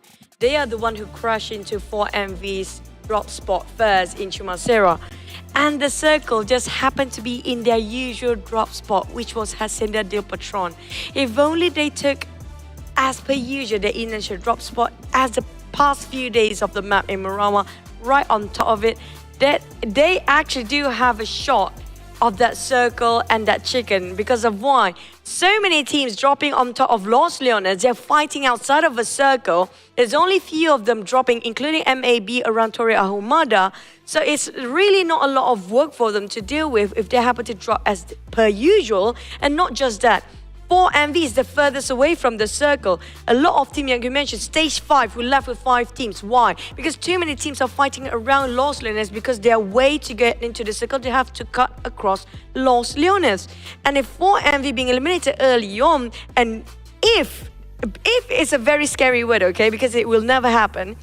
If Boom actually do drop Hacienda de Patron, they might actually won that one just now and might be the champions too. I think that even if they didn't get the chicken dinner, I think they'll be able to go off with a lot of eliminations at the very least. It could have been a whole different story, but it's just, again, I think they wouldn't be called Boom Esports if they don't start the game with a boom or end with a boom regardless. They've always been a very high-risk, high-reward team, and unfortunately in this situation, their high-risk play did not bring the reward that they wanted. But I get their I'm sorry, I'm going to drag this just a tiny bit more, okay? I get their sentiment because they do know the fact if they don't take the gamble, it's hard for them to catch up the 13 gap. Because imagine 4MV firepower is great. If they're coming up from the bottom, they win all those fights. And on the side of the northern side, there's not much team coming up from that entry, so it's quite hard for the side of Boom to gain those elimination points. So by the end of the day, if they got themselves chicken dinner, they don't have enough elimination to topple off the side of 4MV. So it's a gamble they have to take anyway, but also don't forget to remind them, we do have the PMRC South Asia and versus South Asia one. Yep, that's right. PMRC coming up very soon. It'll be PEL versus Southeast Asia, which will be happening on the 20th till 22nd of October. So put that in your calendar because that is coming real soon. And I'm really excited to see that because we all know that the PEL has been very, very aggressive and very, very, I would say, a whole new world of PUBG Mobile, in my opinion, to watch. Now, of course, there's also the PMRC versus SA 1v1 popularity contest coming along very, very soon. I'm curious to know who will be chosen as the most popular players to be 1v1ing each other. Chuchu, if you can see a 1v1, which players do you want to see? Rosemary! Versus possibly Doc or Airpacks. Interesting. I would love to see that too. Regardless, we're all out of time. Thank you guys so much for spending your time here at the PUBG Mobile Regional Clash, Southeast Asia versus South Asia. Let us know in the comments which region do you think is actually the one on top. And for now, I'm Tash, but alongside Chuchu. We're signing out. I'll see you guys in the next one. Good night, everyone.